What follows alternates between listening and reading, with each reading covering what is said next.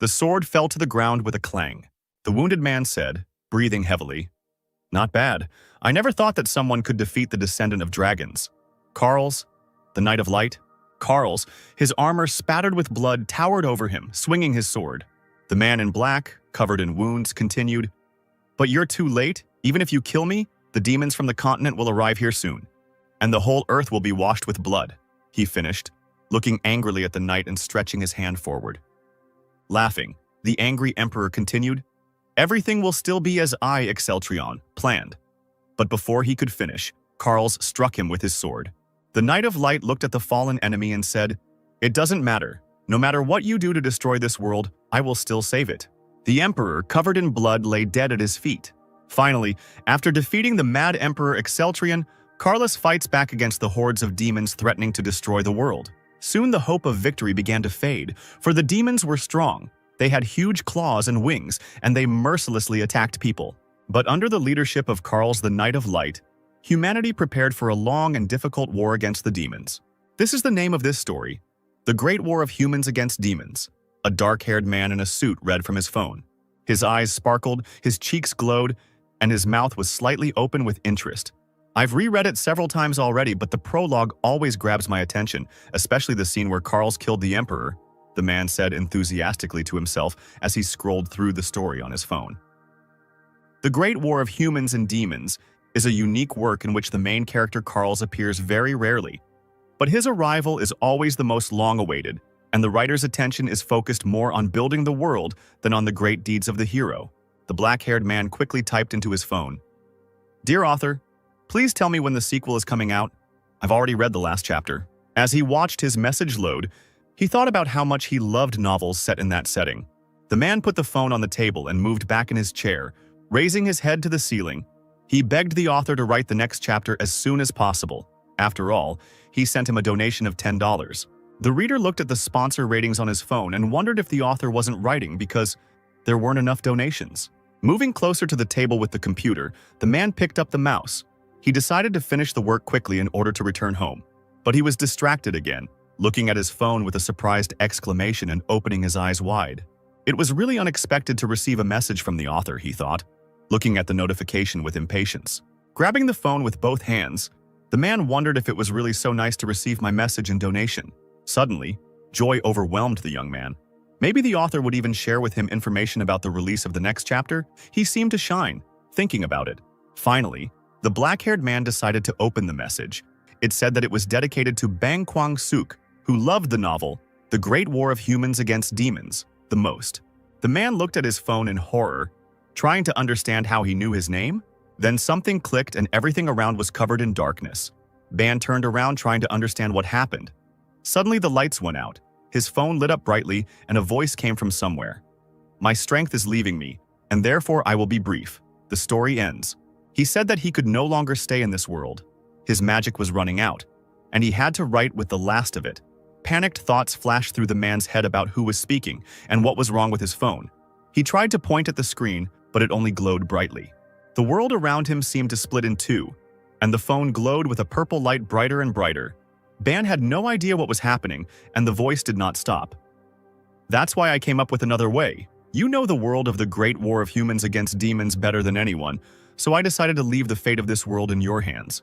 The voice was talking about using the last of its magical powers to cast the spell Mystical Reincarnation, when a wind rose around, and the papers lying on the table flew in all directions.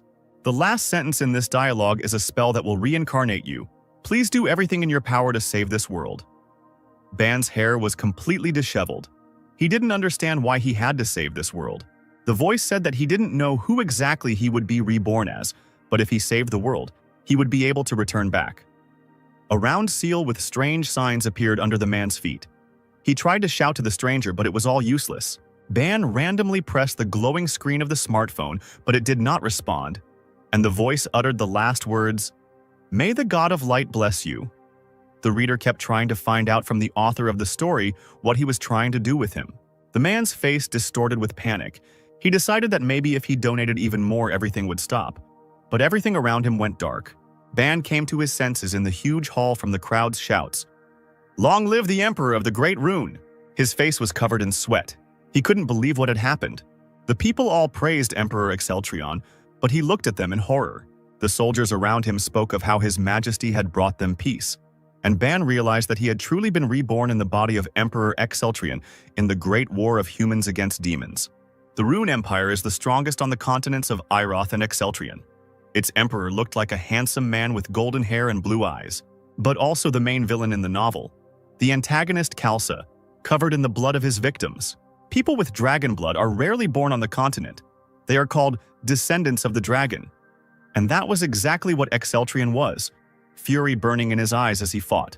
Unfortunately, he suffered from madness, which was not at all rare for the descendants of the dragon. Excel tried to deal with this by often being at the bottom of the bottle. But this did not help to drown out the voices in his head that demanded blood. In the end, his madness prevailed, and he led the whole world to destruction. Fear gripped him as he sat on the throne.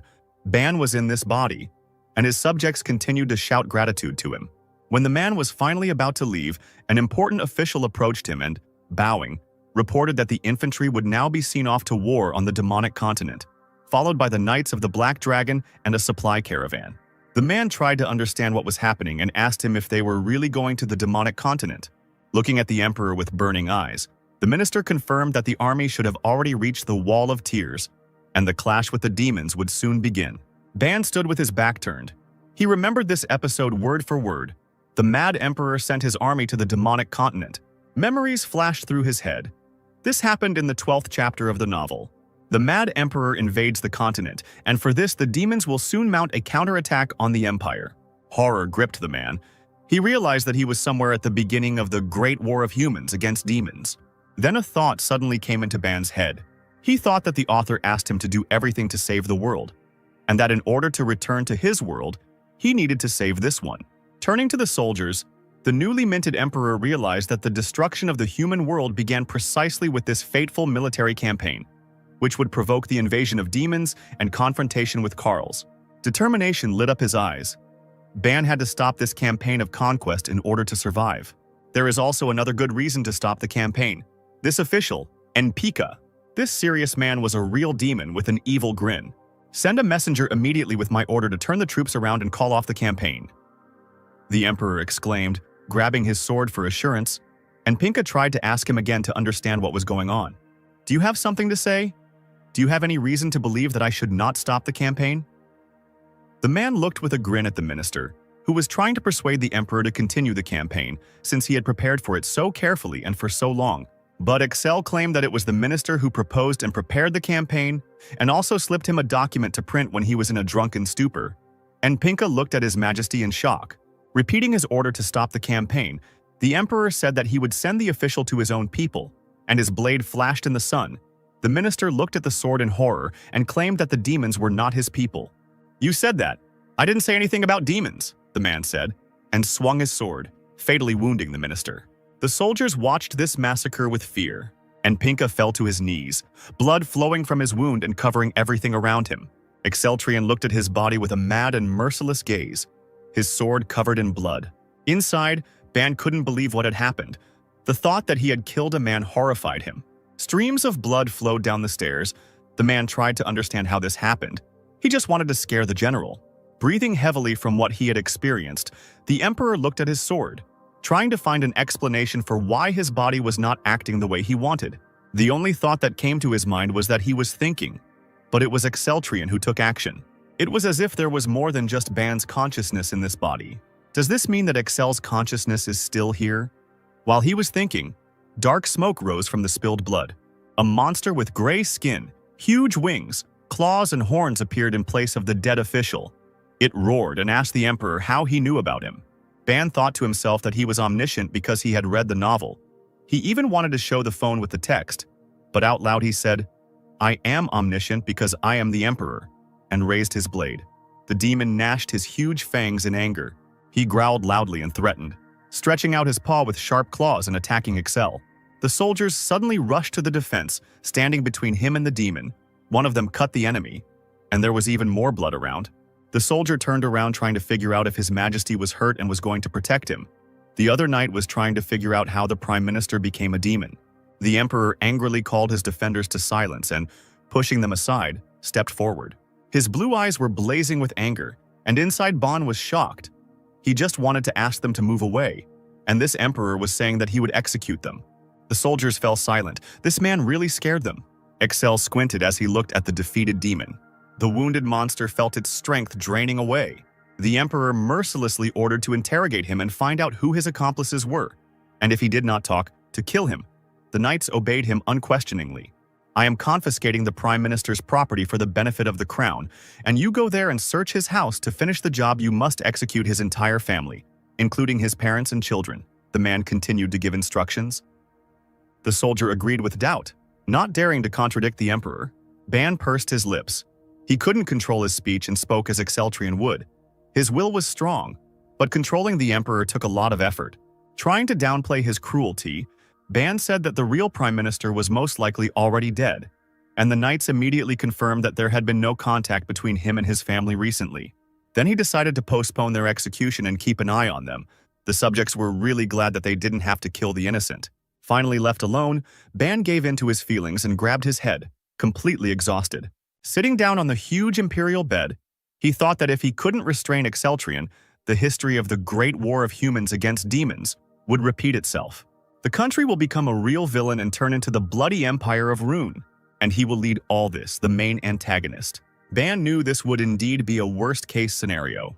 Now, realizing how many problems there were around him, the man screamed in panic that he would like to be reborn as someone other than the Mad Emperor. For example, the Knight of Light Carls, the main character. But it was beyond his power to change anything now.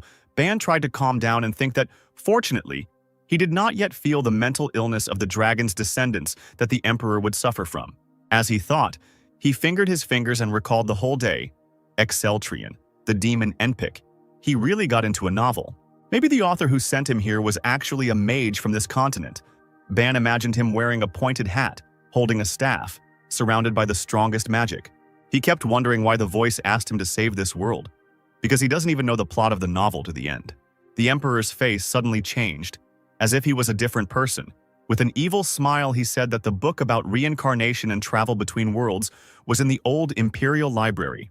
Ban winced, regaining control, worry evident on his face. He realized he hadn't read it, but the man's gaze became stern again. He continued to talk about the fact that he had read this book, and whether the author had descendants. This didn't last long. Ban became himself again and lowered his head. This scared him a lot.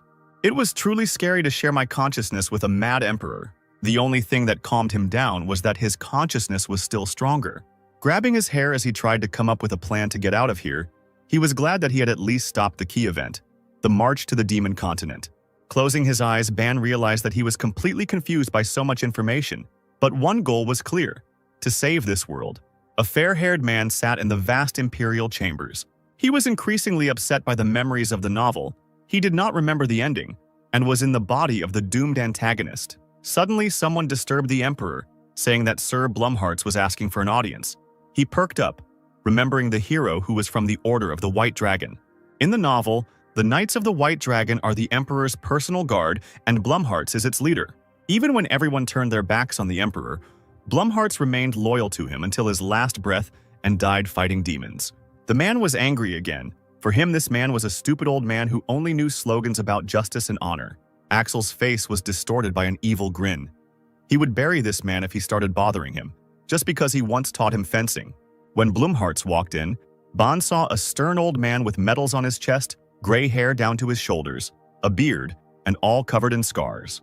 The knight greeted him, dropping to one knee. "An interesting way to attempt on my life. You want to get rid of me because I'm going crazy," said the Emperor. The old man began to apologize, claiming that he was truly angry about the assassination attempt on the Prime Minister.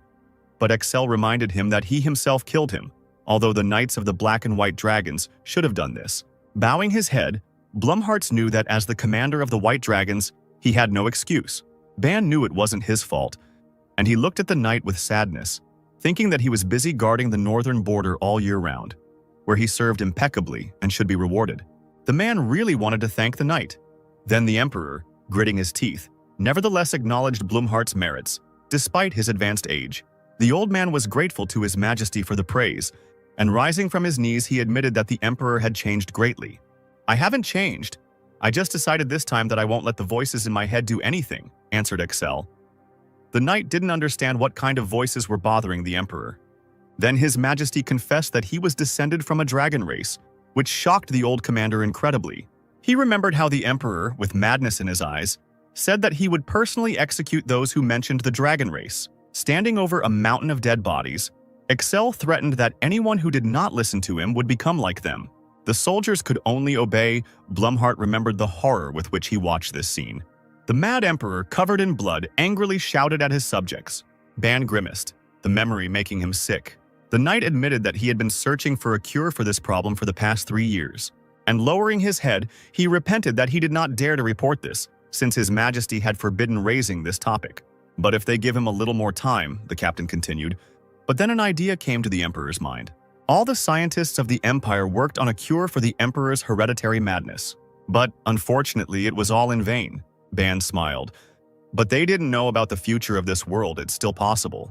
The commander had absolutely no idea what the man was talking about and just looked at him in shock. Exceltrion is the strongest of the dragon descendants of his time. He even fought against Karls without armor and weapons, thought Ban, clenching his hand into a fist. He wanted to laugh. He clearly remembered how it was highlighted in the plot. The emperor was filled with joy. Now he knew how to suppress the dragon's heredity and change the course of the romance. Blumhardt tried to understand how His Highness knew this, but Ban could only answer that the knight had come at a good hour. And then he immediately asked to call Senator Duran, for whom there were urgent orders. The old man bowed and went to carry out the order. While shaking his hand, the emperor thought about the fact that it was now the year 427 according to the dragon calendar, and according to the plot, Excel's death would happen in 433. A novel flashed before his mind, a chapter of which was called The Great War of Humans Against Demons, year 433, according to the imperial dragon calendar. He still had about 7 years left in him, Ban thought, as he took off his jacket. During this time, he was obliged to gain control over Excel's consciousness and suppress the dragon's heredity in him. It is also important to avoid conflict with Karls. In the future, he will expose Excel's plans and turn against him, taking the side of humanity. During their fight, the emperor asked, "I am doing justice by exterminating demons. How do you justify your rebellion against me?" To this, the Knight of Light replied, "You have brought the people to the brink of destruction and you still dare to call it justice." Karls claimed that he had gone mad because he was the descendant of a dragon, which angered the emperor greatly. His pride was hurt and he rushed into battle shouting threats. And so the end catastrophic event occurred, which destroyed everything. Banu wanted to cry from these memories. Walking around the room, the man thought that he didn't know when and how madness would take over when meeting Karls. And the right option would be to avoid meetings altogether until a way to suppress the dragon heredity appeared. It is unknown how the plot will change from his rebirth. Taking the blade in his hands, Ban was worried that he would have to kill demons to prevent the destruction of the world. The emperor's gaze became firm again. Everything was simple. We just need to find some way to deal with the demons, Ban thought. While Excel decided that he would immediately cut them all down and clench the tip of the sword in his fist. Blood was running down his hand. Ban froze in shock. The mad emperor must be crazy to be clutching the blade of a dagger in his palm, he decided, holding his injured hand. At this time, Old Man Blumhardt walked quickly along the corridor, thinking that His Majesty was with them again. His stern face sparkled with happiness. He was glad that Excel was again as clear-minded as before. Closing his eyes, he thanked the God of Light for hearing his prayers and giving the Empire hope. In such an elevated mood, the knight walked about the Emperor's business, when Sir Duran stood in the way, greeting the master of the northern borders. "How fortunate that we met. I was just looking for you. His Majesty wants to see you," Blumhardt exclaimed. Sir Duran was truly surprised by this. He was just on his way to the Emperor, because he heard about the reprisal against the Prime Minister and thought that His Majesty had become his former self. The stern knight looked with joy at the minister, who was hoping for a productive conversation. On the way they continued to talk. Duran did not believe that he would finally be able to tell the Emperor about state affairs. But Blumhardt did not let him get too inspired and advised him to be patient. When the two finally stood before the Emperor, Senator Duran immediately dropped to one knee in greeting. Excel ordered the man to stand up and asked if he was aware of today's events. Of course, I couldn't even imagine that the Prime Minister could be a demon. After all, you personally appointed him to this position. Sir Duran, the head of the Senate and one of the most powerful magicians in the Empire, happily answered. The Emperor looked at him angrily. "I see you still love to twist words." But this didn't upset Duran at all. He just laughed and asked how he could be of help. Having looked closely at the magician, Excel said that he needed to visit one place alone, and while he was gone, he would replace him and hide his absence. Blumhart's frightened voice came from behind him, begging His Highness not to travel incognito, not understanding why anything should change when everything in the Empire was finally stable. The Emperor explained that the purpose of his journey was to suppress the dragon's heredity. "Have you really found a way?" Sir Duran was very surprised when the Emperor agreed. While Excelsior and the Knight were arguing about who would go on the campaign, the magician began to think seriously. Finally, he replied that he was capable of replacing the Emperor for no more than a month. Blumhart turned around, expecting the Senate leader to be on his side, but Duran said there would be a lot of rumors if anyone suspected. "That's more than enough," Ban agreed with a grin. The agitated knight tried to persuade the Emperor to take some guards. Looking at the old man with a crazy look, Excel refused. "Very few people were a threat to me on this continent," he argued. Becoming even angrier, Ban really thought he was the Mad Emperor. Falling to his knees, Blumhart did not retreat. His only request was to take at least one guard, he begged, banging his head on the floor. The Emperor was speechless. He only looked at the knight with irritation. This scene touched Bana incredibly. He didn't remember that in the novel Sir Blumhart was such a warm-hearted person. It was impossible to refuse him. When Excel finally got ready, he was met at the gate by the gatekeeper. The Emperor seemed to be impatient to see him out, and he scared the guy to the point of trembling. Ban tried to apologize to himself. Duran came out to meet him with a bundle of clothes, saying that His Majesty had better change his clothes if he wanted to remain unrecognized. The bundle contained shining armor, which surprised Excel, but the magician explained that these were the late Emperor's belongings for traveling incognito, in which he was mistaken for an ordinary mercenary. The Emperor began to take off his clothes. When it came to his pants, he froze. The thought flashed through his mind that it was strange to change clothes in front of everyone. But turning around, Ban realized that no one would think of looking at the Emperor's body. Everyone around turned away and closed their eyes. The doubts and shame of a modern man fought in him with the spontaneity of a fantasy emperor. The Emperor won and asked Duran to help him get dressed. Suddenly, His Majesty remembered the guard that Sir Blumhart had imposed on him. But the minister was informed that the guard would come to the gate. Footsteps and the clink of armor were heard nearby. Duran wanted to say something else about the guard, but a smiling girl in full armor with a sword and shield, her chestnut hair pulled back into a ponytail, approached them. She apologized and said that she was looking for His Highness. Excel turned around and glared at the female knight. She turned red and shuddered, looking at the man in shock. "This is Sir Blumhart's daughter," Senator Durant finally finished. And the girl was horrified when she realized that the man in front of her was completely naked. Her hair stood on end, and her shield fell from her hands. Her scream echoed through the castle. In panic, she covered her face with her hands, trying to understand why the Emperor was naked. Ban also had horror flashing through his mind. He turned around to look at old Duran, who had a smile on his lips. The man was indignant. Why did the magician just now say that Blumhart sent his daughter? At this time, already dressed, Excel was finally able to answer the girl that he was changing clothes. The whole Red Knight apologized for seeing His Majesty without clothes. The Emperor was more interested in the skills of Blumhart's daughter. Finally pulling herself together, the girl looked at the Emperor with confidence and assured him that her strength was equal to the lowest-ranking knight of the White Dragon. Her fortitude amazed Ban, but the Emperor looked at her with a grin. He was not surprised at all. She was the daughter of the leader of the knights.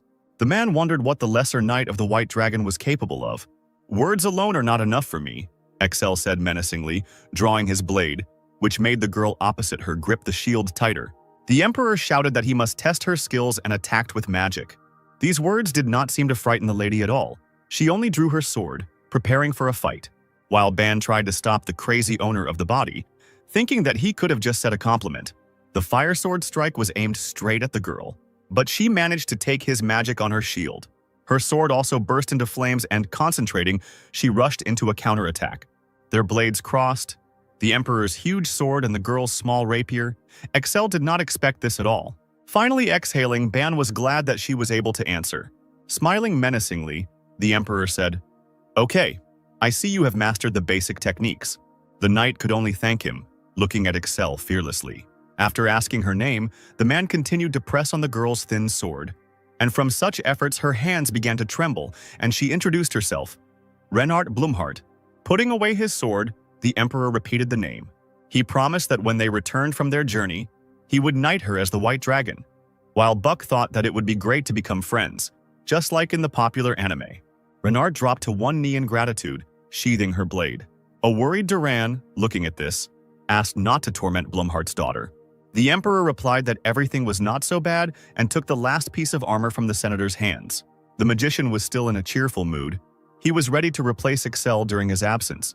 But all this glory was not needed by His Majesty. This did not affect the good-natured senator at all.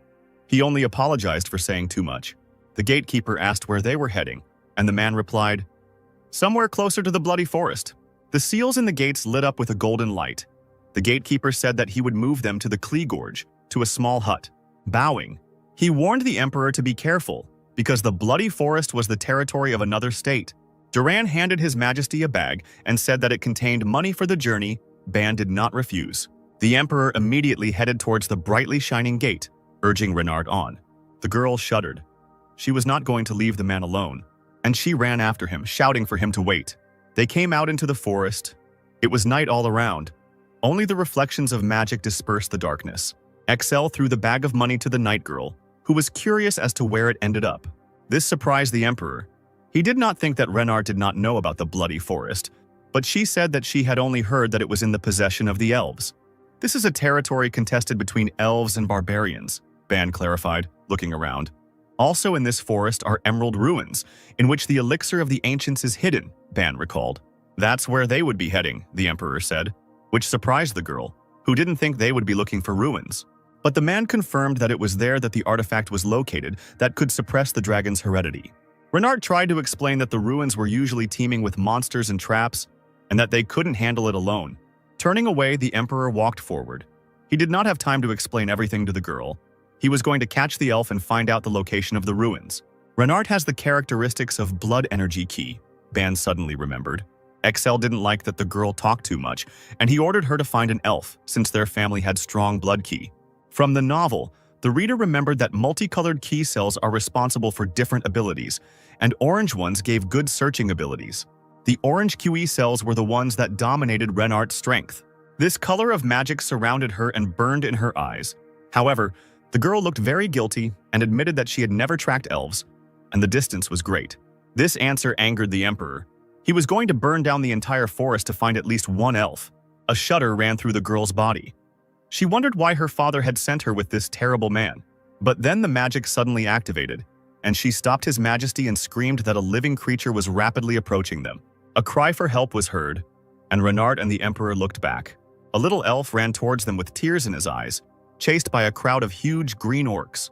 Their eyes glowed in the dark, and drool dripped from their huge fangs. Ekel was not at all scared, unlike the girl, who recognized the orc barbarians. This scene really shocked Renard. She didn't think that orcs hated elves so much that they even killed children. Magic flowed around the Emperor. He was glad that the elf himself came to them and stepped forward. Clutching his chest, he was completely engulfed in magical light. He had no more strength to restrain himself. His face twisted in anger. The dragon blood was getting out of control. In fear, Renard extended her hand, trying to stop the man. But rushing forward with a mad laugh, he did not hear her at all, and saw only the prey in front of him. The small, fair-haired elf boy didn't understand anything at all, and the girl asked Excel not to touch him at least. The Emperor, looking like a wild beast shrouded in bloody magic, shut her up. In just a second, he flashed through the crowd of orcs and beheaded them all. The bloody road stretched out behind him, and Excel rushed forward, his eyes flashing. All these bodies and blood made him laugh, enveloped in red magic. The remaining orcs surrounded the man, but his magic only grew stronger. He threatened to leave no trace of them. Axes flashed through the air. Covered in blood, the man didn't even seem to notice them.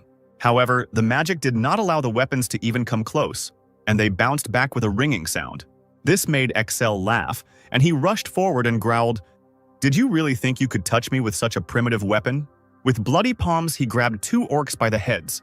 With a mad face, the Emperor slammed their foreheads together with all his might, causing blood to spurt out in all directions.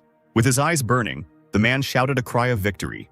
Ban was also screaming in his soul, but this time from horror. Clutching his head, his only thought was why Excel was such a psycho. Remembering the novel, Ban thought about a beautiful day in the Imperial Castle.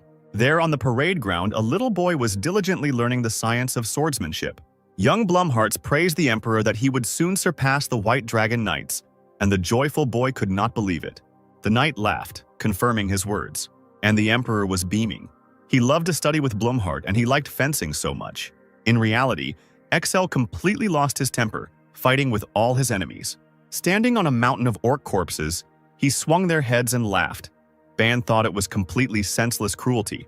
As a child, Blumhardt trained Axel in horizontal techniques and how to fight an opponent who is much larger. So one day the commander-in-chief knighted the young man Axel. All this flashed before Ban's eyes and upset him even more, because now the emperor did not even remember all these lessons, but chopped up enemies like a butcher. It wasn't just blood that was running down the man's chin, it was fresh blood from a brutal murder. Still smiling, Axel wiped it away, and Ban realized that he was just a maniac. Tears ran down the elf boy's scratched face and he screamed with all his might. He cowered on the ground, trembling, looking at the mad emperor and calling him a monster. The man froze, remembering the child. But the anger did not leave him. He thought that this was another enemy, and magic sparked in his hand. He tried to grab the elf. Suddenly, Renard stood in his way, covering the boy with her body, urging the emperor to pull himself together. The man's magic gradually subsided, and he spoke her name more calmly. The girl's gaze showed determination to protect the child to the end. A calmed-down Axel looked at her coldly and said, "Don't you understand? I don't want to be recognized. Why did you call me your majesty?" The knight blushed and pressed her hands to her lips, apologizing.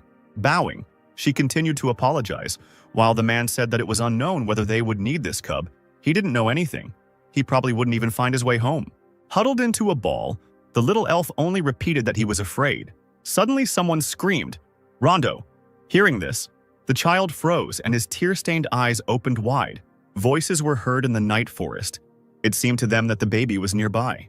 The boy's big tear-stained eyes sparkled. Renard immediately realized that most likely these were his relatives, and Axel said, "He's useful, it turns out." The elven search party looked around. They were already close. The emperor raised his hand to be seen and called them. The elf looked back and froze in shock. A strange company appeared before him, in the form of a man, a woman, and an elf, and the entire space around them was covered in blood. The rescue team screamed, and then Axel realized that he was also covered in blood. Panic gripped the elves. They thought that Rondo needed to be saved. And finally, the tired elf boy fell fast asleep in the arms of his fellow elf. A group of elves, Renard and the emperor, sat in a spacious wooden hut. The elves asked for forgiveness for not immediately realizing that the people were sleeping Rondo. The main elf was really surprised that they killed the orcs with their bare hands, but Axel just asked for something to wash his face with, which really shocked the commander. Angrily, he repeated his request. Then the young elf finally heard him and brought a towel.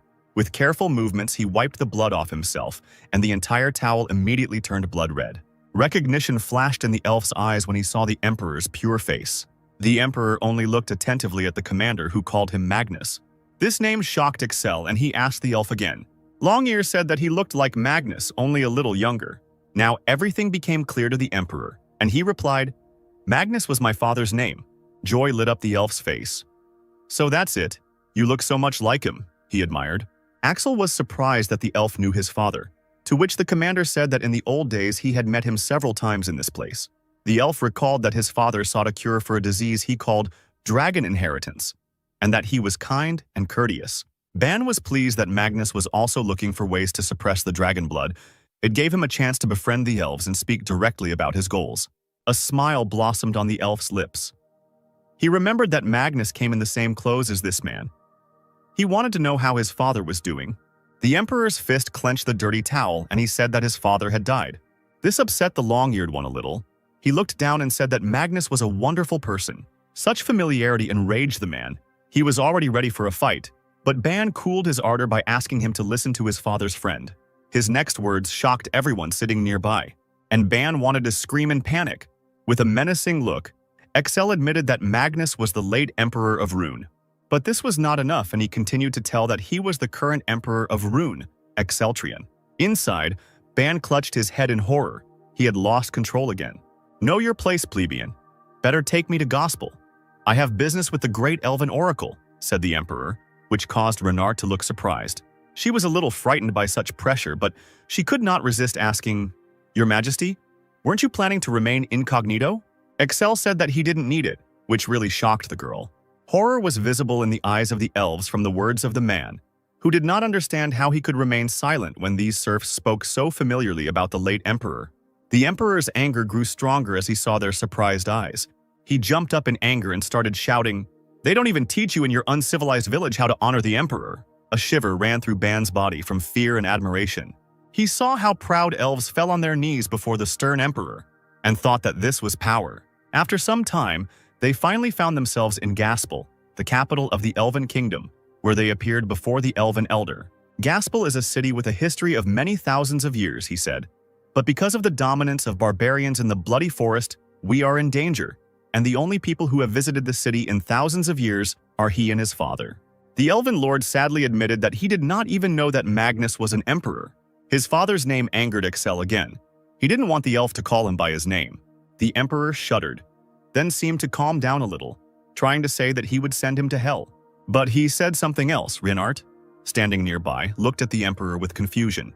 Trying to take control of Ban's body, he almost said something he didn't want to. When the elder looked at the man with his magical vision, he realized that his blood aura was indeed strong. The elf continued the conversation. "I don't know what offended you so much, but I would like to hear first what exactly you came to our city for. This is a simple precaution. We are fighting barbarians. Tell me, elf, does your head sit well on your shoulders?" Axel threatened with a grin. The elder's hand reached to his throat in fear, and a shudder ran through his body. He had not expected such a question at all. The emperor continued, "You have not yet seen my anger, because in anger, I would have already cut her off." This threat made an indelible impression on the elf. He seemed to feel how the sword was cutting him. At that moment, servants ran up to the elder, anxiously holding him by the shoulders. Tears flowed from Ban's eyes. He felt guilty that the emperor always spoke like that. The elf lord's gloomy gaze was directed at Excel again, who confidently continued to assert that the kingdom of the elves should become a vassal of his empire. The elder did not expect this. Excel's logic was simple. The orcs were raiding the elves.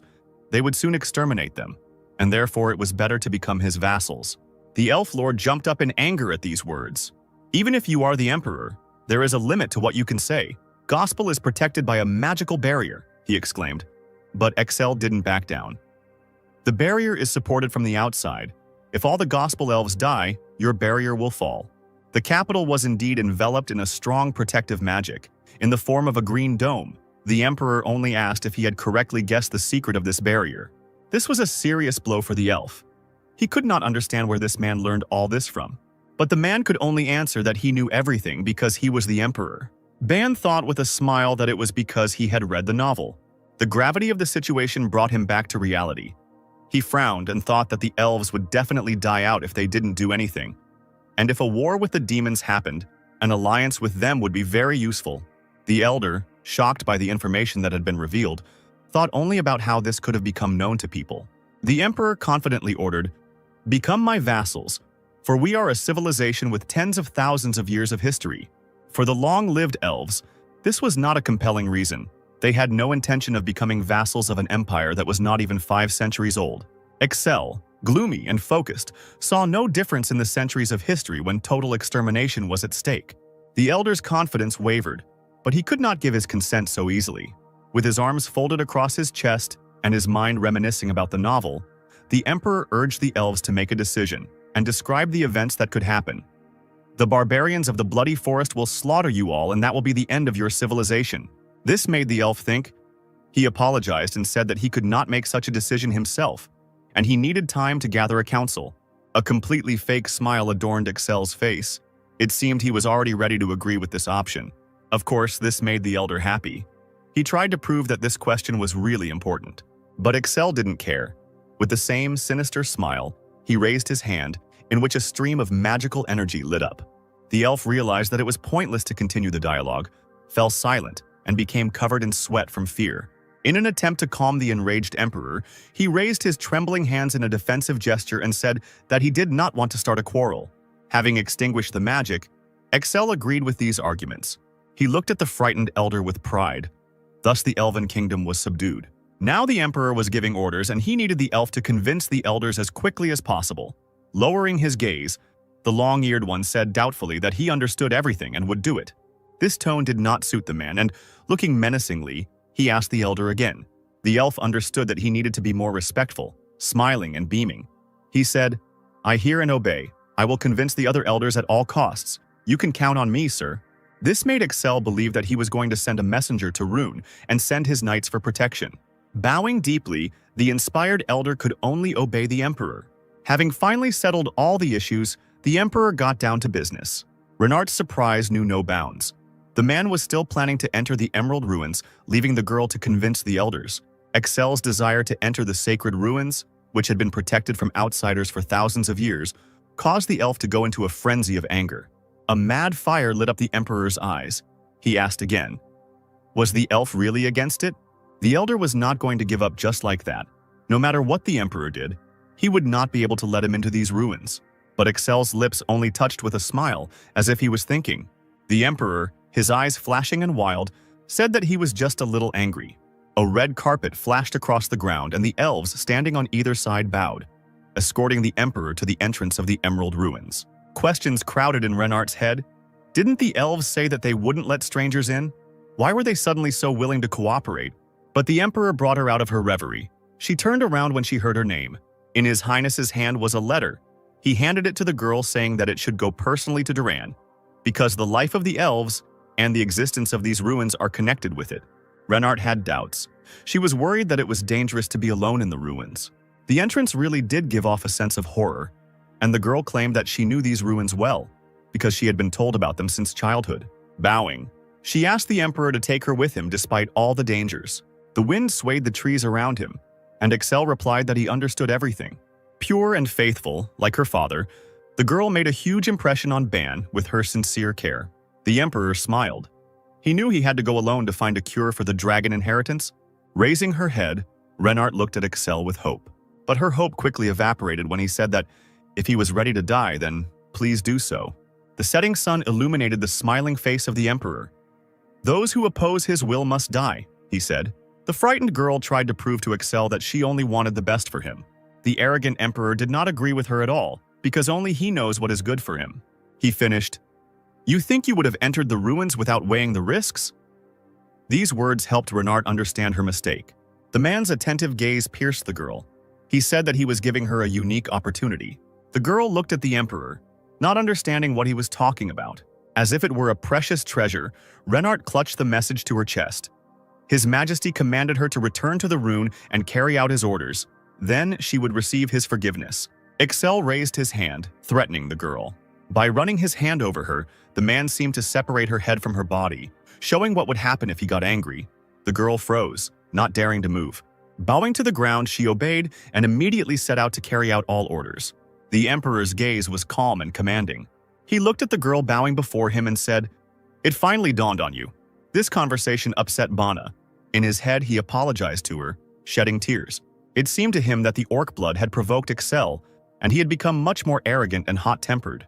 The sun penetrated through the treetops into the clearing where the emperor stood, and the entrance to the cave was no longer so scary. An elder approached him. Excel asked him about the treasures hidden in these ruins. The elf, of course, knew about it. He told a legend that in the depths there was hidden a miraculous elixir for all diseases. That was the plot, Ban recalled. With the help of this elixir, it would be possible to cure the dragon's heredity. Having decided to prepare everything for his return, the emperor ordered to convince the elders and continue his father's research with the elven oracle. The elder did not argue with Excel, specifying when to expect him. This made Ban think. He remembered that the hero had spent a little less than a week in the ruins. So he answered, turning to the elf, who was concerned about what the emperor would eat and drink. But the man did not answer this, and the elder did not dare to insist. "In a couple of days my warriors will arrive. I sent an order to protect your territory around the barrier so you can sleep peacefully." Excel gave his last instructions. The elf could only thank him with a bow. In conclusion, the emperor ordered that no one should be allowed into the ruins. An unusual wind touched Excel's feet from the half-open gate. He stepped forward, heading towards the unknown danger. The walls and ceiling of the cave were all covered with a layer of bright green moss. Transparent, sparkling crystal scatterings greeted the man in the cave. The moss was unusually bright and gave off a strange smell. But Excel's hand reached out to him, and he grabbed the nearest lump. He immediately swallowed it, trying not to sniff it. The emperor's face twisted and he covered his mouth. The moss tasted simply awful. Trembling all over from the disgusting taste, Ban swallowed the moss, thinking that he would never eat such a thing if it weren't in the plot. He remembered the company of adventurers from Carl's and his henchmen, By the smell, they quickly realized that it was poison. The emerald ruins were full of toxic fumes. After rummaging through her bag, the girl realized that they were running out of antidote. Carls looked at his companions with concern. One of them, named Scripps, fell trembling to the ground, unable to withstand the poisonous effects. The smell throughout the cave seemed to become even stronger. Having stopped, Carls became interested in the moss, which was not afraid of the toxic fumes. Chewing the moss with all his might, Ban tried to suppress his nausea. If he vomited, he might get poisoned. That left him no choice. Suddenly, a strange roar was heard. The cave shook. Excel concentrated. He saw giants made of stone in front of him. They were emerald soldiers. The Emperor frowned. It was impossible to kill them because the pieces immediately grew back. Now, knowing all this, a smile blossomed on the man's lips, and his eyes lit up with a crazy light. He was going to check what these giants were capable of. Ban smiled in his soul. According to the plot, Carls was clearing the cave. He was interested to see who was stronger. Excel's quick jerk almost made the man feel sick, but all he could say was for the Emperor to slow down. At this time, the sun was shining over the demon castle. On the huge throne in the main hall sat the demon general, listening to the report about Clun, whom he had sent to the imperial palace under the guise of the prime minister. His subject bowed and said that the Emperor of Rune had beheaded Clun. This information shocked the general. He knew that Clun was an unrivaled werewolf. Unfortunately, the demon knew nothing about this, but he heard that it was simply the Emperor's personal dislike for the prime minister. Now everything became clear to the general. He had heard a lot about the Emperor's madness. All that was left was to send another werewolf. Now we must focus on the prophecy of the chosen messenger of light. This person will be the strongest antagonist of the demons, the general reasoned. He also ordered the redeployment of all werewolves of the Rune Empire to the temple of the God of Light, something his subject did not expect at all. The divine light just at this time touched Carls. While still an ordinary boy, he already saw the beginning of his path. But the demons had already opened a hunt for him. The stone blocks that were golems easily flew apart in the air, gradually disintegrating into small pieces. So far, only the sparkling central stone remains. Exil laughed madly as he mocked Carls, air currents swirling around him. He shouted that he would destroy them all, confidently standing in the path of the stone giants. Magic was reflected in his blue eyes. The golems closed ranks around him, trapping the man in a stone prison. But a bright light illuminated the vaults of the cave, and a huge explosion blew the giants to pieces. Only stones fell to the ground through the smoke. This didn't help either. The stones crashed together again. The Emperor just scratched his head. He didn't like fighting the orcs that much because they died too quickly. For Excel, this was a real holiday. He was happy that the golems would recover no matter how many times he killed them. Ban, not expecting this, was delighted by this scene.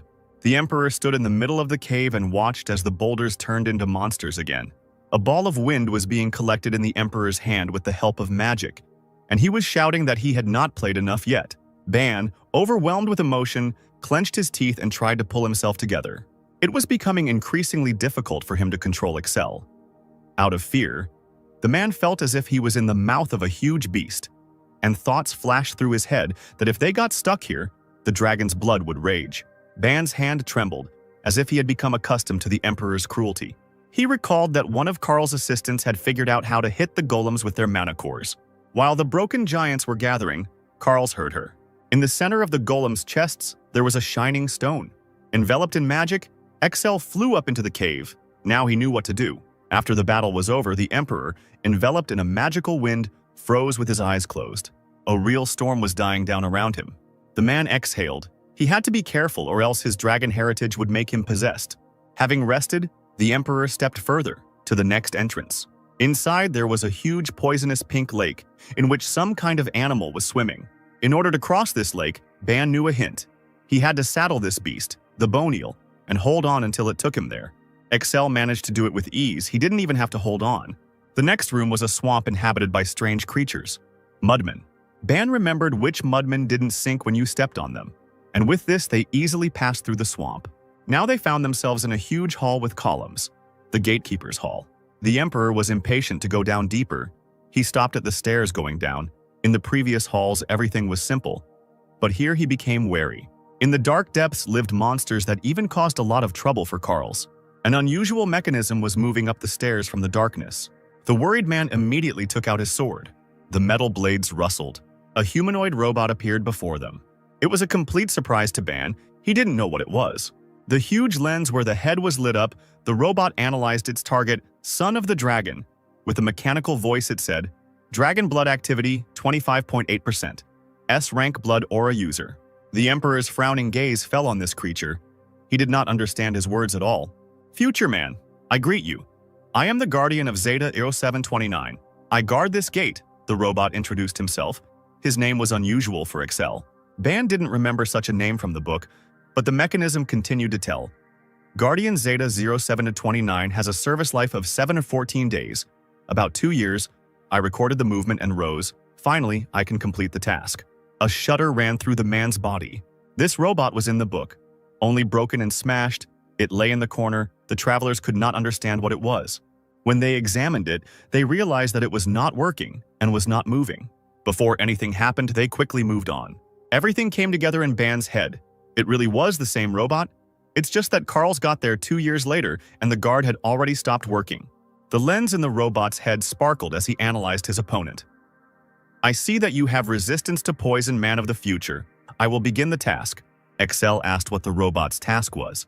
Beginning task gatekeeper, the robot said, and its lens lit up red. The gatekeeper had no intention of letting strangers in. His mechanical body filled with power. I knew this wouldn't end well, Ban thought, upset. In order to go further, it was necessary to defeat him, the guard clarified. This only made the Emperor smile. Everything became clear to him. A huge sword glowed blue in the robot's hand. Excel had never seen anything like this before, and he prepared for battle. Swinging its light blade, the mechanism jumped up, aiming at the man. The Emperor concentrated and blocked the attack. This shook the man. There was a lot of strength in the guard. Looking into the glowing red lens, similar to an eye, the man understood that this was a dangerous opponent. Retreating, Excel jumped away from the robot. For this attack, the gatekeeper was able to assess his strength, fighting ability, and the increased level of dragon blood activity. The Emperor's sword became coated with magic, and his opponent realized that it was dangerous. The man was overwhelmed with power. Ban had only seen such techniques in fantasy. Excel had no other choice. He had to use all his magic to not let the battle drag on. With a scream, he sent a huge wave towards the robot, sweeping away everything in its path. Light enveloped the guard. The blow crashed into him. From such force, cracks appeared on the walls of the room. Now it was clear that the mechanism was covered with protection. By putting his hands forward, he blocked the blow. But the most powerful magic still made a hole in his defense. The robot was covered in scratches but still stood. The Emperor, who had spent half of his blood aura, looked at his sword. This blow had taken a lot of strength. All scratched up, the guard smoked and sparked, counting the damage that proved fatal, which led to the completion of the work. The robot's body was holding on with its last strength. Excel asked if he had any last words. There was a red ball lying on the palm of the mechanism. He held it out, asking to take it. And then the gatekeeper fell to the ground, and the ball rolled along the ground. His last words were heard. There is a secret door in these ruins. My eye will lead you there. In the very depths of the ruins, there is a secret door behind which you will find the elixir of the ancients. The man looked up, the robot's voice gradually fading. When he disconnected, he only asked to find something and finish it. Ban couldn't figure out what was going on. He knew there was no hidden door in the plot. After the victory, the Emperor moved on, down the long staircase. Below, he was met by another dark passage. Strange smoke was pouring out of there. Excel even had to cover his eyes with his hand. In this hall of the sand cloud, there lived a giant worm, a very strong monster. Moving under the sand, he suddenly attacked Carls and his companions. The round hall filled with sand was huge, and the exit on the other side was about 3 kilometers away. Magic flashed red on the Emperor's blade. He raised his sword, at the tip of which a destructive blood aura jade sparkled. The blow flew sharply straight into the sand, causing a huge explosion. Clouds of sand and dust rose up. There was a grinding sound, and a huge monster with terrible fangs appeared from the sand. It was a giant worm. Running to the side, Excel sent another explosion. The Emperor moved forward, driving away the monster with explosions. His tactics were simple. He just had to get to the entrance because the worm couldn't get out of the hall. Without much effort, Excel quickly ran to the exit. Out of breath, the Emperor decided to catch his breath before the next door. He was filled with excitement before the last hall. Having calmed down, the man opened the door. There, on a small elevation, stood a green bottle, all sparkling and covered with precious stones. Excel slowly approached her.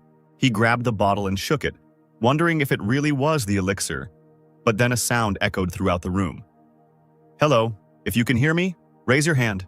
Ban looked around. This was also not in the plot, and the voice continued. "I am the system that controls these ruins. You might be surprised by my existence, because my essence is very difficult to understand." The Emperor rolled his eyes. For the first time, the opinions of the body's owners coincided. This voice was too arrogant. "Do you want me to send you to hell for your insolence? I am the Emperor, and I know everything. You are some kind of operating system, right?" asked Excel.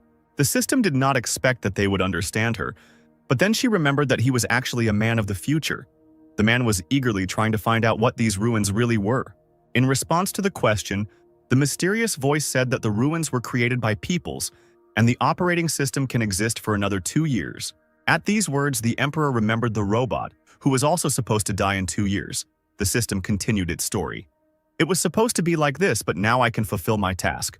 To transmit information to the man of the future, and therefore, I will disappear." She told about the elixir of the ancients that Excel held in his hands and about its magical properties. This elixir was endowed with the magical power of the ancestors. By drinking it, you gain the ability to regenerate and neutralize any poisons, diseases, and injuries. For the Emperor, the main thing was that he would cure the dragon's blood. The system confirmed that even a severed limb will grow back in 60 days. Looking at this unusual liquid, Ban again remembered the novel. There, Princess Scripps drank the elixir and turned into an invincible warrior. She easily destroyed enemies. She was called the Goddess of Battles. Such was the power of the elixir. The glass of the bottle reflected the Emperor's uncertain face. But there was no time to doubt. He had to solve his problems, and the whole bottle of elixir was drunk. Placing the empty bottle back on the pedestal, the man asked why the ancients didn't survive if they had such technology. The system could not answer this question, but only asked to pay attention to the creatures in the ruins. Indeed, these were truly strange organisms, Ban recalled. The system said that even if you kill them, they still revive every 2 months. Their corpses contain many valuable components. They will be useful in the war against demons. This made Excel wary. How could she know about the demon war? In response, the system said that it was destined to be so. Trying to find out the answers, he asked again, but it was useless. All that was left was to conclude that the ancients were exterminated by demons. The voice could not answer this either. He only said, "If you find some ruins and get to the deepest room, you will get answers. Just remember that you have no more than 2 years. Otherwise, the system stops working." Having said this, the voice fell silent. The Emperor decided that the system's task was completed. Excel's hair stood on end as he suddenly felt strange changes in his body. His blood aura had completely recovered. Although it used to take 2 days, the elixir was truly amazing. As he looked around the hall, the Emperor remembered that the robot had said something about a secret door. There was a small dark hole on the ground, and the man decided that this was it. When he inserted the golem's eye into the hole, a hole opened. The stairs led into a dark, secret tunnel. There was only darkness around when a strange sound was heard, and blue lights appeared above. "Welcome to our dungeon. It is only accessible to those who were able to defeat Zeta 0729, said another voice. A hologram of a robot suddenly flashed on the ground, and he offered to receive a superpower. "What ability?" Excel asked. The robot answered that it is a scan that helps to see what abilities others have. In the last battle, the golem actually used such an ability. Of course, this could be useful. The Emperor agreed without hesitation. A hologram hand landed on the man's head and said that once the transmission was complete, the man would be transported to the surface. Then a terrible pain pierced Excel's head. His body shook with terrible sensations. He bent over, clutching his head. The Emperor passed out and floated in the air. Before his eyes, words flashed in the darkness. System loading complete. New superpower added. Scan. The first thing he heard was someone calling him. Then he opened his eyes. The setting sun was shining in the sky.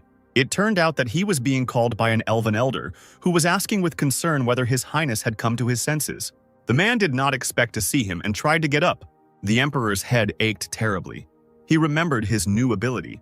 When the Emperor finally stood up, the elf asked him in shock, "Your Majesty, what happened to your eyes?" But Excel didn't feel any change. They approached the river, and the elder suggested that the man take a look for himself. In the waters of the river, he saw that his previously blue eyes were glowing with an otherworldly light. Strange shimmers sparkled in their depths. This really surprised the Emperor. A strange voice inside his head said, "Synchronization completed. The ability implementation was successful." He turned to the elf. thinking that he had said something, but he was also surprised. And then, a blue screen appeared in the air above the oracle, on which all the information was written: name, race, physical abilities, dragon blood, and magical power. Now Excel understood what the scan looked like. The voice also added that the testing was complete. The elf noticed that the glow in His Highness's eyes had disappeared, but the Emperor reassured the worried elder. In the reflection, Excel looked at his stats. The dragon blood was still at a high level. This worried him. But everything was fine. His head had noticeably cleared up, and there was no feeling that he would break into anger. At least he had prevented madness. With a smile, the man decided to share the good news with the oracle. But then elves ran out of the forest, shouting that trouble had happened. Kneeling before their leader, they reported that barbarians had attacked. The elder immediately began to find out what the signs were and from which side the barbarians were attacking. With horror, the elf admitted that they were attacking from both sides and that the barbarians were different this time. Exceltrian raised his hand, interrupting the worried soldier.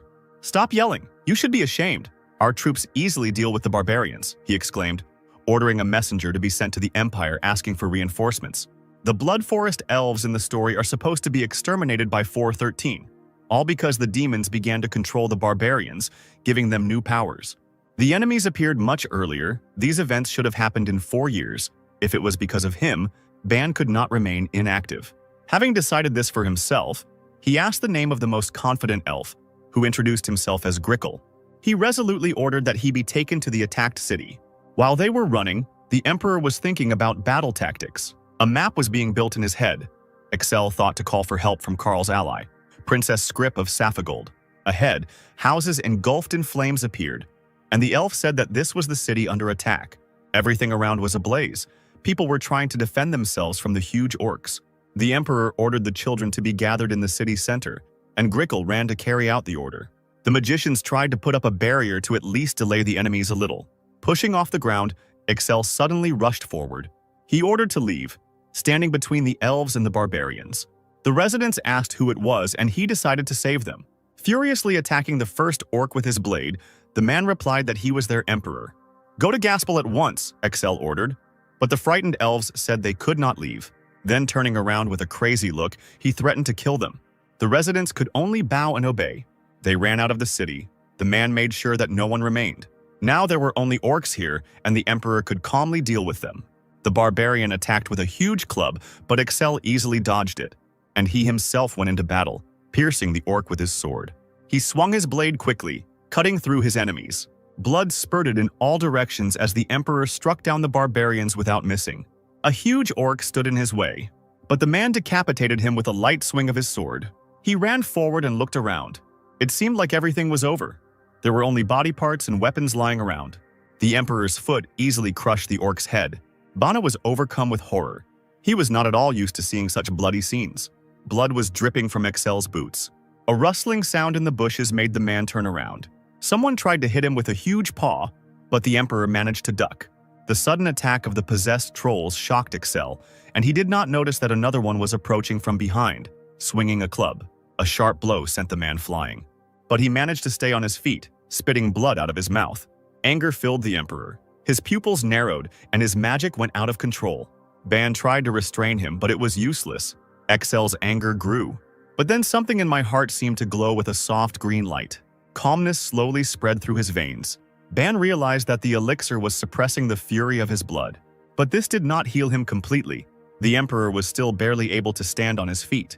The pain was really annoying for Excel. He still had a lot to do, and the number of orcs and trolls grew.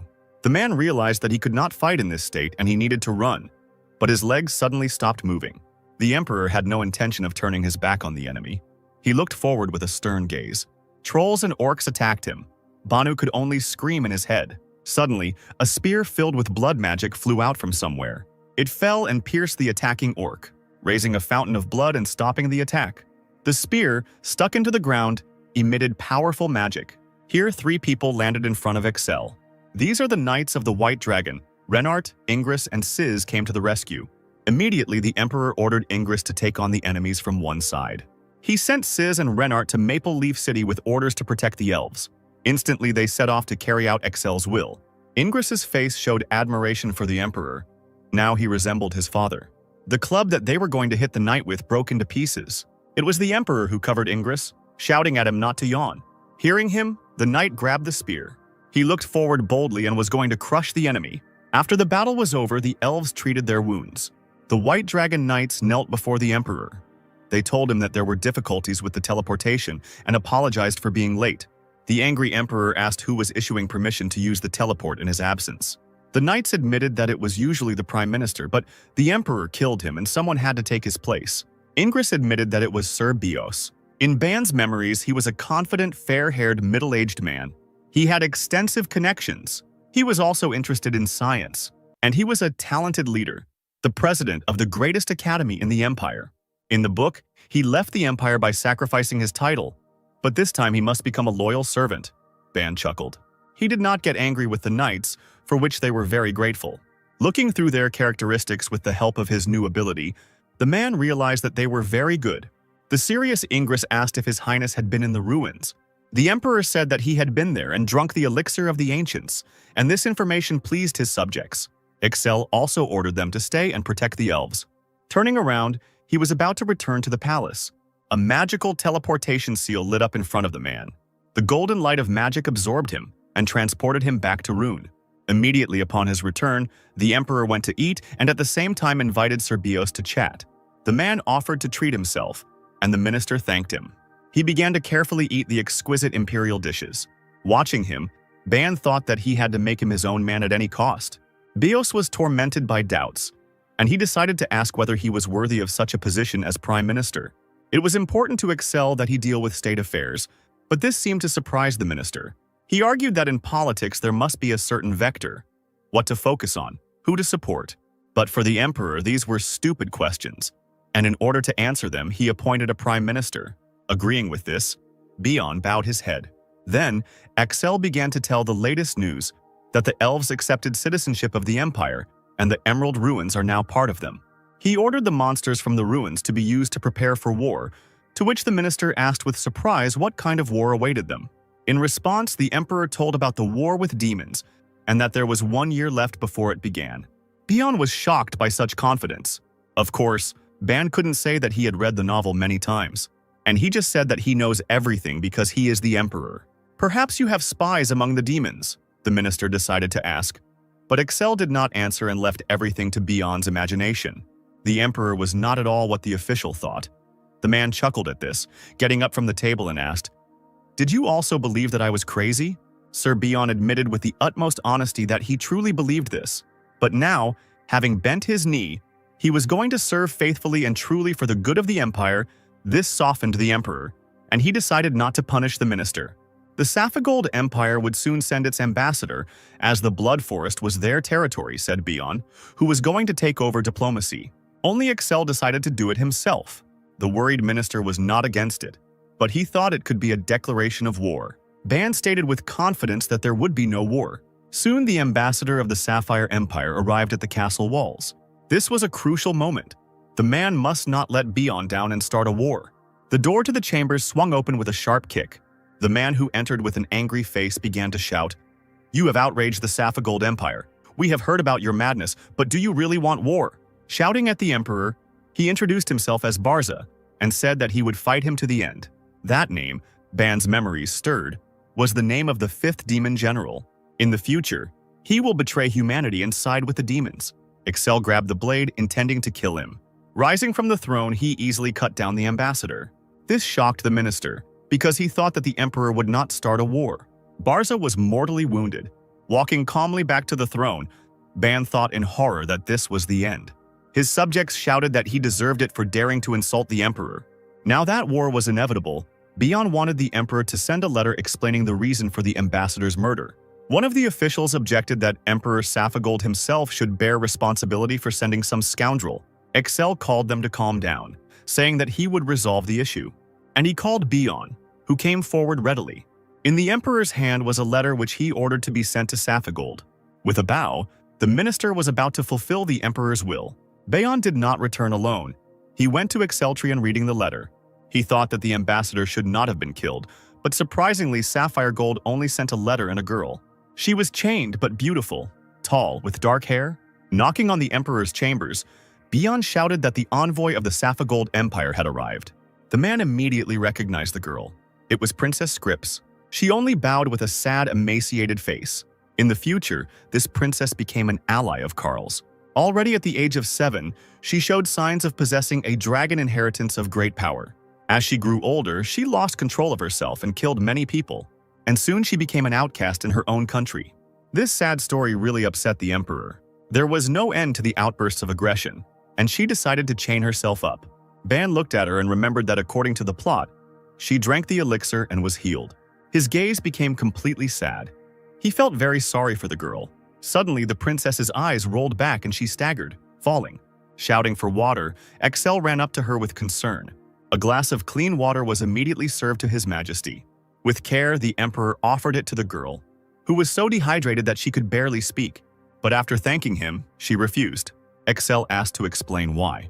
Scripps said that if you drink a lot of water, your strength will return and your dragon blood will rage. But the man did not retreat. He was confident that he could win. He ordered the maids to bring more water. In the letter, Bayon lamented that Emperor Saffold was asking for the princess to be executed. But Excel decided that it would be better to make her a concubine. To the emperor's surprise, the minister replied that this was impossible, and he explained that everyone in the empire had heard about the brutal murders of the princess, which made her an outcast in Sapphire Gold, and therefore marrying her was a bad idea. This was familiar to Excel. He chuckled, remembering that in every empire there are similar stories. Bayon clutched his head and asked what His Majesty intended to do. After all, the last chance to end the war is to fulfill the conditions from the letter of King Magus Sapogolski, who asks to do whatever he wants with the princess. And the question of marriage is a long matter, the minister continued. Understanding this, Excel asked what to do with her then, which made Bayon incredibly happy, as he was immediately ready to give advice. Now free, Scripps sat in the summer garden watching the butterflies. Ban looked at her joyfully. That her healthy blush had returned to her. At least she became more human-like, Excel decided. This treatment of his beloved heroine angered Ban. Noticing the emperor, the princess immediately bowed in gratitude. Now the man noticed the chains on her hands. They were wrapped around her forearms like bracers. She wanted to explain it, but Excel said that he didn't care. The main thing was that she didn't shackle herself completely, like before. The saddened girl asked what would happen to her next, to which the emperor said that the prime minister had offered to grant her a title. This surprised the girl, but the man explained that this was necessary so that he could marry her in 2 years. This news made the girl happy. She did not expect that Her Majesty would take her as his wife. "I accept you into my empire because you are strong," Axel admitted. Strong warriors are needed because the Rune Empire has the longest border with the demon world, which is growing in power, the emperor said. But Scripps was not convinced. "You have so many strong warriors, your knights are legendary." The ability to analyze lit up the man's eyes. Her characteristics were high. To calm the girl, he said that he felt great power in her, but she replied that she had never been able to control it. Understanding the princess's concern, he said, "Stay close to me, and together we will go to war against the demons."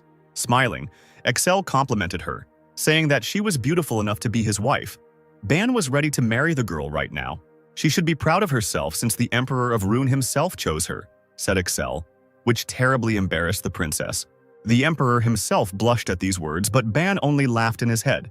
The man turned around and walked forward, calling the girl to follow him to the Imperial Laboratory. He explained to the interested girl that the Elven Oracle would lift the curse from her. The words about curing the dragon's inheritance made such a strong impression on Scripps that she began to cry. Saying thank you again, the princess followed the man. The laboratory was filled with smoke. A concentrated elf in protective glasses leaned over the table. He dripped something into multicolored test tubes, checking the results. A thoughtful young man stood next to the oracle. The interested princess decided to come closer, and the emperor remained to the side. The liquid in the test tubes began to smoke, and the scientist said that the reaction showed a decrease in potential. The young man beamed and explained to the girl that in 4 days, the strength of her dragon blood had dropped to 2%. This guy's name was Rugesta.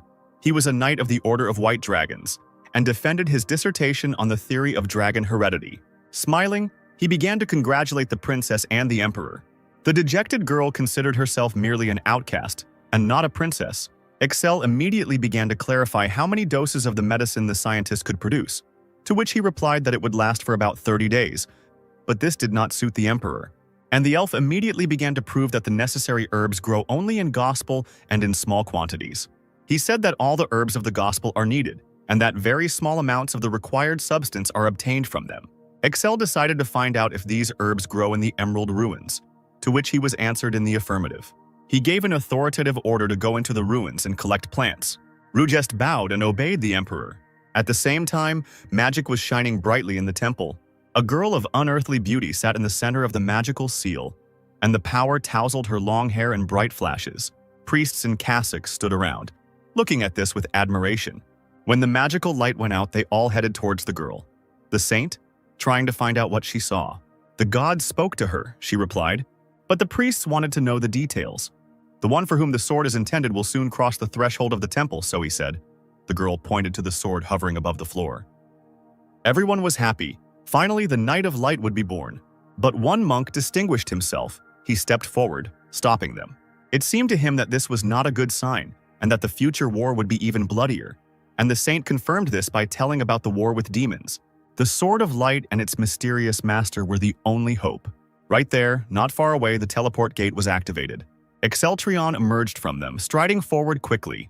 He was heading to the Temple of Light, which is located in Lowenheim, on the western border of Saffold, in order to meet Karls, who will remove the seal from the Sword of Light. And he will become an incomparable knight, and Ban must make him his ally, because the Sword of Light is the greatest weapon against demons. But Karls cannot cope alone. The war will wipe out many nations. This time, the man was going to change everything. He had a perfect plan. The peacetime would last longer and Karls would become stronger. According to the plot of the novel, after 3 years, the Knight of Light will receive divine illumination in the temple. He is only 13 years old now, so if we start training him now, he will grow up much stronger. All these plans worried Ban. He knew that he couldn't cope alone.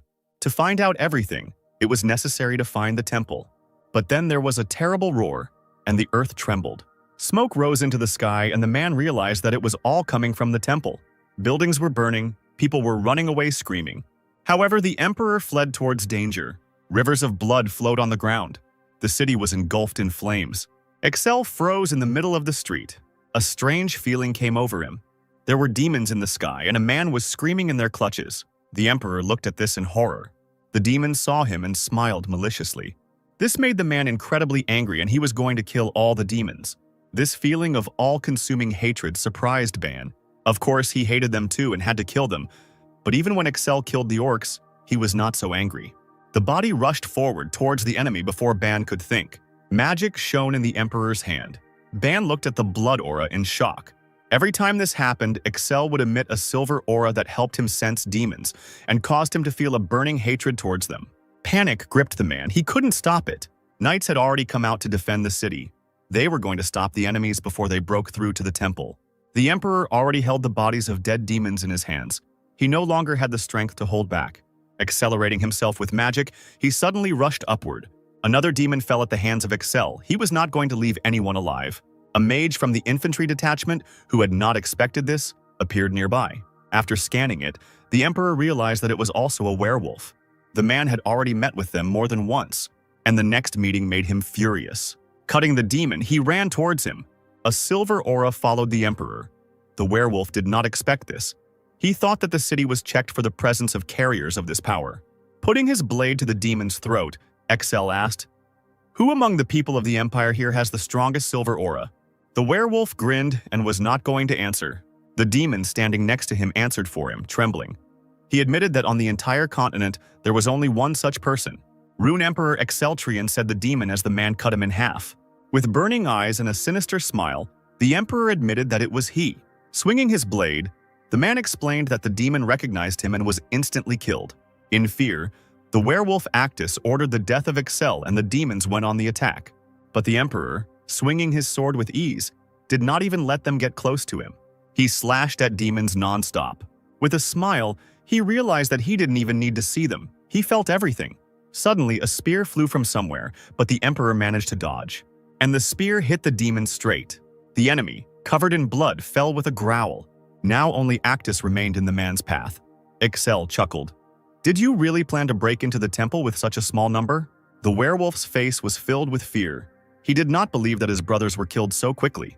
Looking up at the sky, he ordered the remaining demons to kill the emperor. Spreading their wings, they rushed at him. Dozens of spears were aimed at the emperor, but he could see perfectly well where they would strike. The silver aura truly amazed Ban. He dodged attacks effortlessly, as if he could see the future. He blocked the sword with a clang. The hand shot up into the air, and Excel grabbed the spear aimed straight at him. The demons couldn't understand what was happening. Even the werewolf was shocked at how he caught the spear. The Emperor enveloped him in silver magic. Power crackled in the weapon as Excel swung, and with all his might he sent the spear upward. Ban panicked and didn't understand why he threw it into the sky. With a grin, Actus thought that the Emperor had missed. The spear whistled into the crowd of demons, and then there was a loud explosion, and pieces of bodies flew to the ground. Ban and the werewolf were speechless in amazement. The Emperor laughed, throwing his head back and looking at the falling parts of the demons. He shouted, "What a magnificent view!" This gave Banu confidence and he laughed too. Gritting his teeth in anger, Actus could only repeat, "How dare you!" Having pulled himself together, the demon ordered the summoning to begin. The remaining demons pierced themselves with their spears. The werewolf also plunged the weapon into his heart. This struck the Emperor, he wondered. Are they all sacrificing themselves? Blood continued to flow from their dead bodies, seeming to merge into one stream. It was spinning into an endless bloody spiral. Horror gripped Excel. He felt something dangerous was approaching. He wanted to run away from there, but he heard someone's voices. The knights approached him, rejoicing at their salvation and the killing of the demons. The man looked at them angrily and drove them away, calling them serfs and plebeians. This attitude infuriated the knights guardians of the temple. The Emperor had just said what he had warned when a real tsunami of blood erupted around him. It covered people who didn't understand anything. Unable to escape, they drowned in this bloody ocean. There were cries and requests for help all around. The Emperor, standing on his feet, wanted to help them. But the blood suddenly turned into a river again and flowed. The knights screamed, trying to get out. But it was all useless. It was as if they were being sucked into the depths. When all the blood was gone, a mysterious black hole could be seen. Ban's skin crawled with fear. Blackness began to spread around the strange hole. The earth shook from such magic. A huge hand emerged from the black gate, and someone growled, "More!" Gradually, a body appeared, insanely large, all in folds of skin. Finally, the creature stood up to its full height. It towered over Excel like a tower, and on its belly there was a gaping mouth full of fangs. The creature called itself Epicon and growled, demanding blood. "This is one of the princes of hell, the prince of gluttony," Ban recalled in panic. Not far away in the temple, deep underground, the saint and the monks bowed before the sword, feeling the earthquake. The girl closed her eyes and prayed to the god of light for salvation. And then the sword of light came to life, glowed, filled with magic. The saint opened her mouth and froze in shock. Her eyes rolled back and she let out a scream. The monks rushed to her aid, trying to understand what had happened. Standing up as if under hypnosis, Liena approached the sword saying, "I have been given an epiphany." One of the monks tried to stop her, shouting that the sword would kill anyone except the chosen one of light. But the girl said that everything was fine and grabbed the sword. The blade trembled in her hands. Waves of magic enveloped him. The people standing nearby could not believe it. The amazed monk looked at this scene, unable to understand why the sword did not reject her hands. Liena explained that God had chosen her and she must take the sword to the master. Then she headed forward towards the exit. The priests immediately decided that the chosen one was in the temple, but the girl replied that he was outside. The alarmed men tried to restrain the saint because there were demons there. But after apologizing, she rushed towards the exit. Holding the sword, the saint ran up the stairs. She felt that if she did not find the chosen one now, many people would die. Chaos reigned in the burning city. A huge boulder flew past with a whistle and crashed into the tower. The mad giant stood before the Emperor, throwing stones at him. He swung his arm, cutting through the air with a whistle, and he clenched his fist, the size of a man. Epicon abruptly brought his fist down on the man, but he managed to jump aside. Covering himself with his hands, Excel decided that he had to block the next blow. A giant palm covered the sky above him, and she dropped down trying to slap the Emperor, but he blocked it with his sword. There was a crunching sound. The man's hand could not withstand such force and the bone broke. From such a blow, he slid further, holding on with the help of the blade. The power of the elixir healed his wounds, but the demon was much stronger. The Prince of Hell demanded food. Liquid flowed from his mouth onto his stomach. It splashed out in a huge wave. Excel understood that one more blow and he would be finished. The only way to escape this was to jump up. Having landed on the ground, he was immediately covered by a huge shadow. The Emperor turned around, not expecting the blow.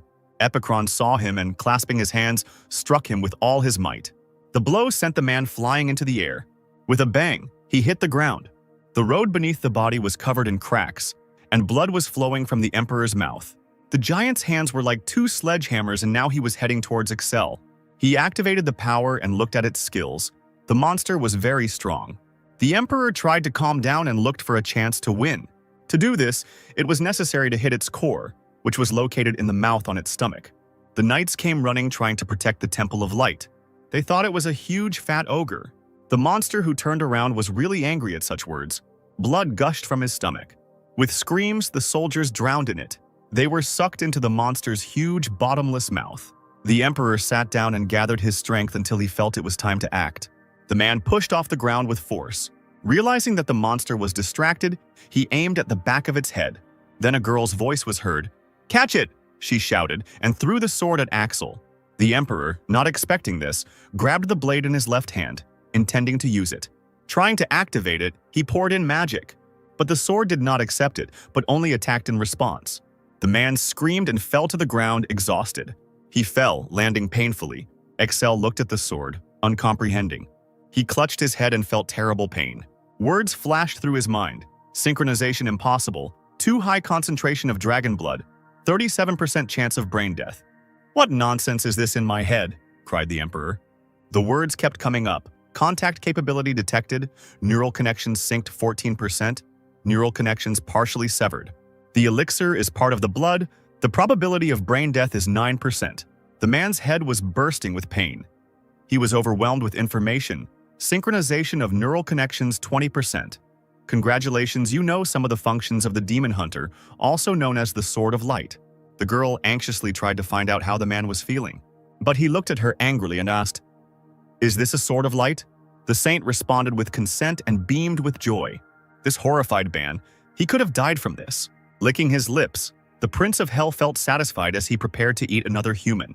Leaning on his sword, the Emperor tried to get up. It was a shame that he missed the best chance to kill the monster, and he already raised his hand for a new attack. The giant was already hitting like that, and it was very difficult to avoid the shockwave. Excel had no choice but to use the Sword of Light. Epicon's open palm was right in front of him. He swung and hit her, and he ran on. And the monster screamed, "How dare you!" Blood gushed from his cut arm, turning into a river. But the Emperor cut her with his blade. He was not going to fall for it again. Epicon clenched his fist, preparing to strike. Then a golden glow of magic flared up around the man. It was Liena who helped him with divine power. The Emperor's eyes flashed. This was the last chance to break through to the core of the creature. He swung and hit it with all his might. The power of Excel Trion was incredible. The sword literally passed through the giant's body. The huge carcass fell to its knees. With a hole in his body, the giant was already dead. Ban, breathing heavily, wanted to get away from him. Suddenly, his body was engulfed in magic. Notifications flashed in his head. The elixir's effect coefficient has been reduced to 0. Changes are occurring in your body. Pain shot through Ban's head and he screamed. The magic shone brighter and brighter. Something was happening to the Emperor's body. Long claws grew on his fingers instead of nails. The hands were covered with hard scales that tore the clothes. Scales also appeared on my legs, breaking through the dense tissue. The man's eyes rolled back. He couldn't stop it. When the transformation was over, Excel sank heavily to the ground. But flashes of magic immediately surrounded him. An inhuman roar came from the Emperor's throat. His mouth with huge fangs opened in a grin. Without even drawing his sword, he easily cut the dead giant in half. There was only one thought left in his head. He would kill them all. With his fangs, like an animal, Excel tore at the monster's flesh. It seems he tried not to leave a single piece of it, and then fell into darkness. Slowly the man opened his eyes. The sky was already breaking dawn when he came to his senses. The Emperor rose and looked around. Around him were the bloody remains of the Prince of Hell. In Ban's memory, the only thing that remained was that his body had changed. Everything that had happened seemed like a vision. A voice came from the monster's head. "A pathetic little human, you dared to kill me." Excel was surprised that he hadn't died yet. His one eye lit up. The giant wanted to say something else. Only the Emperor did not give in, mercilessly crushing the remains. There was the sound of hooves and the clanking of armor as knights rushed to help. They stopped at the temple, ready to fight. The commander-in-chief drew his sword and asked, "Where did the demons go?" Standing in the middle of the bloody carnage, the Emperor grinned. "Don't you see? I killed them." Such words stunned the warriors. because there was a whole army of monsters. On the soldiers' chests glittered a badge with 3 intertwined dragons. The man recognized the sign. It was the Knights of Saffold. He asked if the princes were with them. The warriors, not expecting such treatment, tried to find out who he was. But then a young man stepped out of the line and introduced himself as Prince Portro. To the soldiers' surprise, when the prince asked him about his name, the man easily confessed. When they didn't quite understand who he was, the man had to say that he was the Emperor of Rune, Exceltrian, and then get down to business, continuing, "I have a way to cure dragon inheritance." The prince seemed to have no idea what the emperor was talking about. Then he turned around and got ready to leave. "As you wish. It's your business. Greetings from Scripps." But Portro stood before him. He dropped to one knee, saying, "Forgive me, your majesty. I admit that I am guilty before you." The knights could not understand why the prince was lowering his dignity in this way. The commander was perplexed as to how it was possible to believe so easily, and what if it was an impostor? But the prince was observant and pointed them to the emperor's sword. Of course, the knight recognized the Sword of Light, so the prince had no doubts, because before him was the chosen one of the God of Light. "No need for formalities," said Excel, for which the young man thanked him. His Majesty's offer to be cured of dragon blood was of interest to him. The fact that everyone believed it so easily surprised the emperor. Smiling at the pleasant words, he called the prince with him, but before returning to Runa, he had to finish his business here. Servants in white robes came out of the temple, and the same girl who helped Excel was hiding behind one of them. Seeing them, he said menacingly, "I order Saint Liena to appear before me immediately. You will not escape responsibility." This frightened the girl very much. Trembling, she recalled how he turned into a beast and tried to understand what had happened. The disciples were surprised that the emperor knew about Liena, since she had become a saint only a couple of days ago. But he was not going to explain anything, and grabbing the sword, he demanded that the girl be given back. The high priest tried to find out what he wanted from the saint, but the ruthless emperor said that he intended to execute her. And in response to the question for what, he said, "For an attempt on the life of the emperor." But the priest shouted that this was impossible. The sword whistled, cutting through the air. An enraged Excel held a sword to the man's throat, threatening to kill him if Liena did not appear. She was in a panic, but there was no other choice. Stepping forward, she prayed for the emperor to put away the sword, but he only called her to silence. Excel wanted to inflict on her the same pain that was tearing him apart.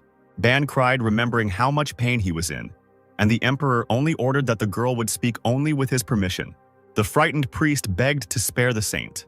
Surprisingly, the man agreed, saying that he would have to do something, and he asked about the town of Pretio. The monk remembered that it was a small mining town north of Lowenheim. Lowering his blade, Excel demanded that the boy Carls be found there and made a novice. The question of why only angered the emperor. He was going to count to 5 so that the priest would make a decision, and he quickly agreed. The man assigned Prince Portro to guard Liena. When they were about to leave, the girl wanted to say something about the battle. Of course, Excel couldn't allow this, and she, frightened, obediently fell silent. But the saint only tried to warn that one demon had managed to escape. Flying in the sky, the demon used disguise, turning into a human. But it took a lot of strength and his wings disappeared. He landed in some city on a small street. His trembling body didn't obey, but somehow he got up. There were knights around. They were looking for the demon that attacked the temple. He recalled with horror how he had seen the call of the Prince of Gluttony. With the help of what had entered the man, the demon was able to leave. He didn't understand why the knights were still alive. In his memories, there was only one person who could defeat the prince. The demon shook his head. This was impossible unless there was a mistake in the summoning, or the offering was meager. Walking down the narrow alley, he hoped to find a new person to inhabit, since his body was on the verge of death. The demon planned to hide in the mining settlement and then return to his continent. Then a boy ran out from around the corner. The monster didn't have time to stop. He shouted, "Get out of the way!" The child didn't have time to break. He only cried out in surprise. And they collided, falling on the road. The demon was surprised at the strength of this child. Covering his eyes from the pain, the boy looked at the man he had hit and said, "This is my bypass route. How do you know it? Are you a local?" Of course, the demon couldn't answer the truth. He wanted to ask the boy something. "I'm Carl," the child interrupted. Such a sharp transition surprised the monster very much, but the boy continued to talk about himself, that he lives in a mountain village near the mines. Then the man decided to find out how old the boy was, and he calmly admitted that he was 13. Showing with his palms how narrow the street was, he asked to let him through. The demon seemed about to give way when the child asked his name. He also called himself Carls, which surprised the child greatly. and the demon showed his true face, licking his huge fangs. From now on, he said, this is his name. At the royal castle of Runa, the priest appeared before his majesty with a report that they had not found the white-haired boy, and in the village they were saying that he had disappeared. The emperor sat majestically on the throne. He was not too pleased with this news. Frustrated, Ban thought that he should have looked for Carl's earlier. Then Excel suggested looking for him in the abandoned mines where he likes to play. However, the priest replied that they were also looking there, and begged them to give him a little more time to save the saint. The man scratched his ear and was not at all worried, because he was going to postpone the execution of the saint for a while. The priest even rose from surprise, not believing in the emperor's mercy. And then he bowed again with mad gratitude to Excel. But he still had an order for the priest to find Gorda, the son of the Launheim blacksmith. The monk stood up and tried to understand why this boy was needed. The emperor was going to train him for the Order of the White Dragon. The man also ordered to prepare a place for the portals. Before leaving, the monk wanted to talk to Liena, but the emperor said that she was in prison and he would pass on his words. At night, it was hot in the dungeon, like in a bathhouse. Excel went deeper and deeper down. Ban had no desire to go to this steam room. He stopped near the cage with the saint. She seemed to be dozing, but when she heard footsteps, she instantly woke up. Jumping to her feet, the girl greeted the emperor, who wanted to ask a question. He asked, "Why did you give me the Sword of Light?" She should have known he wasn't a Knight of Light, so why did she do that? Liena apologized and swore on her honor that she had no choice. She had a vision, she said, which greatly interested Excel. A few days before their meeting, the girl saw a child, the future Great Knight of Light. However, then everything plunged into darkness, and she saw that his destiny had changed, and the Chosen One no longer belonged to this world. In a panic, Ban thought that Carl's had died, but the saint only knew that the Chosen One, who should be pure in soul, had lost this purity. Someone had led him astray, the emperor realized with horror. His future was not in the world of people, but in the world of darkness, Liena said. Ban couldn't even imagine what had happened to Carl's. But the man was still surprised why she decided that he was the next candidate, and the girl told him about a new vision where His Majesty was fighting demons. Liena felt that the emperor's compatibility with the ball was weak, but it was there, so she had no choice but to give up the sword.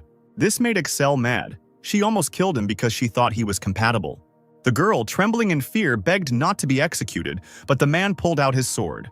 Falling to her knees, she begged for mercy and called upon the gods to witness that she did not want to kill him. The air was cut by the swing of a sword, but it was not Liena's body that was cut, but the lock of the dungeon. She looked at him in confusion and couldn't believe that she had been given a chance. Putting away the blade, the emperor walked towards the exit. He admitted that in the realities of the coming war, he could not waste his talents. The girl, who didn't expect such praise, walked behind her. Excel was going to use her abilities. Feeling insecure, she said that she was completely inexperienced in magic, and yet she was going to serve the empire without question.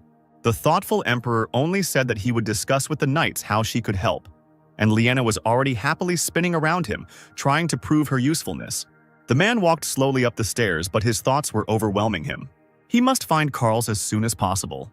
After some time, the emperor and Princess Scripps were sitting in a large room on soft sofas, and the saint sat on the floor. Looking at her, the emperor was surprised why she did not rise from her knees. She explained that she was a sinner and did not dare to sit next to him. But Excel convinced her not to embarrass herself and sit on the sofa, or at least take a chair since she wants it so much. She stood up and walked on shaking legs to get the chair. Smiling, the man introduced her. "This is the saint from the Temple of Light, now a citizen of the Empire." The unsmiling princess said that her elder brothers had mentioned her in letters, and she had heard about her great talent in white magic. Surely the emperor remembered how she had strengthened him with magic and helped him defeat the demon. Scripps was concerned that, unlike the saint, she was of little use in His Majesty's affairs. But Excel reassured her, telling her to focus on her studies and asking how training was going. The princess immediately cheered up, blushed, and said that Sir Ingress was very kind and often gave compliments. The emperor immediately asked what kind of compliments he gave. "He's sure I won't lose my cool during a battle," the girl admitted. But Excel wasn't pleased. He only said that she was probably delighted by these compliments, to which Scripps replied that for the first time, someone spoke to her with kindness. Ban thought angrily about what Sir Ingress was doing instead of teaching.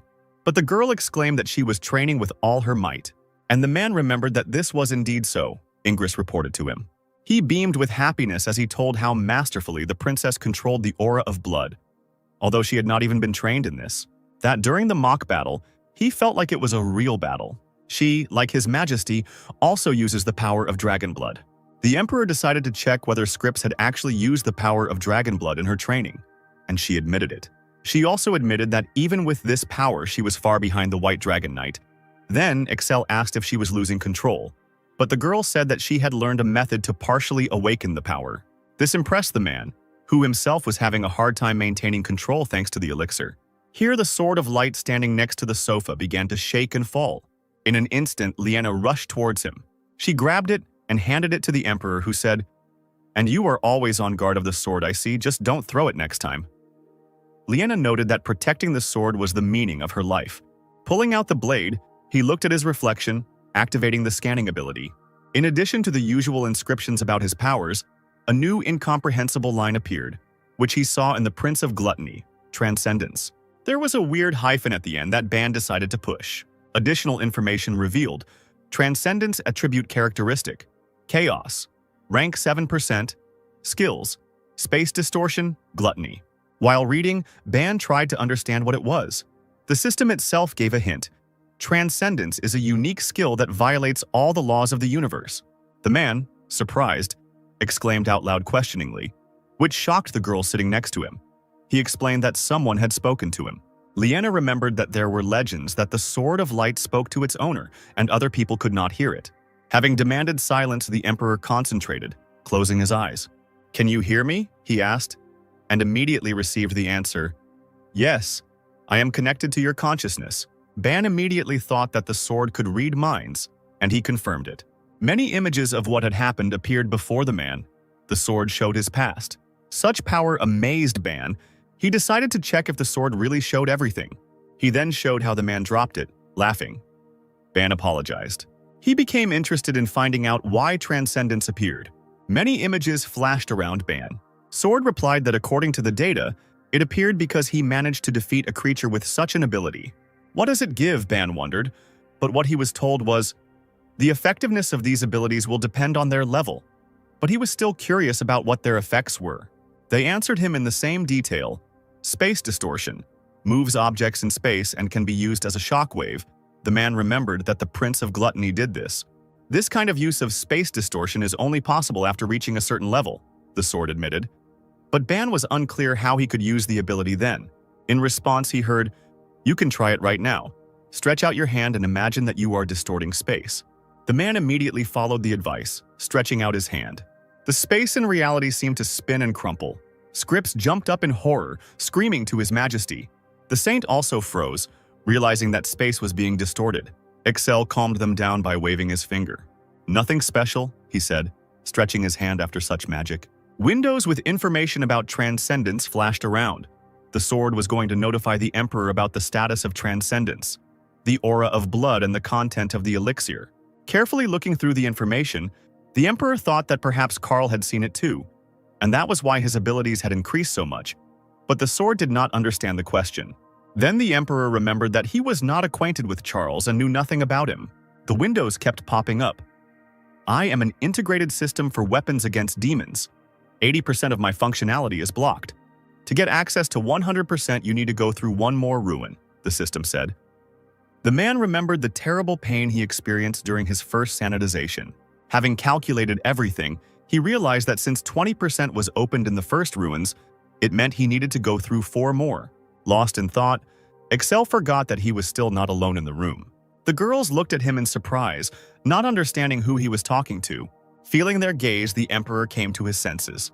Scratching his head, he admitted, "I hope I don't look like a crazy person from the outside." Hearing this, Ban thought that it was only thanks to him that everyone hadn't realized that he was crazy yet. Liena decided to clarify whether he would go to the ruins alone, and the Emperor said that he was going to the ruins of the White Heliotrope. The girl wanted to help, because she knew a priest who often went there. Then the man decided to invite her with him. The princess remembered with excitement that the ruins had been under restoration for more than 3 years. The Emperor wanted to answer, but he was interrupted. An urgent message arrived. The door swung open as Excel ordered them to enter. With a bow, Prime Minister Beos apologized as he reported. But then he saw Scripps, saying that she looked much healthier.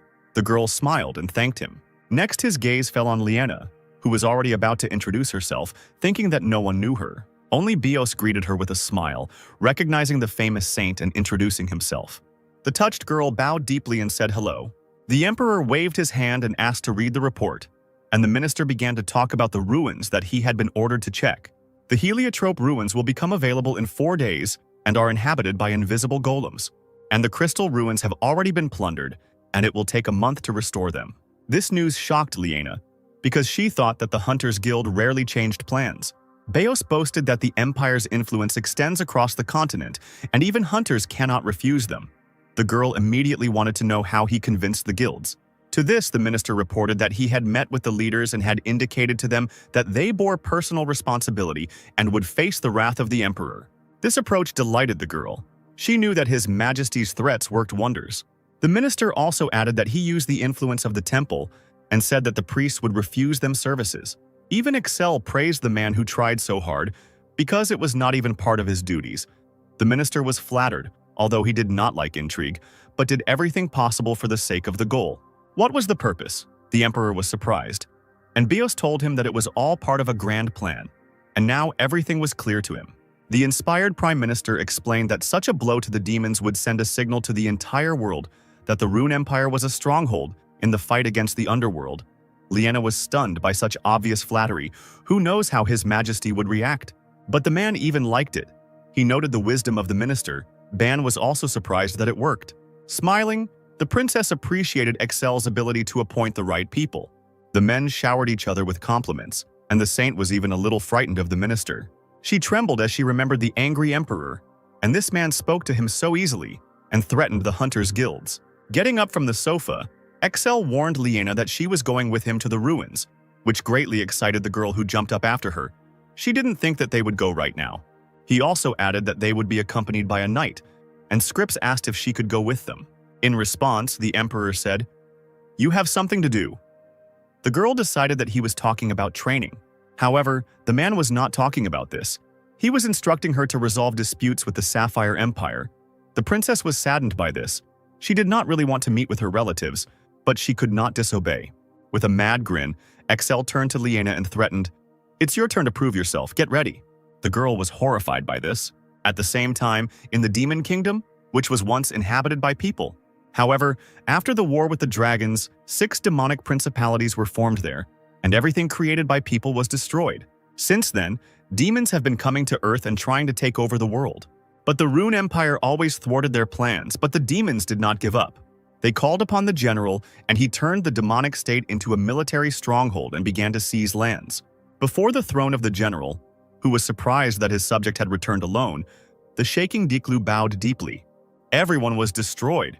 "You summoned the Prince of Hell, and you don't even know what happened next." The general continued to get angry, to which the demon tried to justify himself. However, this only further angered the commander-in-chief, who shouted about the destroyed core, which they had obtained with such difficulty.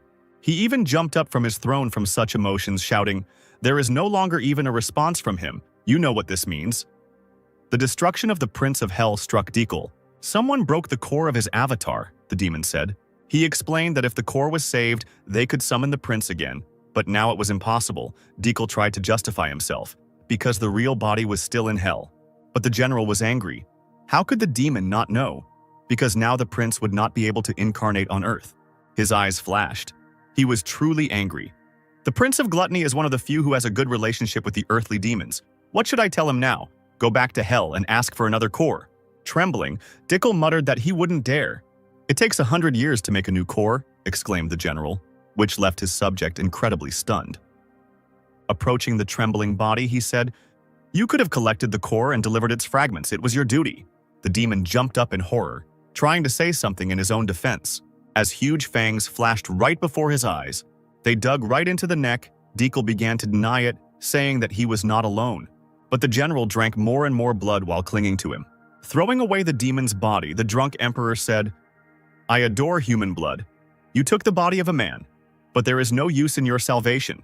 Clutching his wounded neck, Dikul reported the attack of the mad emperor.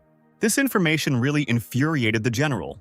Grabbing the demon by the chest, he demanded to know if Exeltrion was there, but he had already passed out. Walking around the room, the demon wondered why the emperor was near the temple. Did he know their plan? Another demon entered the room and tried to calm the milord. "We cannot be sure, but we have lost a large number of scouts. A new means of information was needed," he said, and the general agreed, intending to use a spy in sapphire gold. He admitted that he had indeed rushed and lost his patience after the failure in the Bloody Forest. Irritated by these failures on behalf of the emperor, the general decided to go into battle himself, and the subject could not argue with him when suddenly groans were heard. The child's body occupied by the demon came to life. His fingers trembled slightly. Magic flared up and part of the boy's light hair turned black. The commander-in-chief grabbed him by the shirt and tried to find out where Exceltrion was. Dark stripes appeared on one side of the man's face. He opened his eye, which was glowing with a scarlet light. The ruler looked at him, stunned. The boy became his blood relative. The demon standing nearby could not believe how the werewolf became a vampire and tried to understand what happened. And the general said that the child regained control of his body and was transformed by a vampire bite. The boy was breathing heavily, holding his throat, and the demon was surprised at how the man had driven the werewolf out of his body. Then, the milord explained that his soul was crystal clear. Carl's red eyes widened as he tried to find out where he was. The general bared his teeth in a smile, and he greeted the boy, calling him brother. Looking at his changed body, the child did not understand at all how he ended up in this place. Looking at him, the demon asked if he had lost his memory. In Carl's memories, he was in Lowenheim. The general extended his hand and placed it on the boy's face. The magic penetrated his memory. The demon said, "You don't remember anything. Now you are a vampire." He asked his name, and the boy, no longer understanding anything, replied that his name was Carl's. Introducing himself to Dekel, the vampire lord said that he was now his master. The hypnotized child only asked what he should do. "You will fight and conquer with us," the monster admitted, to which Carl said, "That's interesting." Night had fallen in the forest when three people stood frozen at the entrance to the ruins. These were the majestic ruins of White Heliotrope. On the continent of Iroth, these are the very first ruins discovered by man. Many hunters have tried to explore them, but in vain, because invisible golems live there. You can't enter them in a large group, because the ruins are so deep that provisions run out towards the end. But attempts are still being made to this day, because there are many heliotropes hidden in these ruins. These stones are used to decorate weapons and armor, to make magical items. This is a rare and valuable stone. "But the most valuable thing in these ruins," Ban said with a confident look. "It's not hard for you," the emperor interrupted, which angered Ban. But the tall girl next to him replied that it was not at all difficult. Then Excel asked her, "Aren't you surprised that I use you, the Knight of the White Dragon, as a porter?" However, the girl only smiled and said that she used to be an ordinary miner, and strength is the only thing she has. Smiling, the man did not let her belittle his abilities. "You're playing poor. It's not for nothing that they called you the she-bear of the Dimble Canyon." The saint walking next to her was struck by such a nickname. She even imagined an enraged she-bear. And the emperor recalled rumors of how the girl single-handedly protected an entire village of miners. He admitted that his father loved to talk about her exploits, which surprised the girl. "I took over his attitude towards you," Excel clarified, and she lit up with such an honor. Touching the wall, the man asked Elam what she knew about these ruins.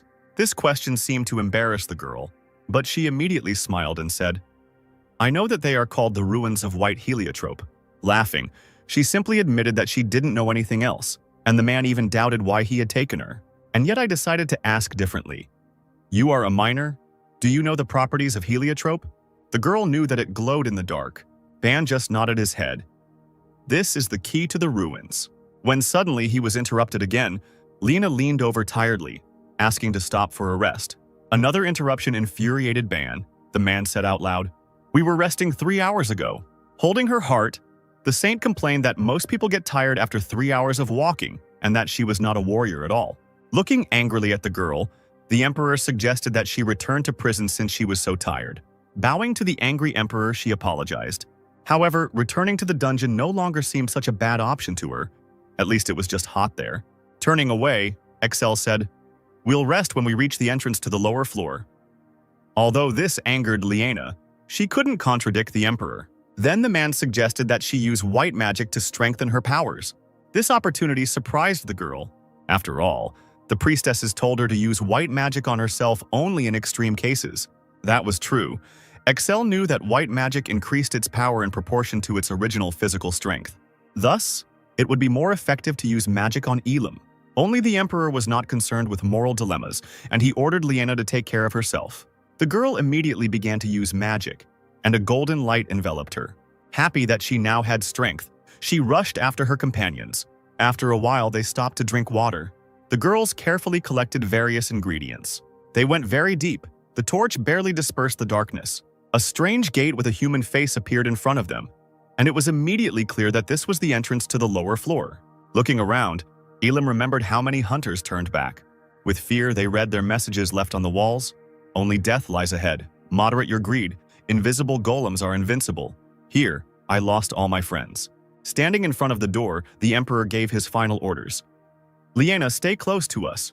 No matter what happens, Elam, leave everything and take only a bag of white heliotrope. Opening the gate, the man entered first.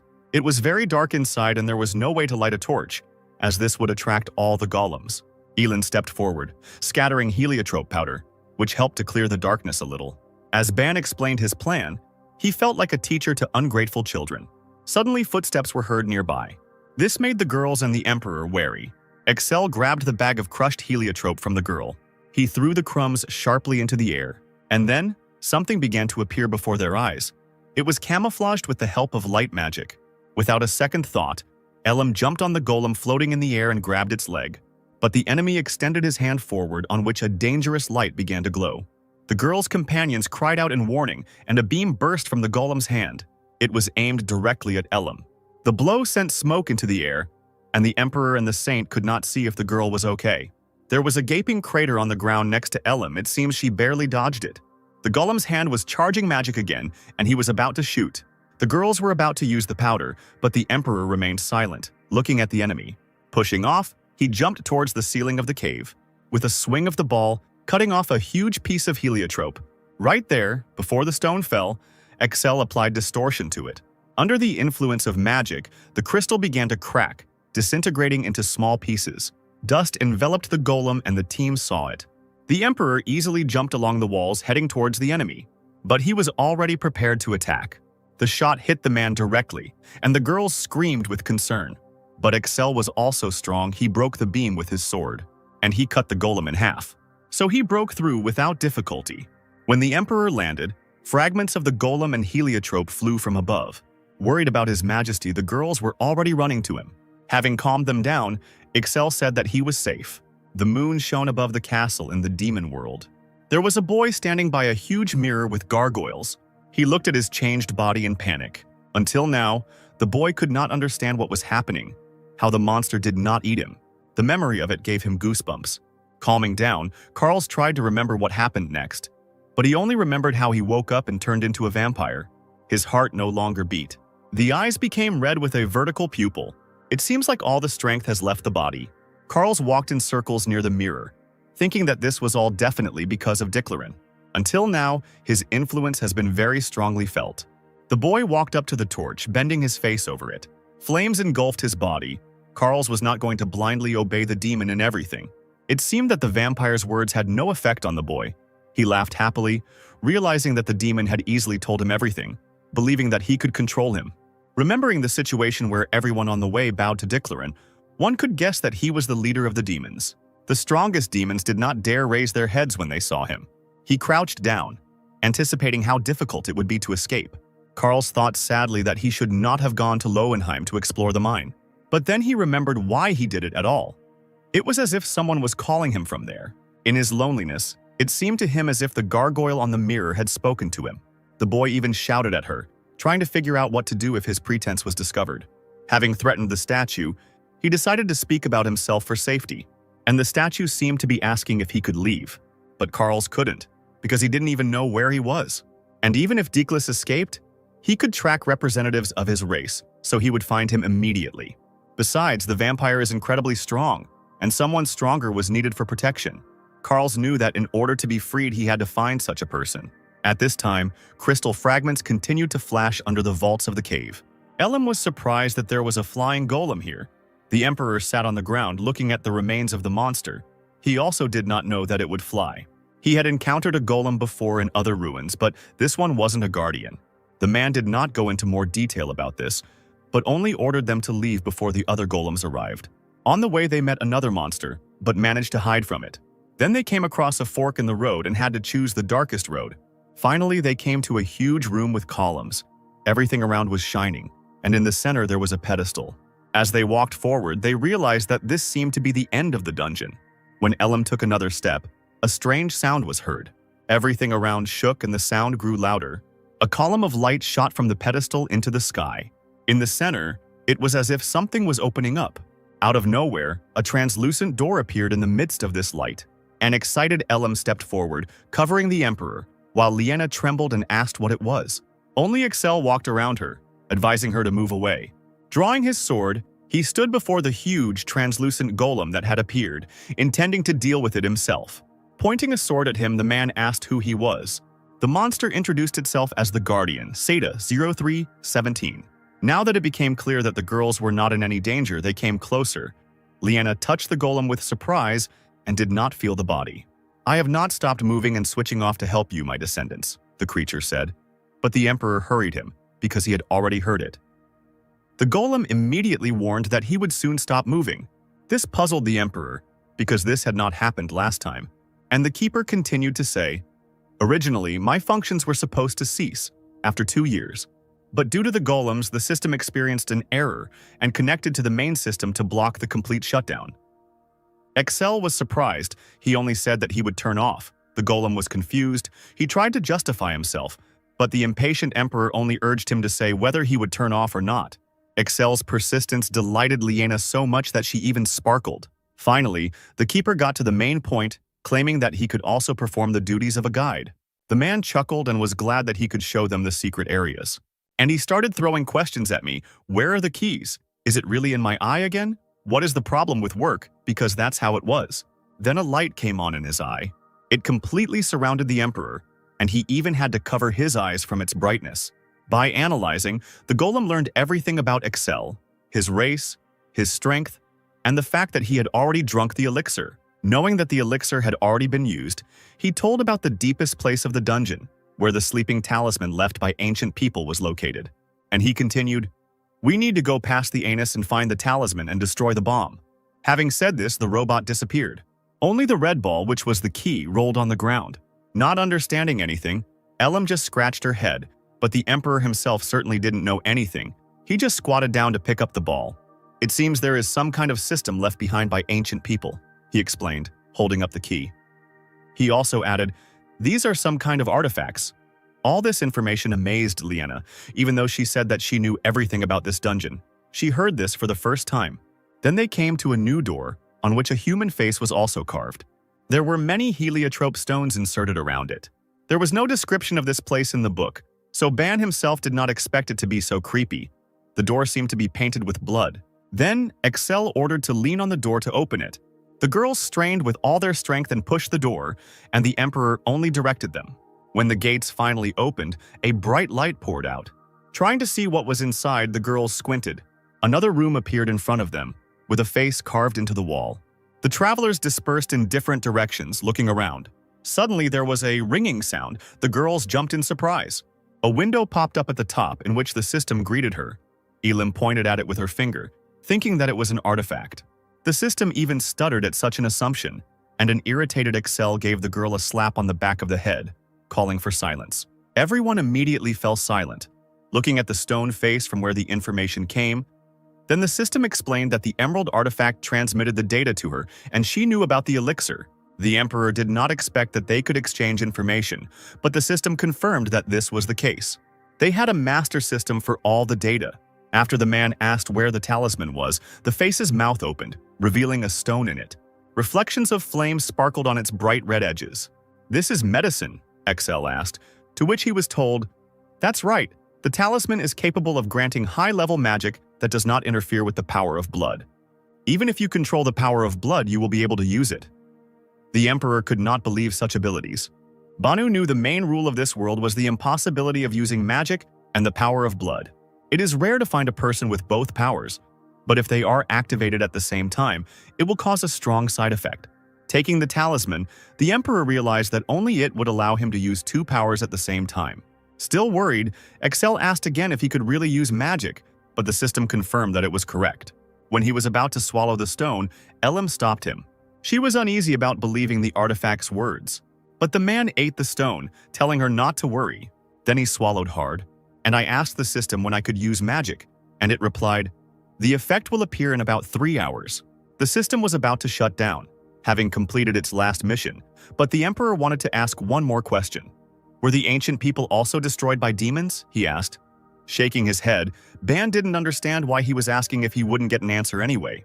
However, the system began to talk about the reasons for the destruction of ancient people, which incredibly stunned him. "Definitely one of the reasons was the demons," the system said, touching the statue. Excel was surprised that those who had unrivaled skills were destroyed, but the system could not give a clear answer, and suggested listening to the system of the next artifact. An angry Ban cursed the system. He knew he wouldn't hear the whole truth. Turning to the girls, the Emperor ordered them to look for a hole for the key. They were looking closely at the floor and walls when Liana looked up. There was a small, dark hole gaping in the ceiling. The girl pointed at it, shouting that she had found a hole. Excel threw the key to Ellum with the order to insert it into the hole. She caught it and was about to follow the Emperor's order. She pushed off sharply and jumped. The girl aimed straight at the hole in the ceiling, and the ball fit perfectly there. A red light began to emanate from it. The light grew stronger and everything around shook. Stones fell from the ceiling. Using light magic, Liana covered them with a protective dome. Ellum exclaimed, "We must leave as soon as possible." Suddenly, the floor right in the middle began to separate. The Emperor shouted for no one to move. The floor parted in different directions and they found themselves in the air. The girls screamed in fear, and everyone flew down somewhere. They fell quite long and deep. Having landed in another cave, the girls fell down somehow, and only Excel remained on his feet. Ellum hit her head, and Liana cried with her eyes closed when the Emperor told her to stop, because they had already landed.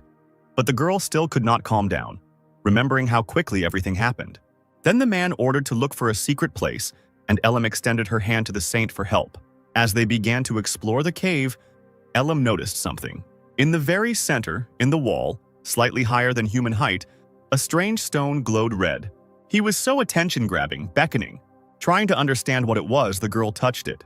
The stone lit up, and there was a crackling sound. The wall rose up with a roar. It seems that it was here that she shouted. The smiling Emperor praised her. "It's not for nothing that you are a member of the Order of the White Dragon." Liana even envied that she had not found the entrance first, and the travelers went further, climbing the stairs. The Emperor, walking ahead, froze. They seemed to have arrived at the same place they left, with the same stony face. They all stopped in shock looking at the statue. The saint was so fed up with this statue that she approached it waving her fist. She slapped his face, swore that she almost died, and asked what he had planned.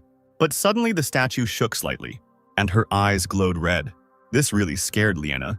She thought that she had angered the statue and began to stutter and apologize. Opening its mouth, the statue welcomed them into the secret area. An angry Excel didn't care about the pleasantries.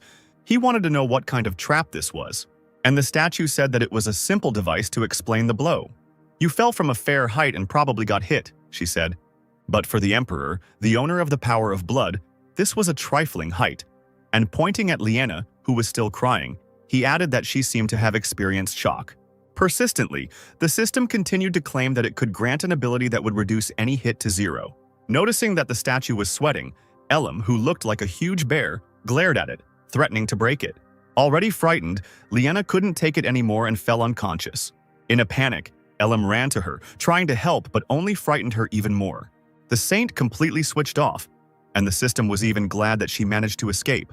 While Ellum was anxiously trying to bring Liana to her senses, the Emperor was wondering if maybe this time he would get physical abilities. The man decided to approach the statue, and she told him that the skill was called Psycho Barrier. It allows you to set up a force field that absorbs and softens the impact, the system explained.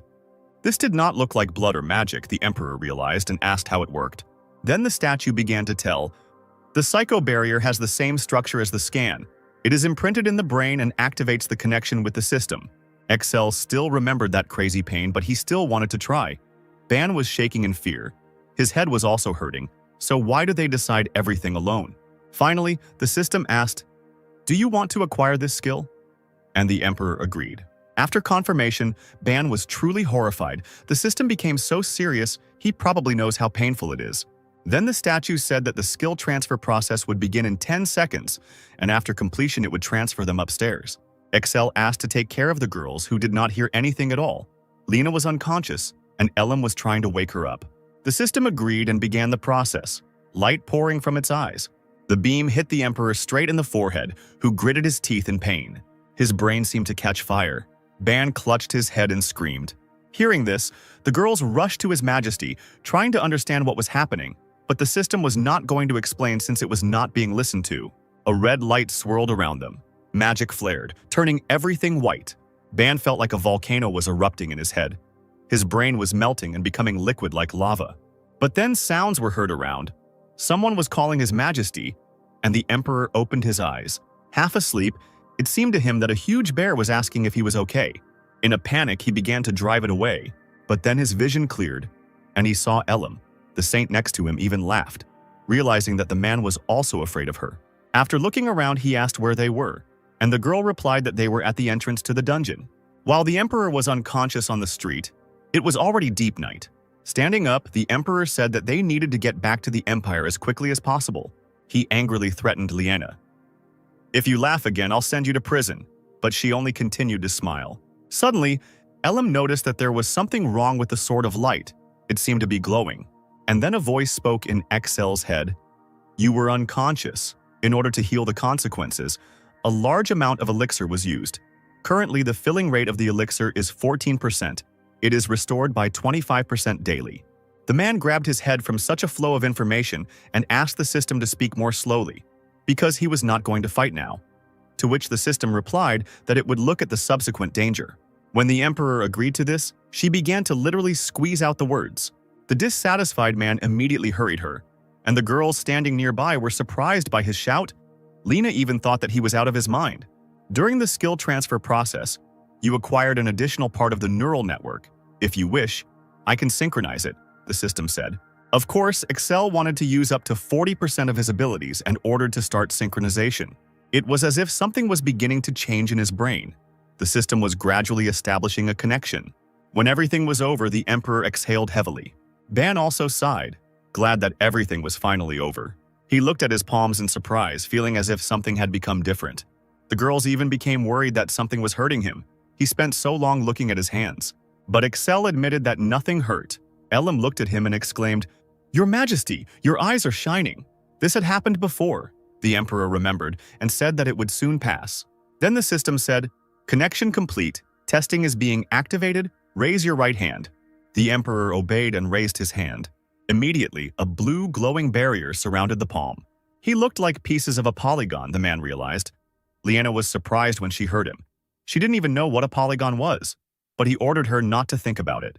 Excel thought that this was the psychological barrier, and the system confirmed that everything was correct.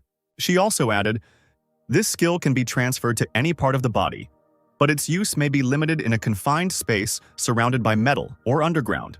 Looking at the sword, the Emperor thought about using the skill without it. The blade shook all over and stuttered that the transfer was possible. Then there was no need to protect it with a barrier, the man decided, to which the sword lit up, trying to prove its usefulness.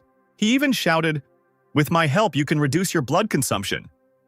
Axel had to cover his ears from the volume, and Ban just shrugged his shoulders and thought that the sword's irritation looked suspicious. The Emperor spread his hands with a grin, but the blade continued to shake, expressing his indignation. Liana was no longer frightened by such a smile. She only thought that His Majesty was intimidating someone again. Suddenly, Elam remembered that Sir Duran had asked her to pass on something when they got outside. Very excited about the event that was about to take place, he asked to bring Excel to the Empire immediately after leaving the dungeon. Ban immediately guessed that he was talking about the Zhelong Festival. Facts about it floated into his head. It is the biggest holiday in the Empire. It is held annually. However, the Emperor interrupted him, saying that there was nothing special about him. This attitude towards his efforts and ignoring him angered Ban, but Excel was already getting ready to return to the Empire. When the travelers approached the teleportation gate, the man even thought that someone sighed with joy that they didn't have to listen to his tirade. And then the light of the teleporter flashed in the Imperial Palace. They finally returned home. The next moment, Sir Duran ran out to the Emperor in a panic because the Zhelong Festival was tomorrow. Excel was surprised at how long they had waited for him, but the minister was truly worried that His Majesty would not make it in time. The man waved it off and was about to go eat and rest. He praised the happy girls and ordered them to rest too. Duran turned to Elam. "I told you to bring him as quickly as possible," to which the girl only apologized, saying, We're not late. Approaching the stairs, the emperor was about to go up to his chambers. Only the minister did not leave him alone, telling him about the festival and that the ministers were not happy with his long absence. The tired man was irritated by all this chatter. What difference does it make to them? Lately, all they've done is drink. It's better to go out somewhere than sit here, said Excel. Sir Duran responded by explaining that the situation was different now, and he asked to think about his health and state affairs. Raising his head, the minister realized that His Majesty was no longer nearby. The emperor had almost reached the end of the stairs, leaving Duran behind. He rushed after him, shouting, "You heard what I said!" Stopping, Excel turned around and said the man's name, causing him to freeze abruptly. Looking menacingly at the minister, he said, "I have entrusted state affairs to the chancellor. Do you think I can handle politics better than Bios?" "Of course not," Duran replied, instantly becoming serious. This answer upset Ban a little.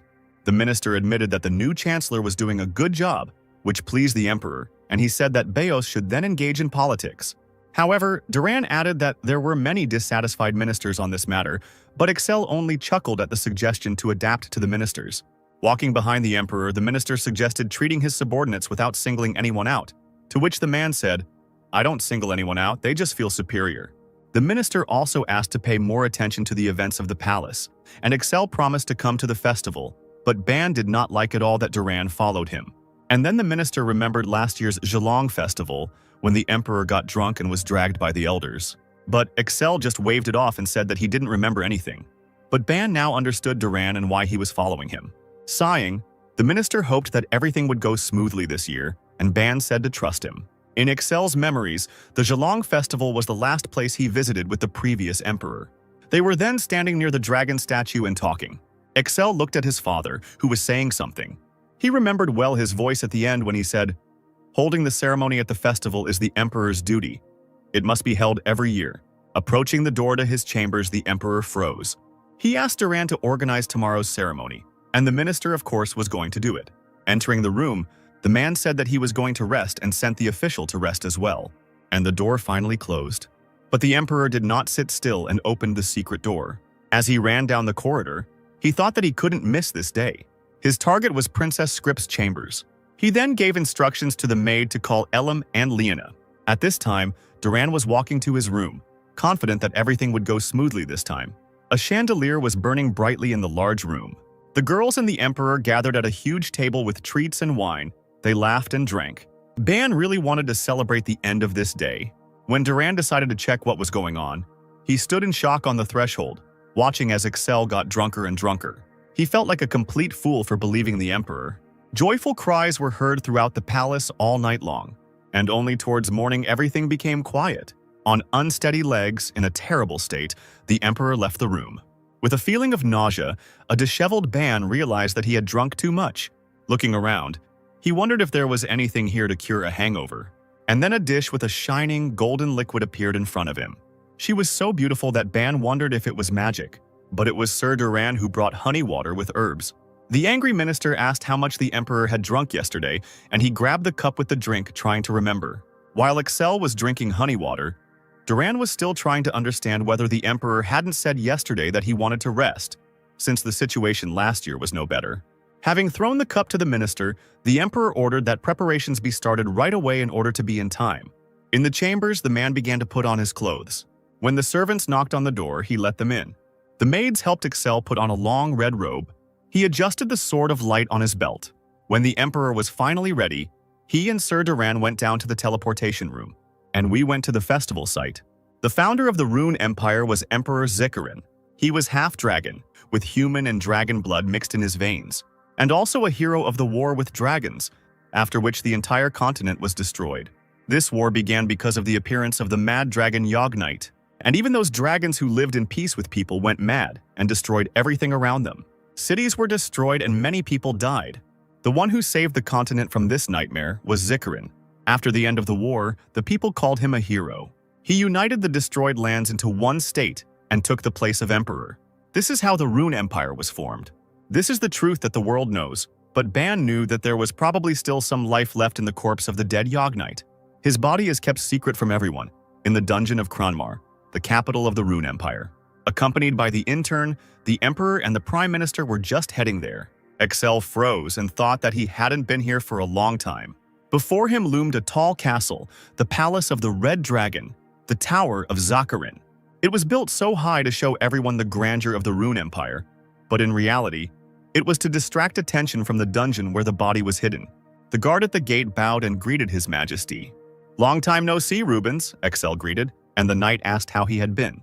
The Emperor tried to remember if they had seen each other last year, and Duran replied with resentment, "That's because you got very drunk last year."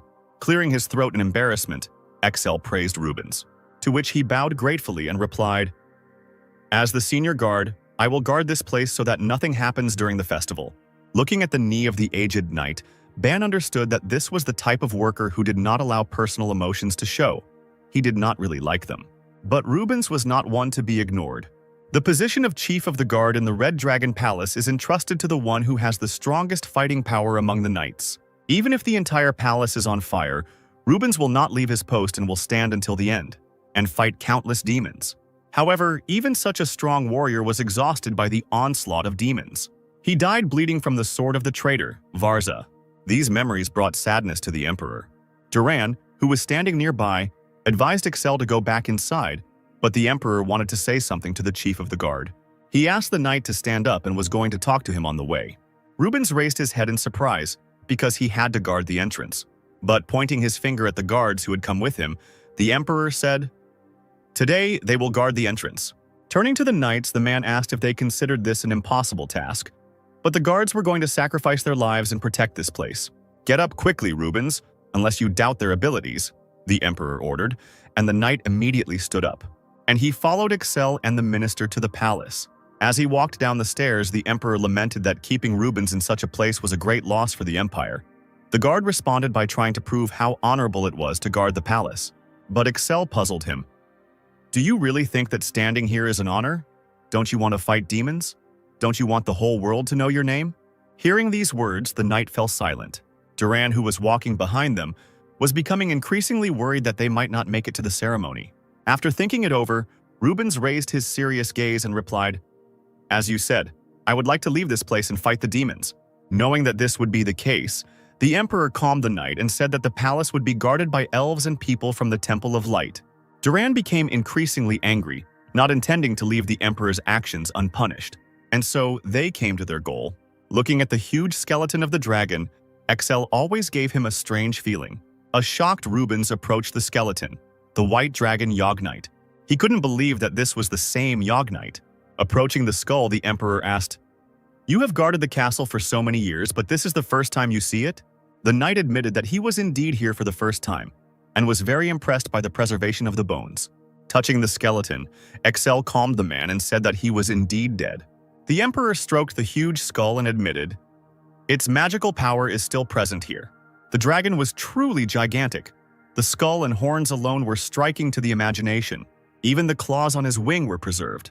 "That's why we were able to preserve the skeleton in such a state," Excel finished. Duran also added that demons are hunting for his remains. That's why the Empire keeps a close eye on them. It was time to begin the ceremony. The minister approached the Emperor holding something in his hands.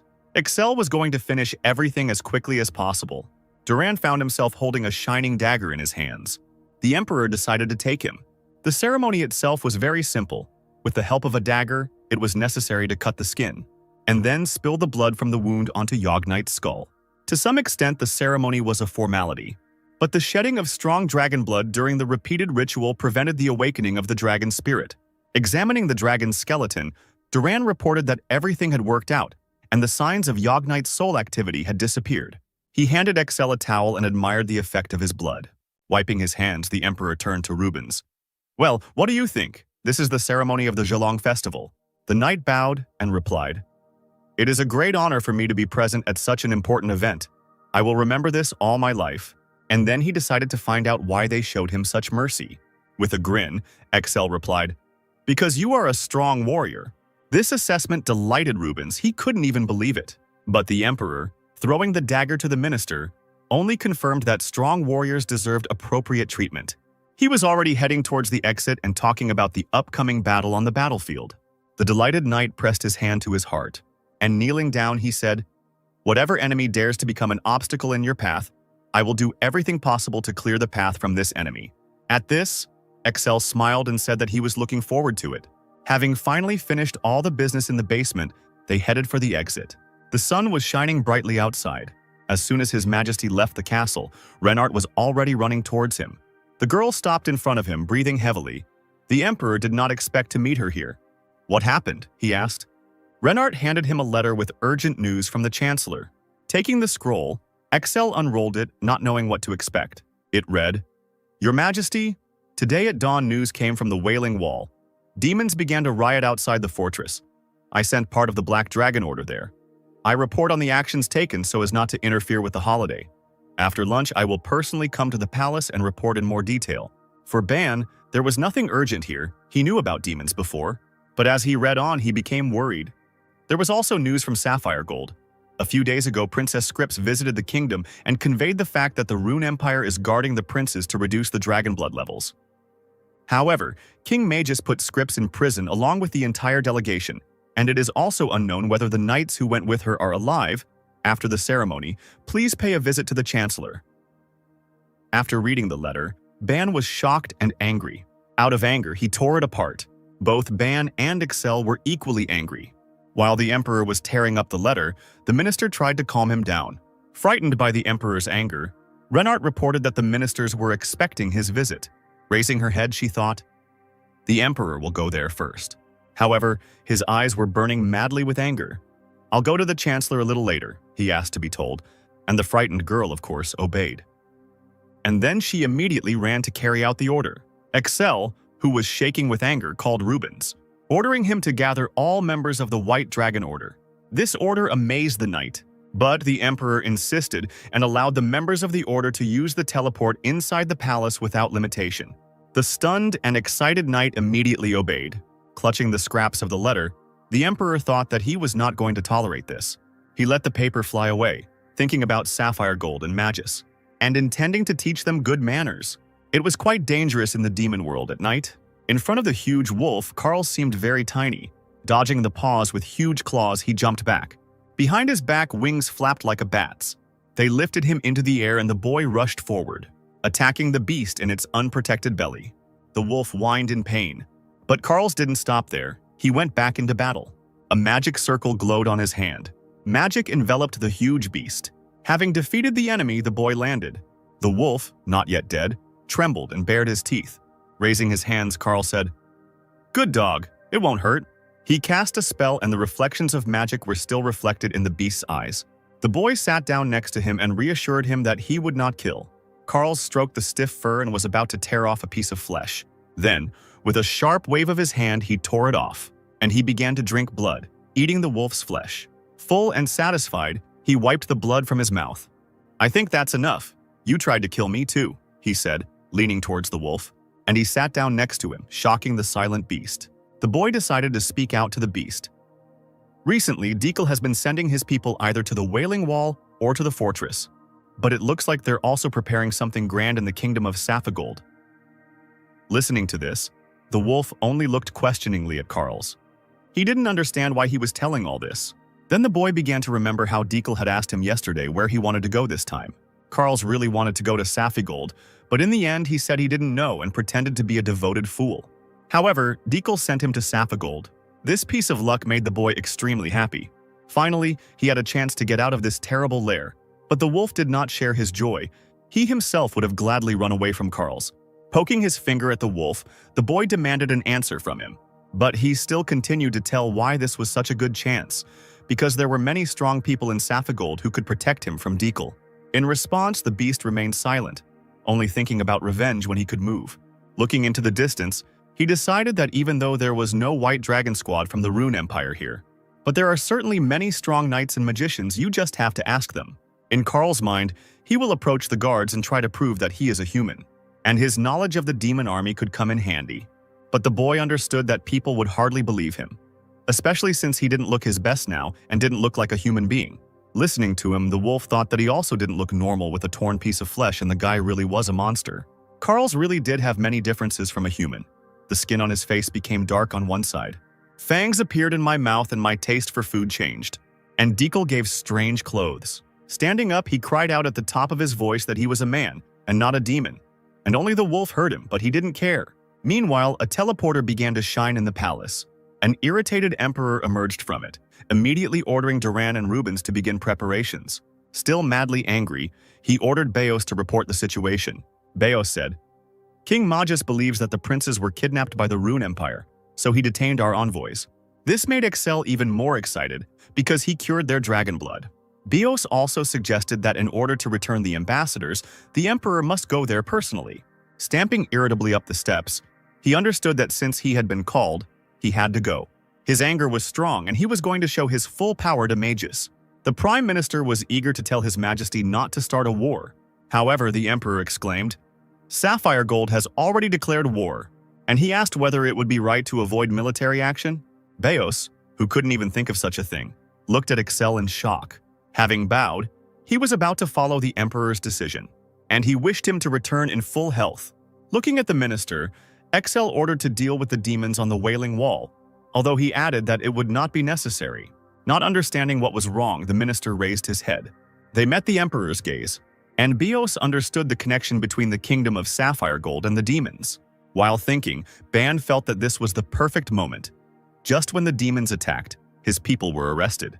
Then Renard appeared at the stairs. She bowed when she saw His Majesty. She was wearing the White Dragon's armor and happily shared that she had been transferred to the White Dragon Order. As the Emperor passed by, he advised her to concentrate as the real battle would soon begin, and Renard turned around in surprise. He told about the beginning of the war with Sapphire Gold and the entry into battle of the Order of the White Dragon. Meanwhile, night fell in Saphigold, but in the huge castle they were still not sleeping. In the dungeon, King Magus spoke to his captive. "I didn't think it would go this far, Scripps. I was going to weaken the position of the Rune Empire a little."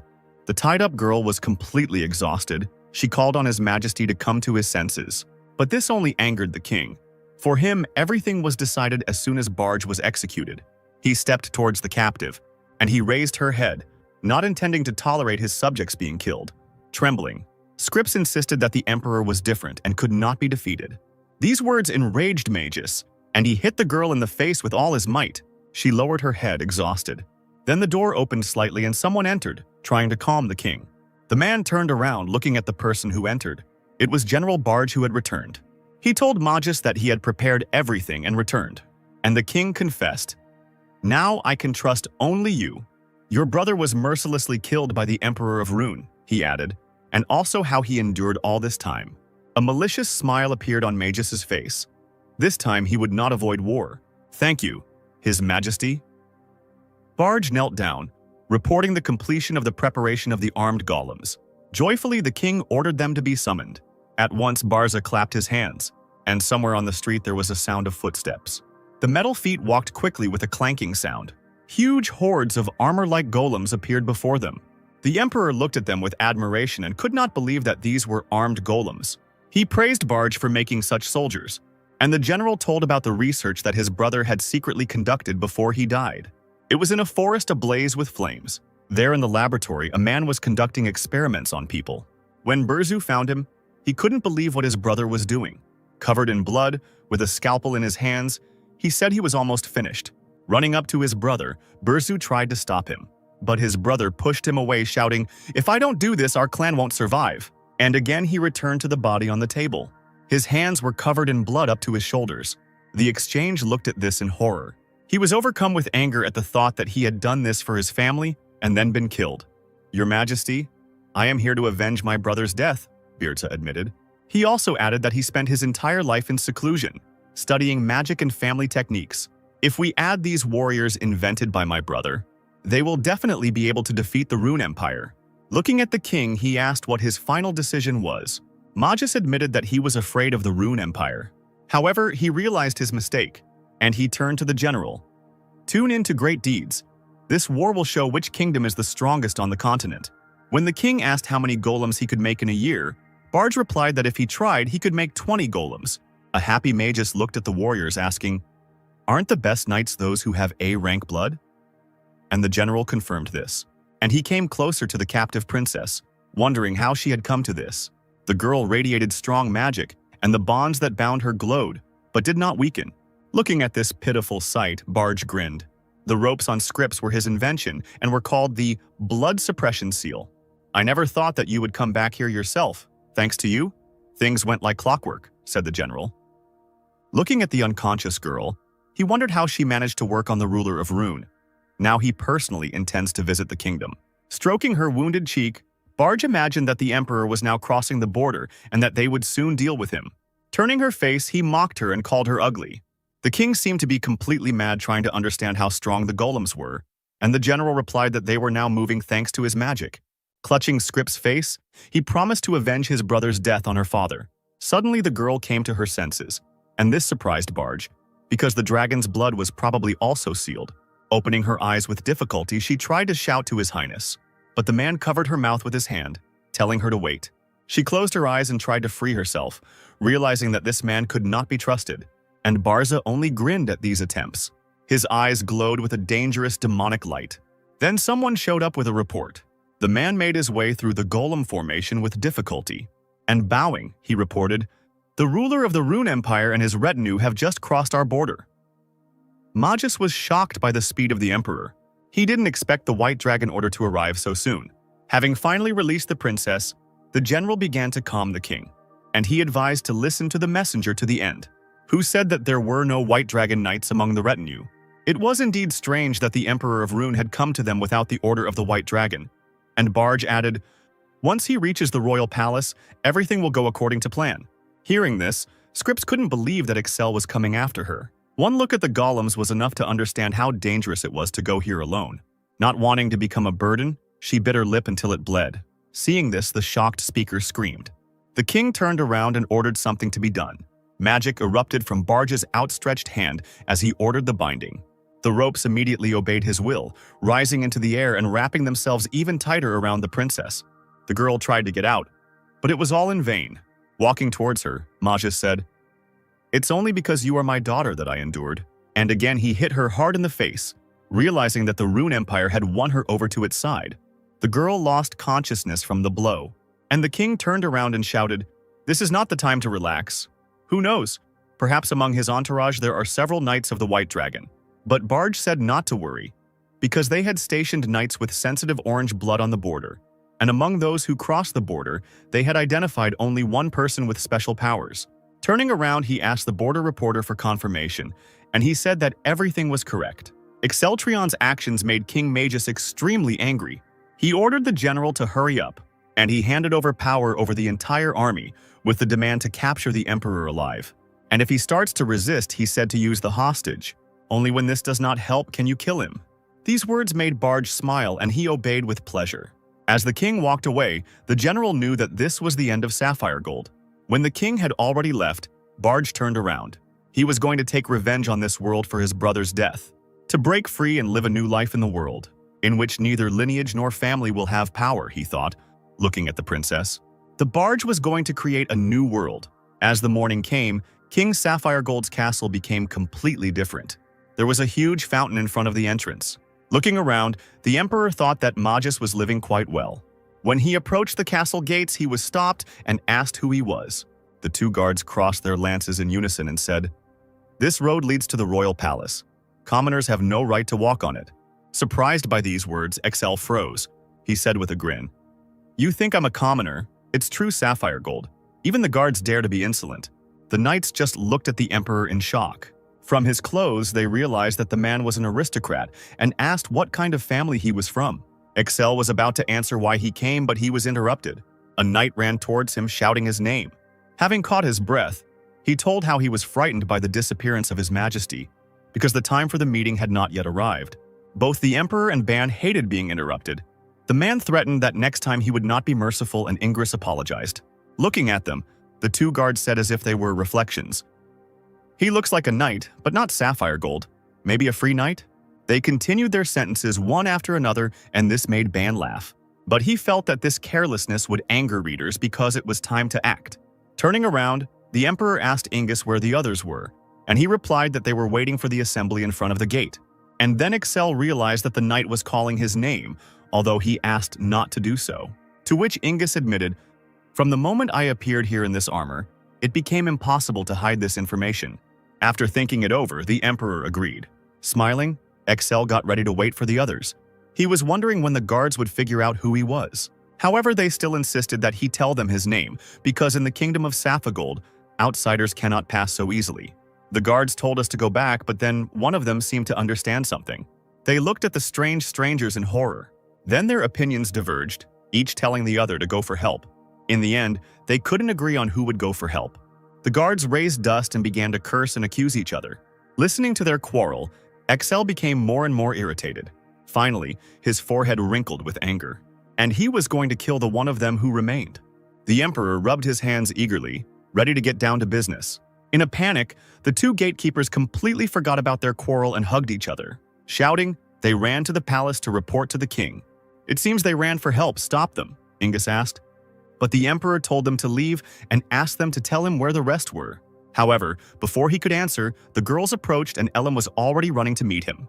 With apologies, she began to justify herself by saying that they were late because of the slowness of the Holy Virgin. Liena approached and tried to stop the knight from revealing the secret. Ellen covered her mouth and was frightened. Well, I just let it slip that you are a sacred maiden. But Liena meant the title of Emperor. This surprised the girl. She wondered what was wrong with His Majesty. An angry Excel kicked the girl and said, "Do you really want to tell everyone around that the ruler of the Rune Empire has appeared here?" Rubbing her burning bottom from the kick, Ellen apologized and admitted that she had forgotten about it. The Emperor ordered her to simply stand silently nearby and wait, and the girl obeyed. Liena immediately worried about her injury, but Ellen was fine. Seeing her pale face, the Holy Emperor thought that something was wrong with her. Wiping away the sweat, the girl reassured him. "Nothing special. I just felt dizzy on the road." When he asked her not to strain herself, Liena thought with irritation that she had already strained herself because she hadn't rested at all after the dungeon. Finally, Excel met with all the knights accompanying him. Chief among them was Hevigo, who stepped forward with a bow.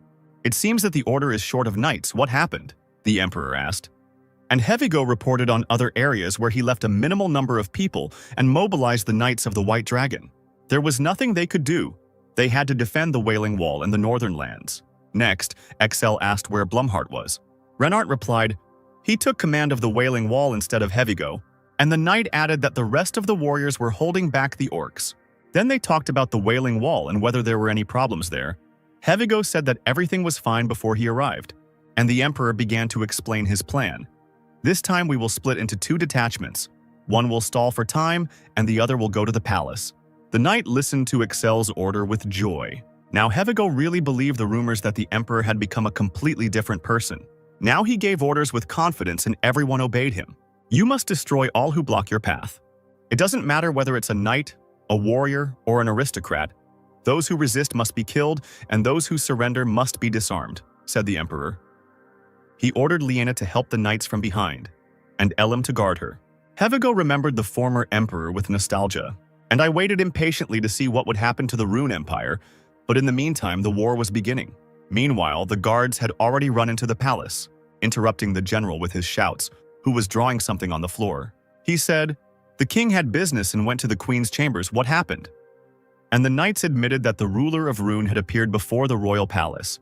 This information shocked Barza and he asked again, but they only confirmed everything. The general shouted that this was nonsense. The emperor had only just reached the border. The journey to the palace would take at least 2 days. However, the guards themselves did not understand anything. But they definitely saw a knight in the armor of the Order of the White Dragon. A mug of ink standing on the edge of the carpet fell over. Horror washed over the barge. Was the Order of the White Dragon really here? Because he didn't feel any other energy except the emperor. As the ink spread across the carpet, the general wondered if they were deliberately hiding the power of their blood. Everything was happening faster than he had expected. Suddenly, he thought that they might have used the teleportation gate. And if they secretly connected the gates with the palace chambers, although nothing suspicious was noticed on the border, Barza recalled in panic. The gatekeepers did not understand what to do now, and the general asked, "Do you know how many people he brought with him?" After they said that there were 10 people in the emperor's retinue, Barge was delighted. It was the same number that was noticed at the border. But the knights added, "They say that they were all wearing armor with the pattern of the Order of the White Dragon. We ourselves saw one of them." The general could not believe it, because there were not even 20 people in the order, and several of them were commanders and could not leave the order empty. However, the guard insisted that it was true, and the commander-in-chief must give the order for the enemy to attack. Suddenly, the door to the chambers began to shake. Screams were heard, and the guards suffered losses. Barge only smiled maliciously at this.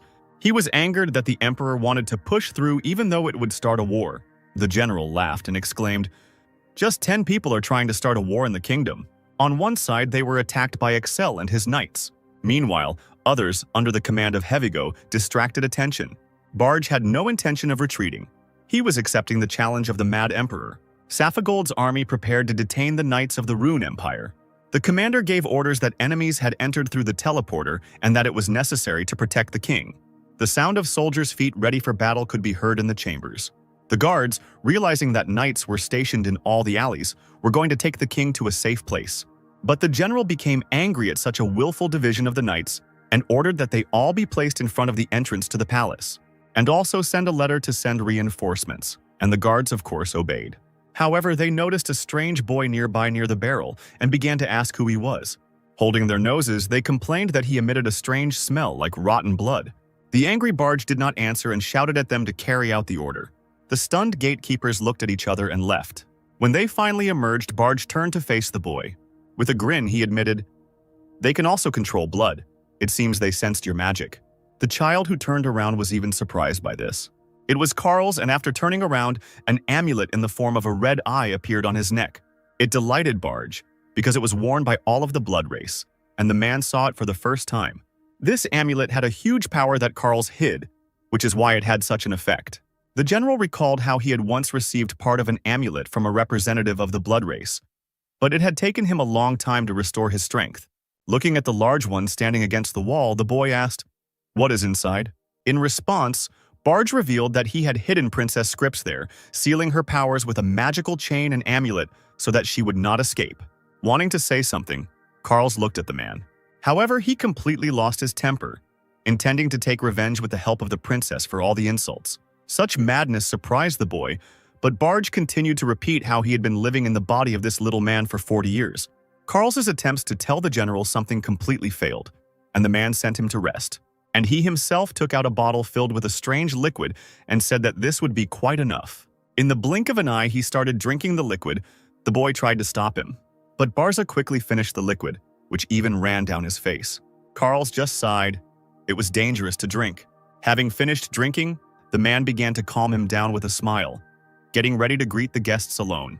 Throwing away the flask, Barge said, "Neither the Emperor nor the Order can cope with the demonic race," and a powerful magic ball shone in his hand. The pentagram that the general had been so painstakingly drawing lit up with overwhelming power. He added that he would not need Carl's help, and the boy simply remained silent in response.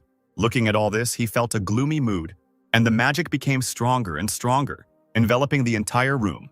And Barge smiled, feeling as if he had already won. Meanwhile, screams were heard outside.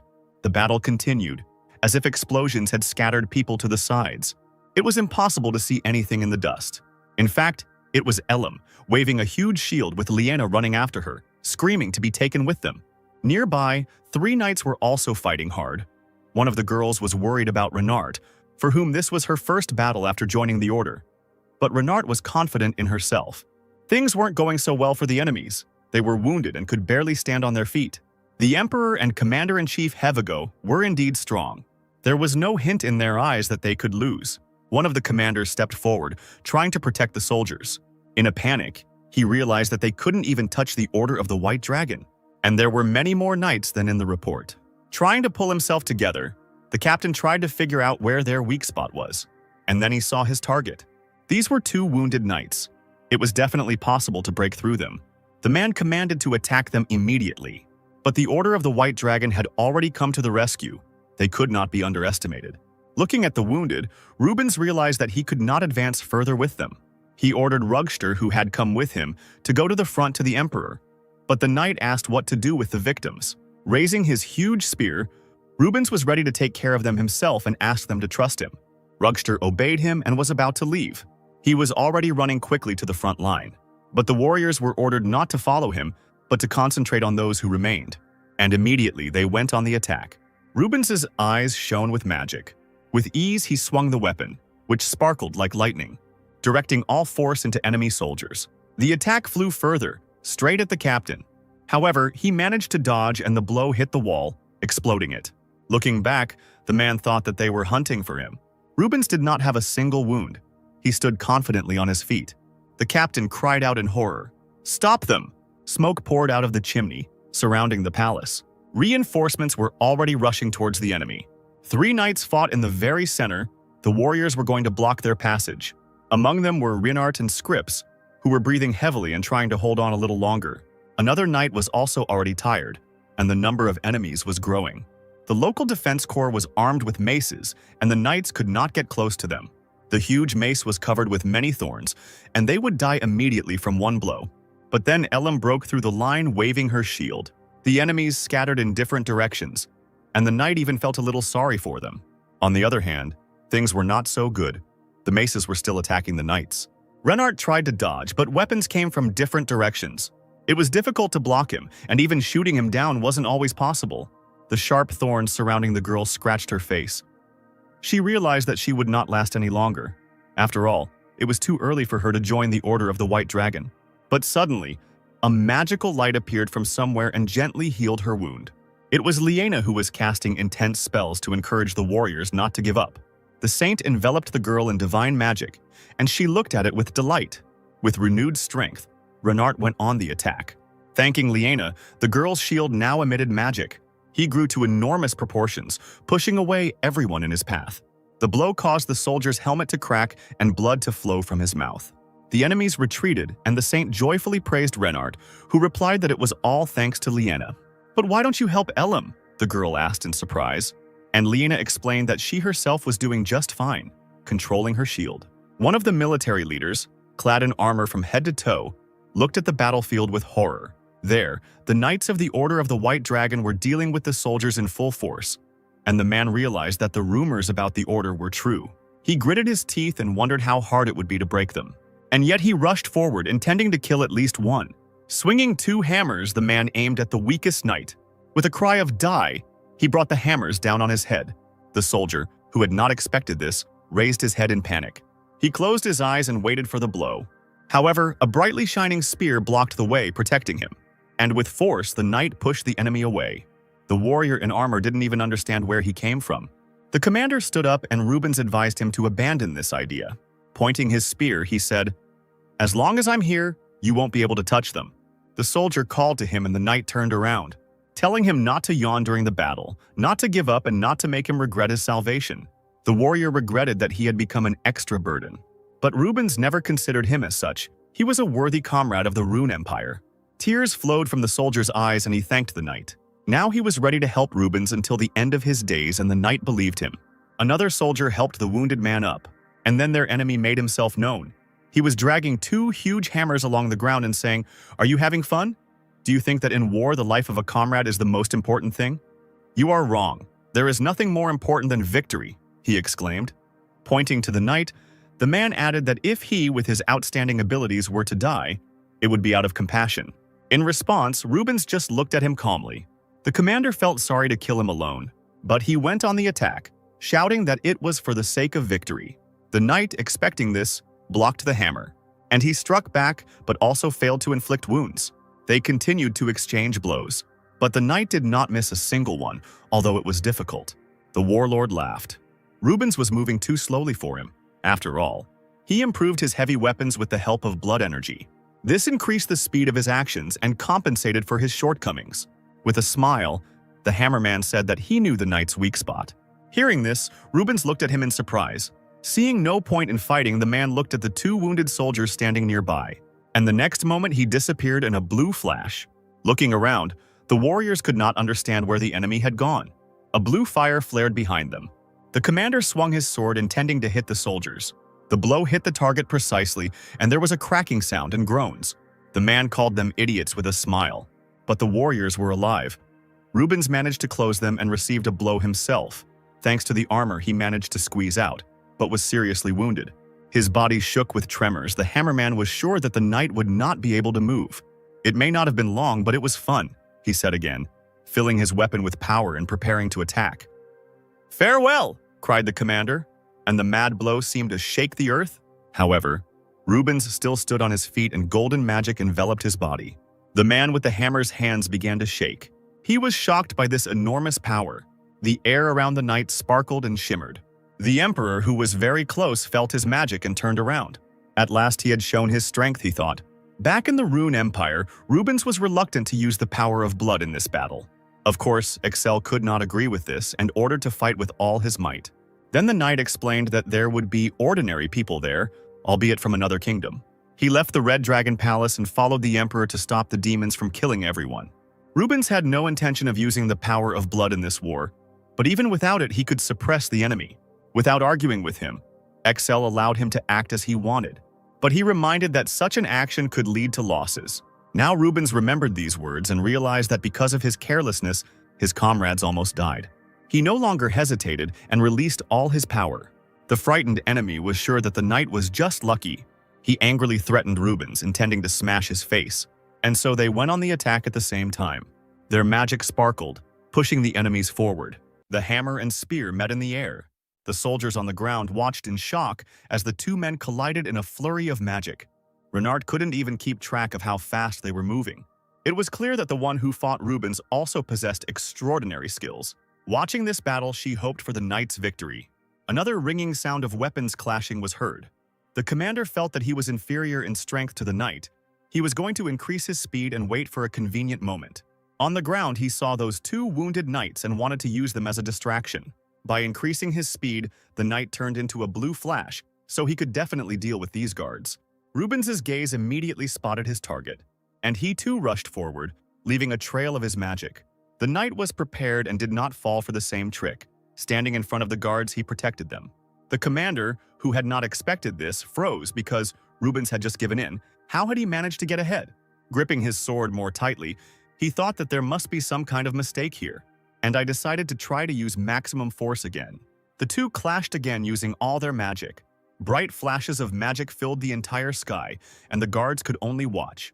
Meanwhile, the knight felt that he could not win. He had difficulty defending himself from the knight's spear. The hammerman rolled back from the blow, shouting, "Why can't I throw him back when I'm faster thanks to the power of my blood?" Rubens was even surprised that he considered his blood power to be stronger. He admitted that he had never used the power of the golden blood before. These words shocked the military leader beyond measure. He remembered with horror how he had fought off his blows without using the power of blood. The knight, gritting his teeth, could not believe it. After all, he knew that all the owners of the power of golden blood died in the war with the dragon.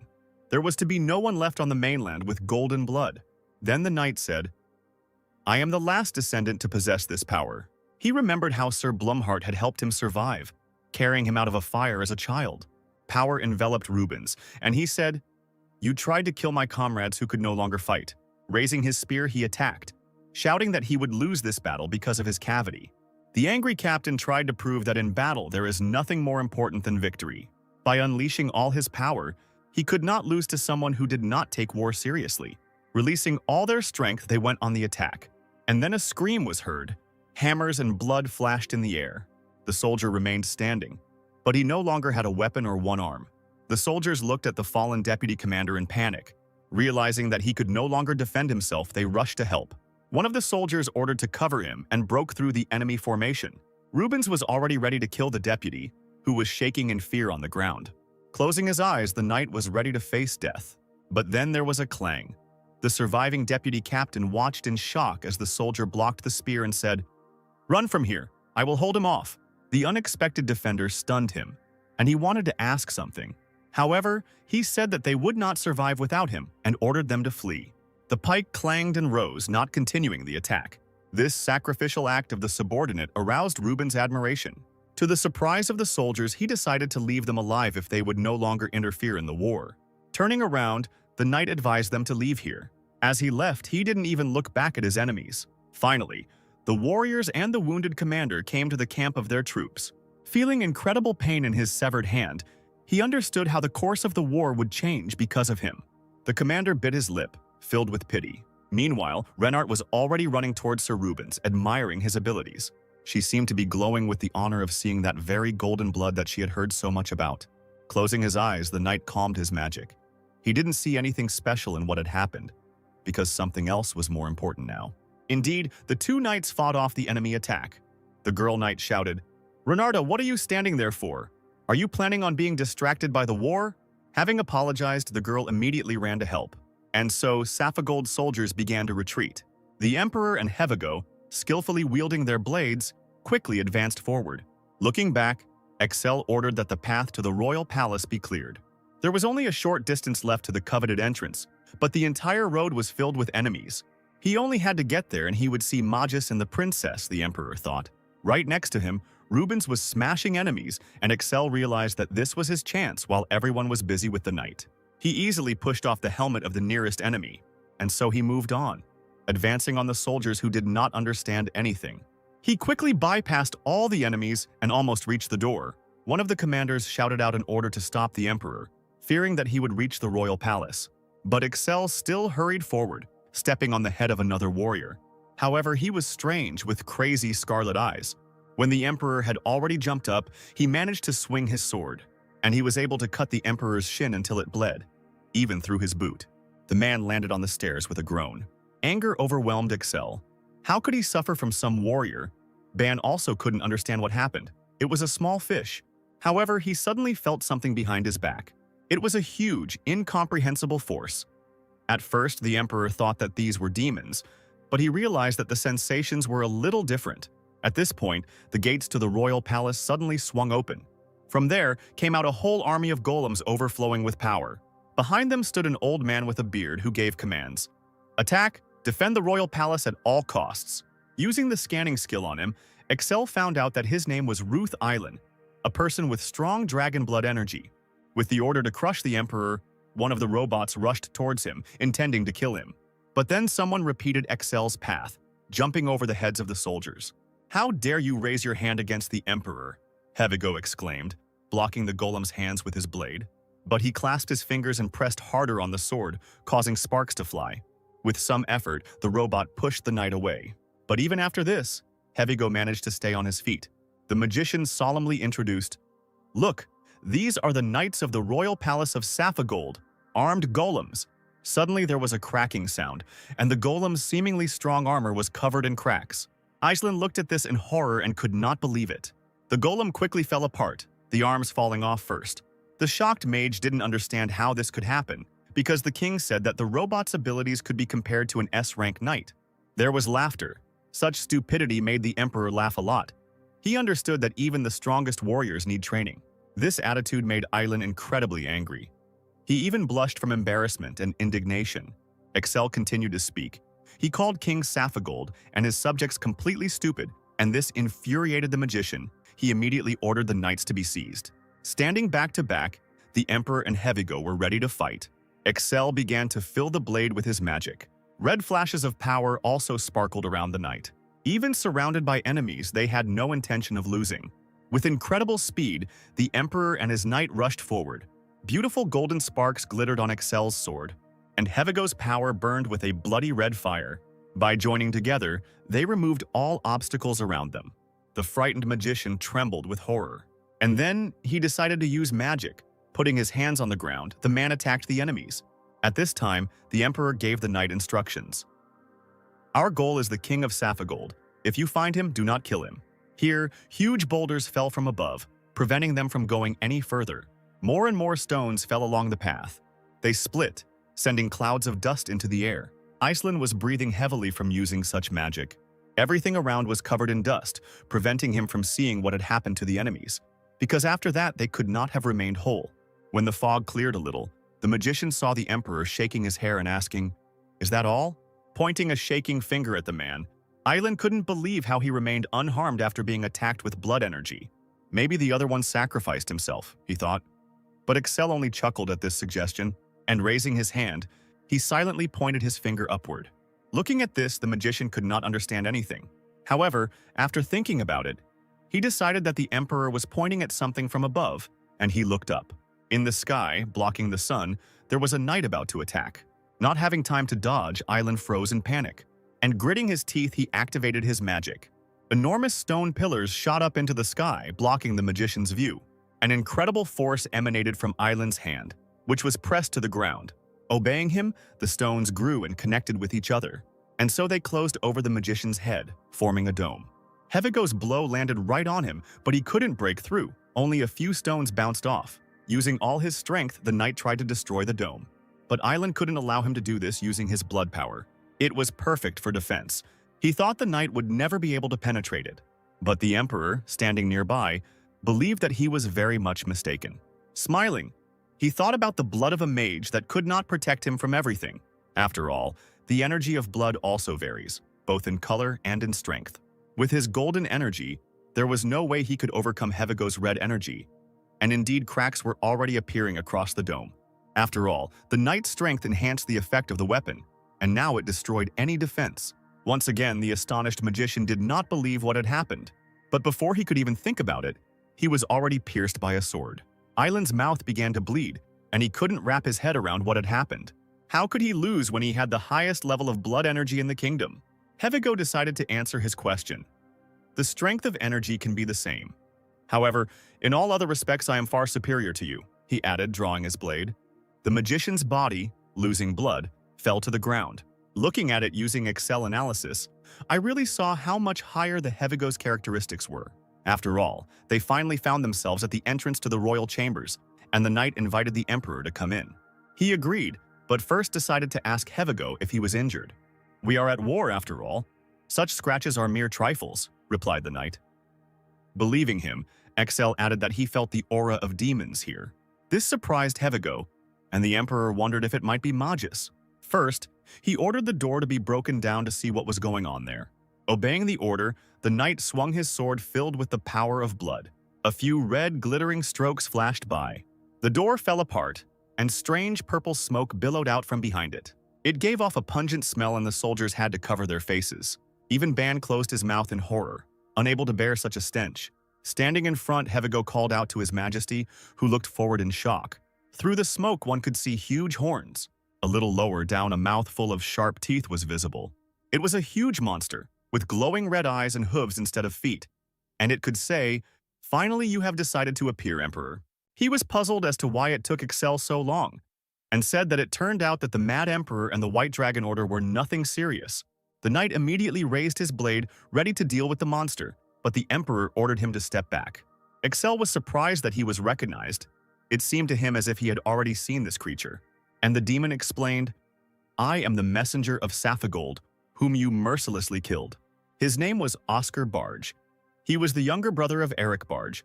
Hearing the name, Ban instantly remembered what he looked like, and was surprised that Barge had a brother. According to the plot, Barge, who hated people, took into his body a part of one of the 7 dukes of the devil's world. 40% of people died because of such contracts with demons. 50% lost their minds and turned into monsters. But Barge did not die and did not lose his mind. His strong hatred for people made him a real demon. Thus, the 5th demon Barge appeared. He was very cruel and took the lives of many people. After thinking it over, Ban came to the conclusion that it seemed like his brother had become a demon this time. In a panic, the man wondered if it was because of him that the plot of the book had changed again. With a grin, the demon said, "I didn't think you would recognize me. It seems like you were still a little tormented by your conscience for killing my brother." However, the Emperor responded by saying that he simply remembered the face of that creature that had become a demon. The enraged demon couldn't believe it, because his brother had never met demons. "It's a matter of time, he'll still switch to their side, just like you," answered Excel. Enraged by his brother's insult, the monster struck the ceiling with his paw, which instantly became covered in cracks. Pieces of the ceiling fell down, and the sky appeared from the hole, while the demon growled that he would certainly kill the Emperor. The power of analysis showed his abilities. Barge had enormous physical and magical strength, and the blood energy was also above normal. Realizing how dangerous this creature was and how different it was from the others, Hevigo stepped forward, ready to protect the Emperor. But the Emperor knew all this himself, and having drawn his sword, he was going to fight. The blade of light was enveloped in magic, reacting to the demon's power. Looking up, Excel felt something else. There was an aura of other demons there too, and the power of the demon hiding in the shadows was much greater. This made the Emperor frown in irritation. He couldn't figure out what else could be there. Barge immediately realized that the man was not looking at him, and in anger, he rushed forward, lowering his huge horns. Hevigo and Excel watched his movements in horror. The knight was ready to defend the Emperor at any cost, but he only shouted for Hevigo to take cover. Thanks to this, the knight was able to dodge the monster rushing forward, sweeping away everything in its path. The Emperor also barely managed to jump to the side. There was a loud bang as the demon punched a huge hole in the wall. Stones began to fall and the wall seemed to be swept away in an instant. Such power really scared Hevigo, because if it weren't for the Emperor, he would already be dead. Gritting his teeth, Ban understood that physical strength alone would not help him win. The monster would simply crush him. In the war between people and demons, even Kalsu was unable to defeat Barge, who had become a monster. Grabbing the wall, the grinning demon praised his running abilities. Jumping out of his hiding place, he shouted, "You won't escape this time." Excel summoned the silver energy of blood, realizing that without it, even predicting his movements would be difficult. And he was also haunted by this aura hidden in the shadows. Another blow from the monster interrupted his thoughts. After dodging, the Emperor said that he would take the demon upon himself and ordered Hevigo to find the owner of the other aura. In response, the knight tried to say something, but Barge interrupted him. He wasn't going to let him go that easily. Frightened, Hevigo raised his sword, trying to defend himself from the demon. But the Emperor did not let him take a single step, starting to talk about his brother. He also showed off too much and eventually died. "You will soon follow him," said Excel. Enraged, he turned to the Emperor, shutting him up. Shouting at him not to dare insult his brother, the monster attacked Excel. Blood splashed in all directions. The demon's horn entered deep into the Emperor's hand.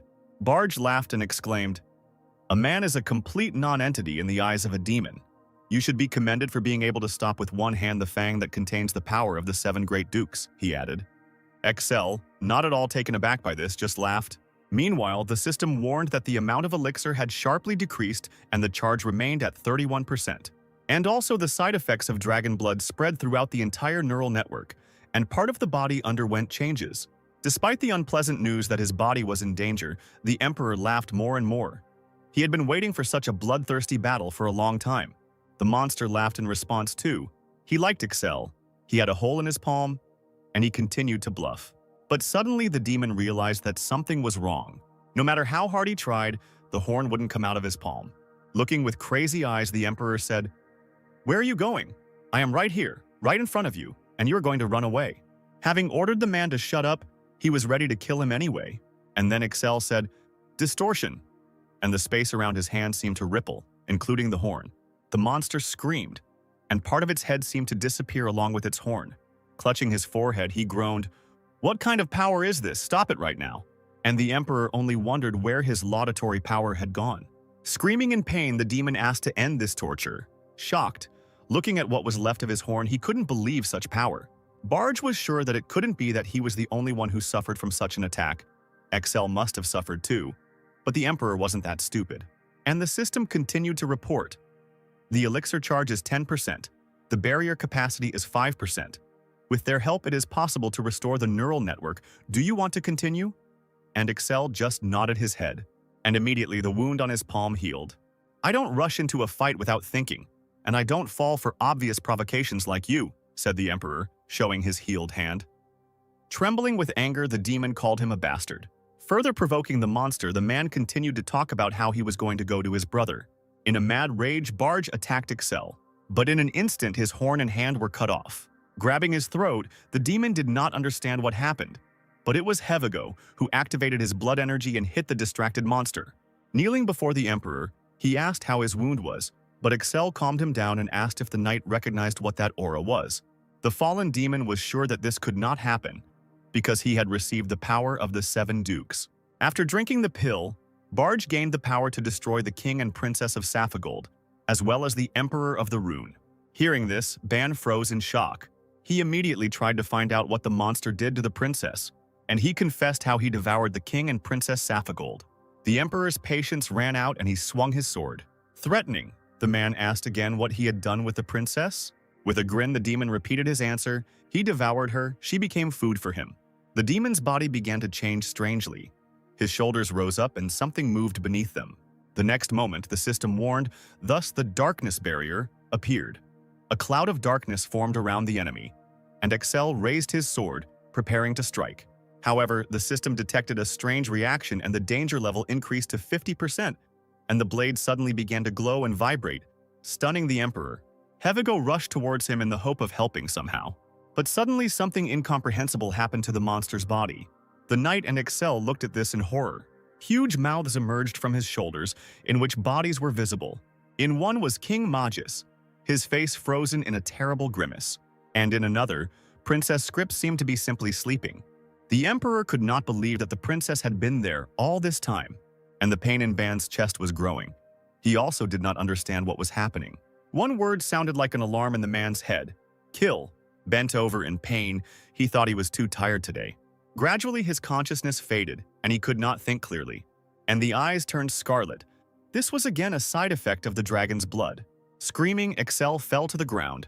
Hevigo just looked at him with confusion, and the demon rejoiced. Finally, you have run out of strength. It seems the rumors about your madness were true. By rushing into the attack, he intended to put an end to the Emperor's suffering. Trying to cover Excel, the knight shouted for him to move to the side. He fought off the attacks, but he couldn't predict from which side the monster would strike, and another blow missed Hevigo. His target was a weakened, defenseless Emperor. The knight screamed and tried to warn the Emperor, but the attack quickly overtook him. When the dust from the attack cleared, the system notified that the elixir was completely used up. Recharging was required. The side effects of the dragon's blood caused the body to overload, and it underwent changes. Excel's sword remained lying on the ground. He could no longer use it. The jubilant demon exclaimed, "In the end, you yourself suffered from the demonic power." "Well, I was the only one who saw this ridiculous spectacle. What a pity," he added, while Hevigo looked at the Emperor in horror. The monster felt that Excel's power still hadn't disappeared, and the knight looked at the Emperor in panic, also feeling his aura. The man's body changed. His hands and face became covered in scales, long claws grew, there were small horns on his head, and crazy eyes. A terrible bloody force enveloped the Emperor, and he bared his teeth angrily. It seemed like there was nothing human left in him.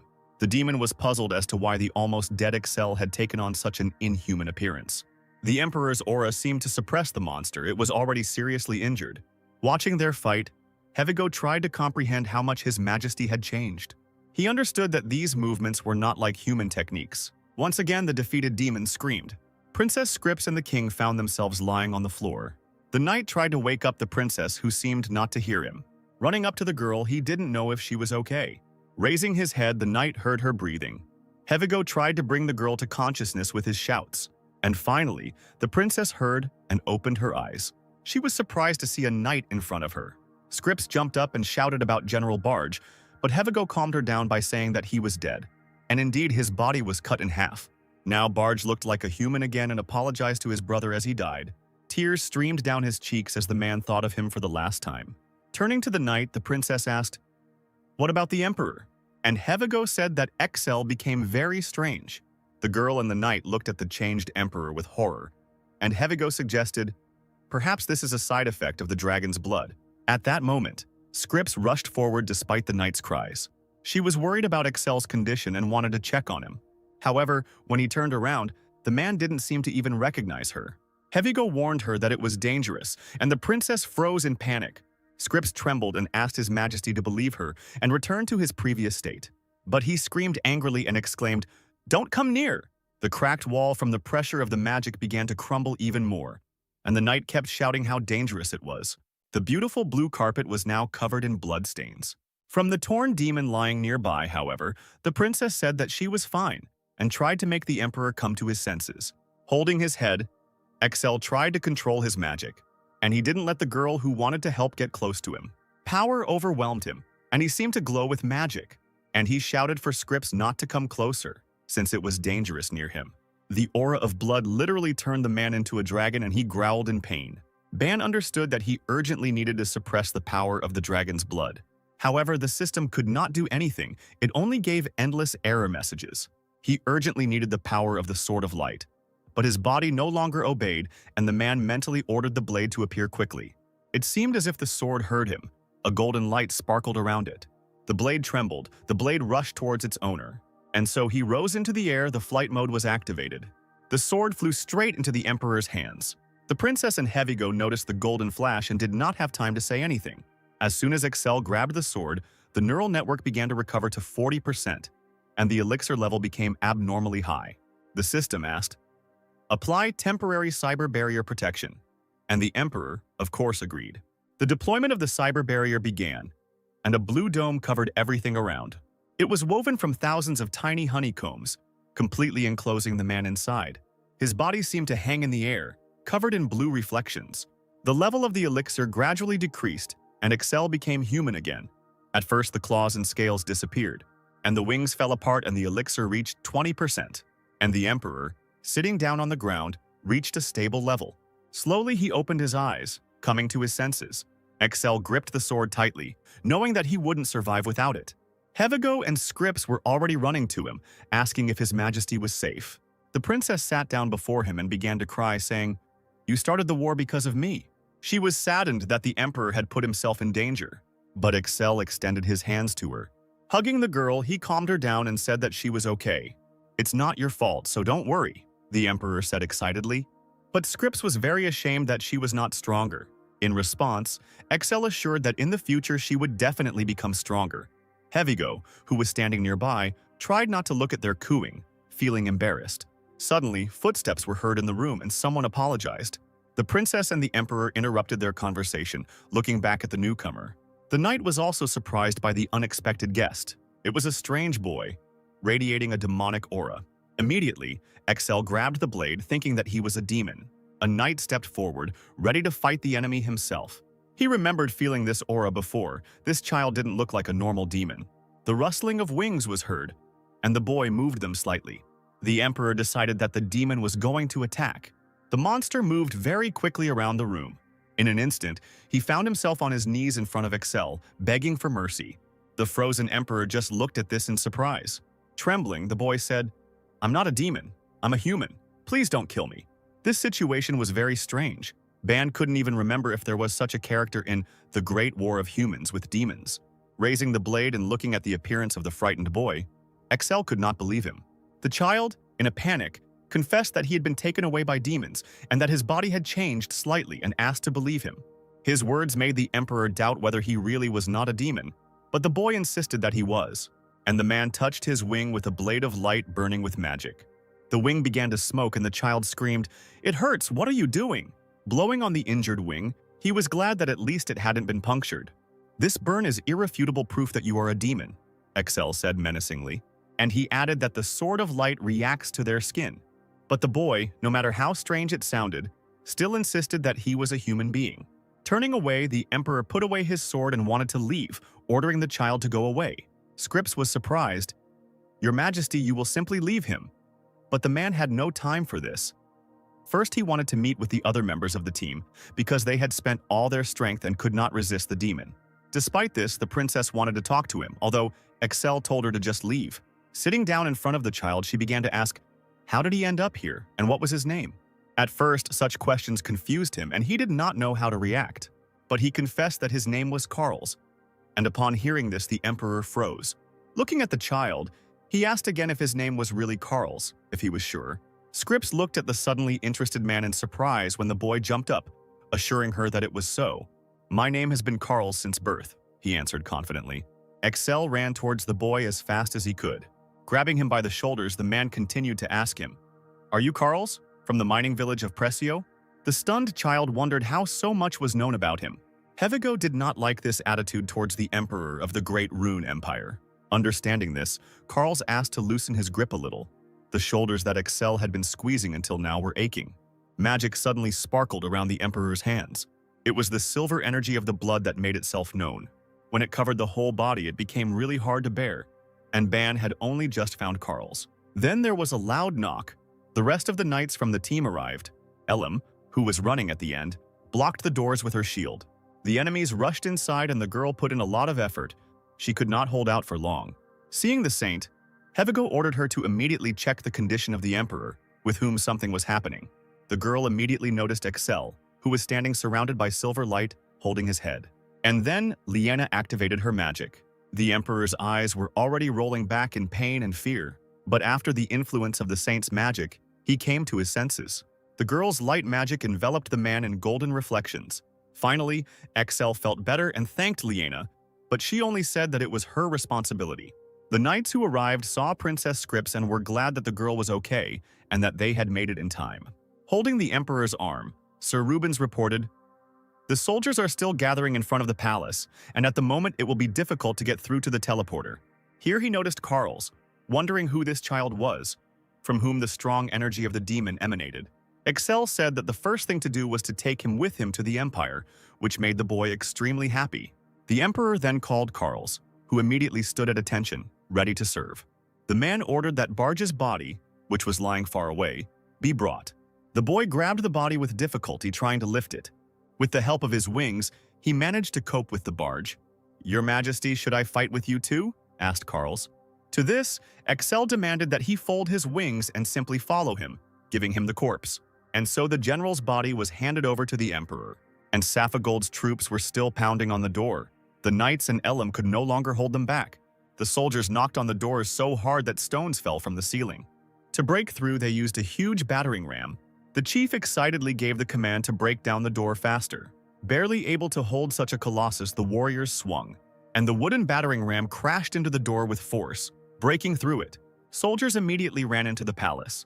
However, the captain's order to stop made them freeze. Someone was coming out from inside and they did not know what to do. A strange shadow appeared in the doorway. The warriors could not understand who it was. The man said, "You don't need to know this, just accept it," and raised something into the air. When the object hit the ground, the soldiers recoiled in horror, but Excel ordered to take a look. It was the dead body of Barge, and the emperor said that he met such an end because he deceived the king. The soldiers did not believe that General Barza was dead, and the captain felt a demonic aura emanating from him. Threatening with his sword, he shouted, "What have you done to him?" Completely calm, Excel didn't answer, he just looked at him. Suddenly, the king came out of the room with the support of his daughter, and the warriors immediately tried to find out what was going on. Magus replied, "Barge betrayed us by conspiring with the demons." And he told how the general tried to make the kingdom of Sapphire Gold a base for the demon army, and also to get rid of him and the princess. And at the end, the king added that all this was prevented by the emperor of the Great Rune Empire. The shocked soldiers froze, not understanding what to do next. Then Excel gave them 2 roads. Drawing his sword, he said, "First, you and your king are completely subordinate to me. The second is to die immediately by my hand," the emperor finished, waving his blade. Of course, the warriors were surprised to instantly recognize the Sword of Light, and remembered the rumors that had been circulating lately. The king was also shocked by these words. Should he really submit to the Rune Empire? The emperor did not back down from his words. Exactly, the kingdom of Saffold will become part of the empire. Of course he was going to grant autonomy. However, standing before Magus, Excel said that in the face of the war with the demons, all nations must unite. The frightened king listened to him in panic, and the emperor gave a choice whether everyone would survive, or they will die, he declared, scaring Magus to the point of trembling. He could barely utter a word after repeating after Excel. But bowing his head, the king decided that people's lives were more important. The emperor praised him for his wise choice and remembered that they had been in Saffold for a long time, and that if communication was not established, the Rune troops could attack. Pushing away his hand that was lying on his back, Magus understood everything. He immediately ordered an immediate end to all battles with the Rune Empire. The captain hastened to report to the others and arrest everyone connected with the barge. The Rune Knights could finally relax. Renart was worried about Rubens's injury, but he replied that it was nothing serious. Elam complained of pain all over her body, and Carls, who was walking next to her, suggested that she stretch. It was all over, and they were about to go home. Looking at this, Excel noted their good work with a smile, and, on his orders, they were ready to return to the Empire. The 2 knights walked arm in arm supporting each other. Lena sighed happily. Elam laughed, and Renart smiled and put her sword back in its sheath. All wounded, they were happy that the war was over. Even the most steadfast of them allowed themselves slight smiles, and Carls was infinitely pleased that he had finally gotten out of the demonic world. The lights were bright in the imperial dining room. At the head of the table sat Excel enjoying his food, and next to him stood a joyful Carl. Duran, who had taken up a position nearby, was a little upset because he had already prepared several backup plans for this war, but it seemed that it was all in vain. The emperor was stuffing his mouth full but still listened to his minister. The atmosphere at the table was strange. When 2 people were happy and eating, and one person sat irritably and could not swallow a bite. "And you look like Carl," he said to the boy. Excel confirmed that he was a human vampire, and upon hearing this, Carls even choked, trying to deny it. He shouted, "I'm just a man, I'm not a demon." The scream was so loud that Duran covered his ears. The emperor said with irritation, "Get up and spread your wings, then let's see if there is anyone who will believe you." Carl could only remain silent to this.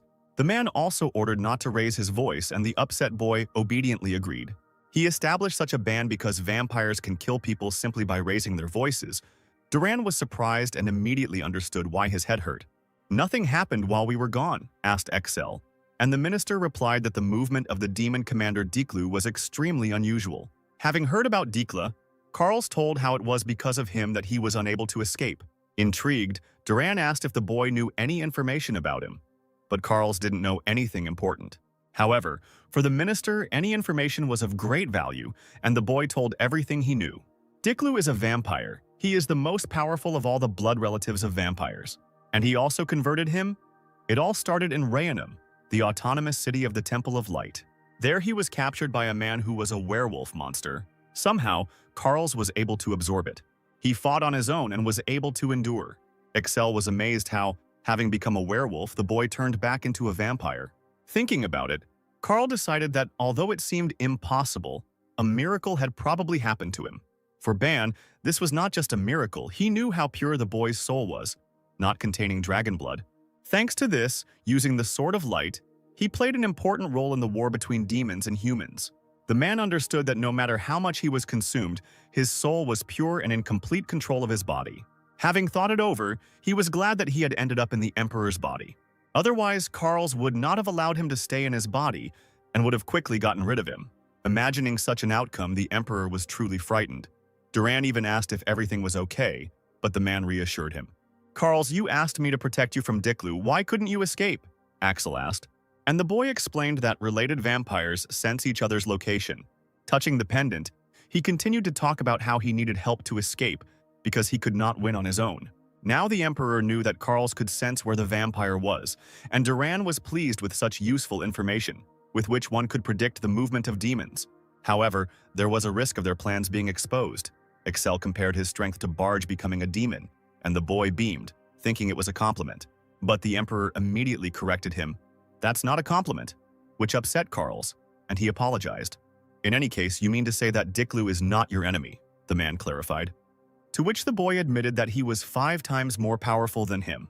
This really stunned Excel, but Carls was not upset at all, he was sure.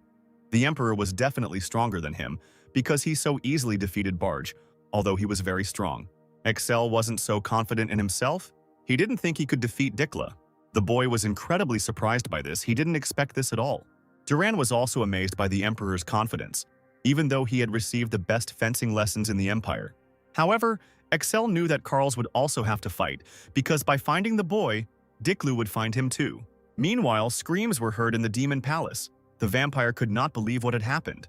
The subject tried to calm him down, but the commander, knocking down the torch in a fit of emotion, sat down next to him. The boy was related to him by blood and could not escape. The fire from the torch grew stronger, as the Emperor grew angry at such betrayal. Feeling an insane rage, the vampire threw the remains of the torch at the wall. The demon next to him spoke worriedly. "We haven't figured anything out yet. Maybe there was some confusion." But the angry Diklu immediately shut him up. He felt Carls in the Rune Empire. What other explanation could there be? Blood vampires had no right to disobey him, and such behavior caused the general's insane anger. But then a voice rang out across the room. "You are trying to justify your failure, Diklu. The ruler of the world will simply turn a blind eye to betrayal." This was said by a beautiful demoness with red hair. She saw Dikla like this for the first time, and he even attracted her. Turning around, the vampire called her Gremory, and the subject bowed respectfully to the queen of the succubi, who was upset by such a modest meeting. The demon began to justify himself by saying that they had not been informed, but the demoness pointed her finger at his lips, and he immediately fell silent. She didn't want to listen to his pathetic excuses, but Diklu asked her not to waste her energy and asked, "Nobody warned us. For what purpose did you come?" After letting the servant go, Gremory admitted that she simply decided to get some fresh air. But the vampire didn't believe her, and the queen said, "In the demon kingdom, strength comes first, but results decide everything." But Diklu didn't understand what she meant, and the demoness explained to the frightened Diklu, "A lord who fails is not trustworthy. The hierarchy of demons has long since failed." The coward hid in the temple to recreate the broken core. A dark fire lit up Gremory's palm, and he said that Diklu was no longer relevant. She still accepted him as the head, but from now on the forces of absorption are subordinate to the queen. The vampire had nothing to answer to this. "You won't succeed anyway. You're too narrow-minded. You shouldn't kill the strongest enemy, but immediately destroy humanity," the demoness said, approaching him. Diklu argued that the Rune Empire couldn't be ignored and would have to be fought anyway, but Gremory was going to put that off until later. And to the demon's attempts to prove the importance of victory over the Empire, she only replied that the most important thing is victory. But now Diklu is suffering defeat, and he will have to obey her. The vampire had no choice and did not argue, and he only agreed, which made the queen happy. Meanwhile, in the Rune Empire, several people gathered on the training field. It was the Emperor, Sir Duran and Prince Saffold Volter. They came to practice magic, and the young man wondered how such a place was built in the palace. Excel, who was also practicing here, asked the prince to show his magical power. A very nervous Volter was afraid of being disgraced in front of the greatest magician Duran. However, he only laughed and said not to worry about such things. The prince decided to start with two basic forms of fire magic. The first one was a fireball that appeared in his hand. He flew forward in search of his target, and then Volter cried out, "Flame!" The fireball immediately attacked the target. Duran immediately clapped his hands praising the prince's wonderful trick and skills.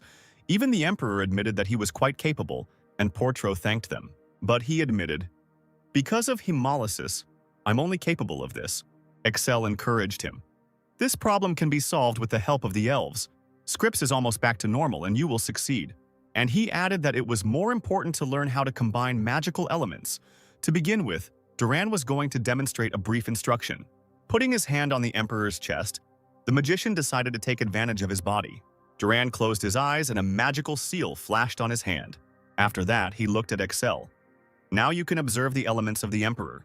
Around him were various shades of brown and orange, and Duran explained that His Majesty had 70% earth affinity and 30% fire affinity.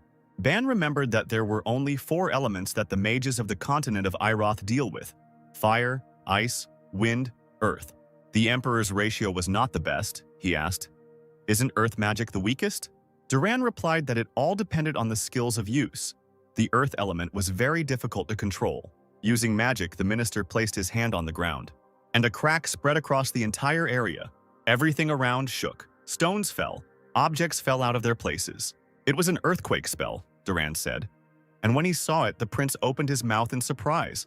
Then he connected 2 verses, control of stones, and, obeying the will of the magician, huge boulders flew into the air. The minister admitted, "If the prince and His Majesty can combine their skills, they will generate even greater power." And Excel, taking the talisman in his hands, will feel an increase in magical power and blood. It was unusual for Voltra that magic and blood could fight at the same time, but that was exactly the effect of the talisman. The emperor even wanted to give him the talisman, if he knew that it would be so, because he rarely uses magic in battle. "Anyway, Volter, after Duran's training, you'll be able to use more mana than you can now. Train properly," Excel said. With a bow, the young man thanked His Majesty with all his heart. He couldn't even believe in such concern, considering what had happened to Saffold. However, the emperor reassured him he was going to take the prince with him to the ruins of Rud. His powers will definitely play into Excel's hands. At the time when the Rune Empire and Saffold ended the war and formed an alliance, it became more difficult for demons to invade the lands of the empire, because they had to go around the Wailing Wall. So they tried to invade the west. After all, it would be easier for them to capture people than to break into the empire. But next to Jeskara, there was the island of Lauren, where the demons' enemies, the monsters, lived. The name of those monsters is wyverns. Their speed gives them incredible power. And when entering into battle, they attack as a whole pack. Even demons have a hard time surviving a fight with wyverns. Of course, the people living in Jaskar were also in danger. They fled, but they had hope, because in those lands lived a knight of the White Dragon of the Rune Empire, the owner of the ability of green blood. He acted as a protector for Jeskara. He has the ability to resist both demons and wyverns. It was thanks to her that the situation stabilized and the monsters could be driven away. He became an indispensable inhabitant for the villagers. The sun shone from a shining sky, reflecting on the ocean waves that washed the beach. From somewhere in the cave, Excel's voice was heard. "From now on, everyone behave quietly. Especially to you, Carls," he added. And the boy covered his mouth with his hands. Scripps and Volter, who were walking next to him, only looked at him in surprise. He whispered to the princess why His Majesty was so cruel to him, to which she advised him to understand him, because in this place there lived many wyverns with a keen sense of smell. At this time, the emperor was looking closely at the sky, and he ordered that he be immediately informed when a wyvern was discovered. The princess and the prince immediately agreed. Not hearing any confirmation from Carls, Excel turned around, asking for his answer. However, he was no longer nearby, although he had just been standing there. A boy's voice came from above. "Your Majesty, there is a wyvern here," he shouted, hanging from the ceiling of the cave. Carls pointed his finger at a monster with huge wings flying nearby, carrying the body of a demon in its paws. The Emperor immediately exclaimed, "Carls, come down, right now!" But the boy was too far away to hear him. The wyvern immediately spotted the strangers with its keen eye. Throwing the demon aside, she flapped her wings and flew after her prey. There was an angry roar, and the wyvern bared its huge fangs.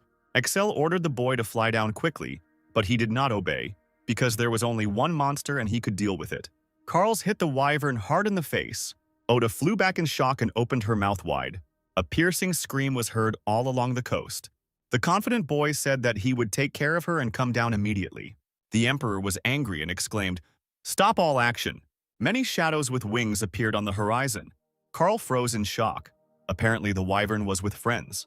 The terrible open mouth rushed after its target. The travelers fled, and irritated Excel scolded the boy. "I told you to be quiet." And he closed his eyes and apologized endlessly. Scripps and Volter used magic in an attempt to hold off the monsters. However, they covered themselves with their wings, creating an invisible shield. The wyvern's eyes glowed maliciously, and she didn't let anyone near her. The Emperor knew that such attacks would not defeat them. To begin with, they were going to hide in the forest. A cave was visible in the thicket, where the fugitives headed. Excel entered first, followed by the prince and princess. Having caught his breath, the man looked to see if everyone had arrived. And then he realized that someone was missing.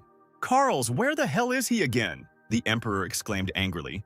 It turns out that he was grabbed by the wing, and the boy tried to get out, assuring that it would happen soon. He pounded on the clawed paw, screaming to be let go. And when Carls was finally free, he immediately flew into the cave. But then a magical light began to emanate from the wyverns, and the boy didn't even see it. Scripps tried to warn him of the danger. However, the bright light from the throats of the monsters had already struck Carls. But something strange happened. Huge roots started crawling along the walls.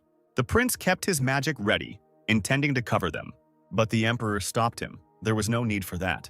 A man was hiding in the shadows. The divine guardian of the forest had appeared. It seemed like the magic would hit the boy right on target. But roots and vines were already crawling around him. The blow found its target. An explosion was heard. Leaves and wood fragments flew in all directions. But Carl still remained alive and looked around the area with surprise. He didn't know what it was, but it saved him. A long-haired man standing on a tree branch shouted, "It's dangerous here. Leave quickly before the others arrive." Indeed, the wyverns outside were trying their best to get into the wooden dome. The boy waved his hands, saying, "Wait, there's still a group of people with me." The man did not expect that the child was not alone. Looking around, he noticed the Emperor, and it shocked him. How did he end up here? Excel greeted Just and said he was looking for him. "I have received no information about your arrival," the keeper said. And with the help of a scan, the Emperor saw that his indicators were all S rank and greatly exceeded the norm. The wyverns in the sky continued to attack them with magic. Now the people had protection, but the power still penetrated, forcing them to cover their eyes.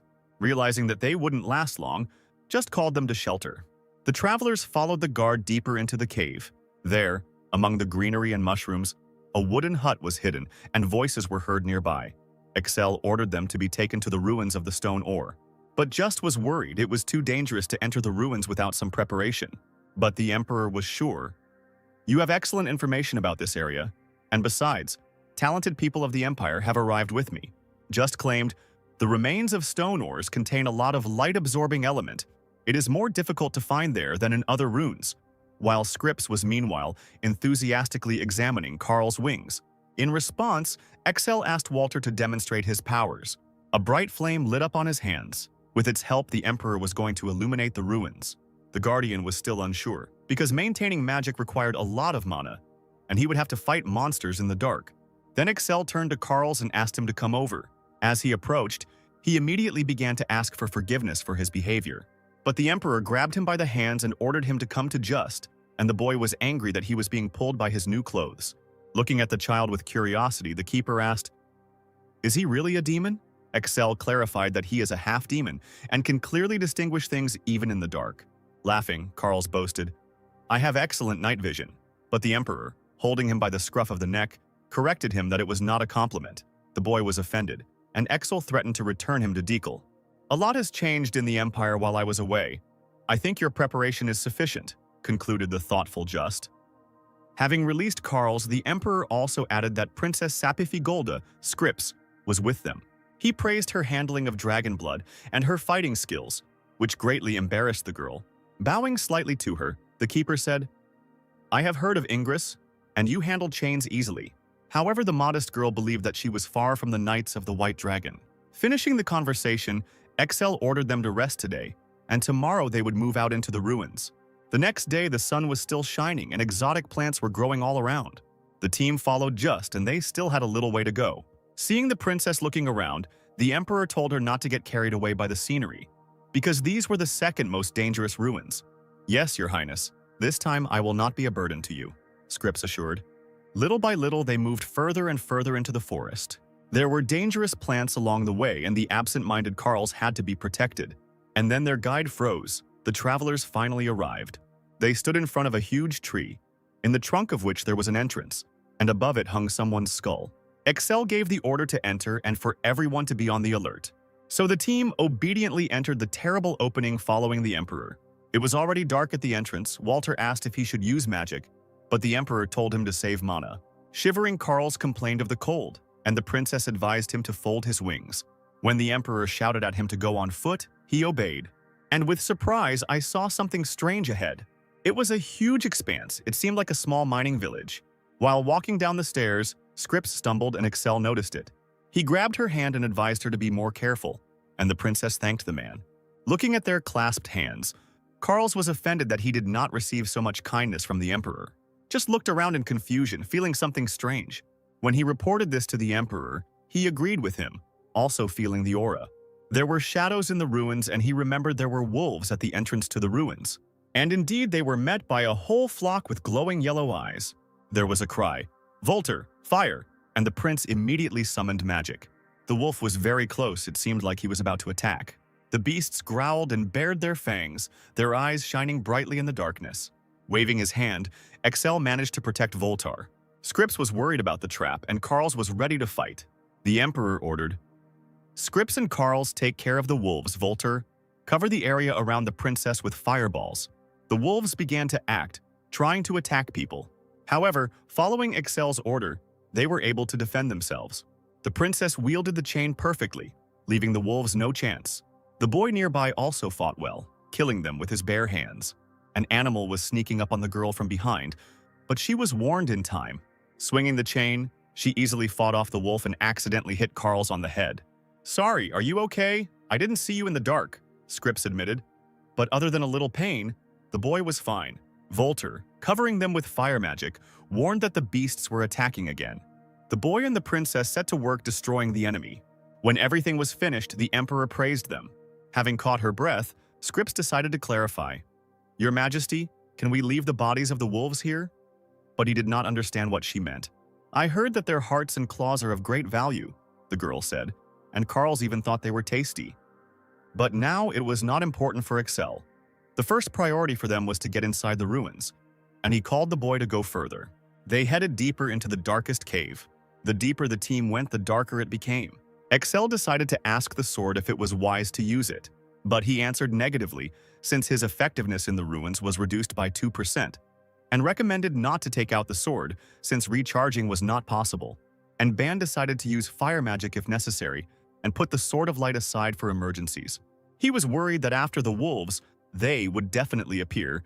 He needed to conserve his strength as much as possible. The Emperor sent Carlos ahead to guide them with his night vision, and I decided to look at his abilities, which were high, with the exception of Dragon Blood. Here the boy tensed, feeling something ahead. From the dark depths came terrible screams. On the Emperor's orders, Volter sent a fireball there. The fire hit the living creature but did not kill it.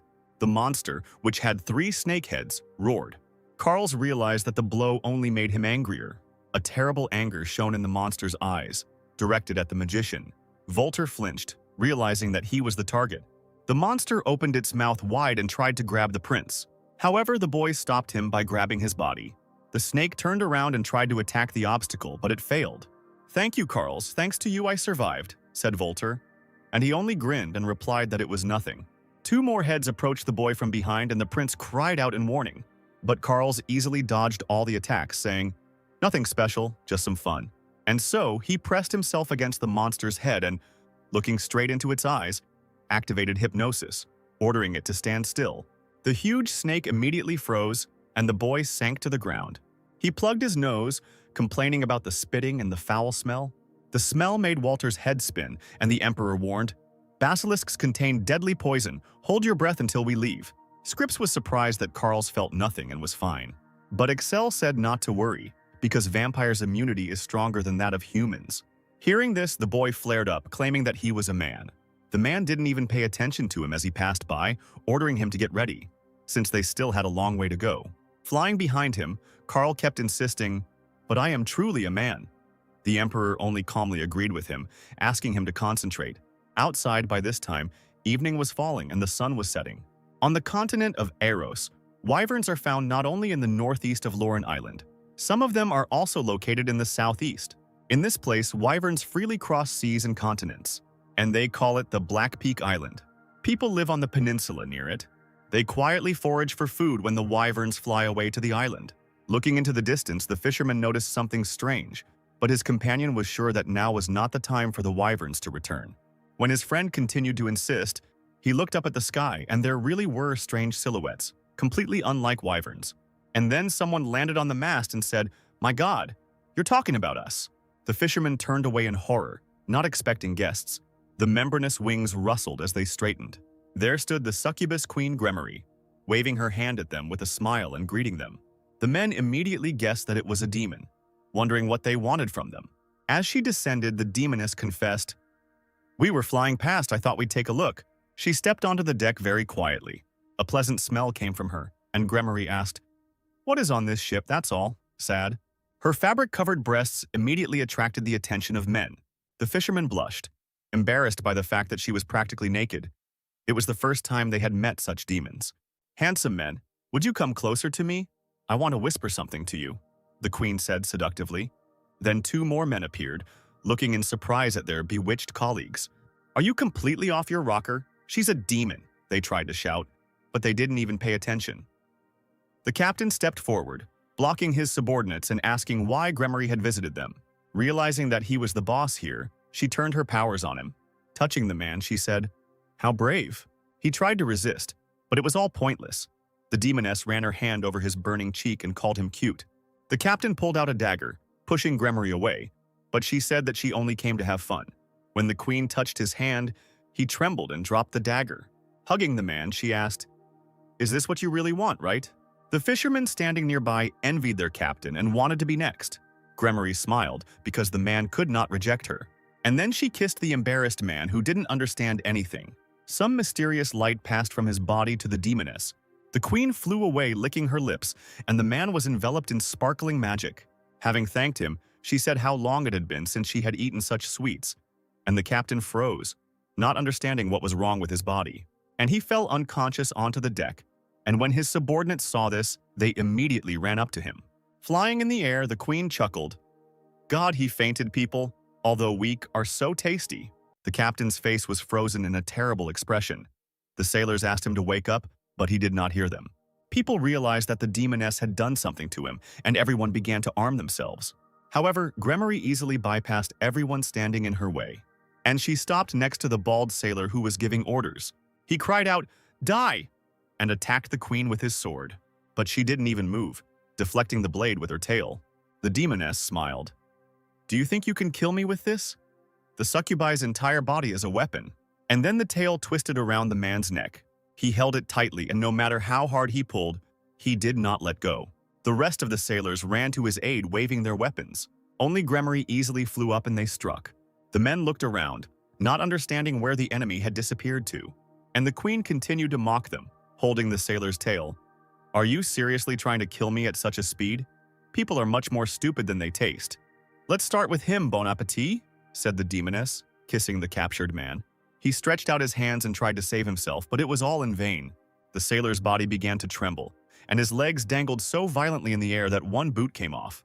One of the sailors turned around, trying to cheer everyone up. "Even if she's a demon, the 3 of us can handle it. Get ready." But his comrades were not so brave. The sword in the hands of one was shaking violently. A confident sailor approached him asking why he was silent, and he peered into the distance with horror, and no matter how much they begged him, he could not come to his senses. Raising a trembling hand, he pointed to the sky and said, "There, the demons." And indeed, the entire sky near Gremory was filled with winged demonesses similar to her. They completely surrounded the small ship, leaving the sailors no chance. Mad cries were heard over the sea and the water was stained with blood. And in the cave, everything was calm, and the silence was broken only by the sound of drops falling from the ceiling. Liquid mud squelched under people's feet, staining their boots. Even just found it hard to walk on it. Carl's wings were also covered in dirt and became too heavy. The rest of the team stopped and the Emperor called the boy. He waved his hands, claiming that he had done nothing this time. But Excel was not going to scold him. He asked him to put his ear to him. And when Carl's did this, he whispered something to him. The boy immediately began to deny it. "Alone? Never. I hate the dark." Then the Emperor asked just to come over and he immediately headed towards him. An angry Excel ordered that grapevines be wrapped around Carl's, which of course stunned the keeper. The boy shouted, "Your Highness, wait! Why are you doing this to me?" But it didn't affect the man. He became even more angry and ordered, just to speed up. The frightened magician had already begun to cast a spell. Vines were tightly wrapped around Carl's on all sides. Waving his free legs, he shouted that he understood everything and was going where he needed to go. However, the Emperor, holding the vine, was not going to let him go, since he said that he was afraid to go alone. And he pulled Carl's, who was tied with vines, towards himself. "Instead, take us all with you," added Excel. This caused the boy to panic as he didn't understand how to do it.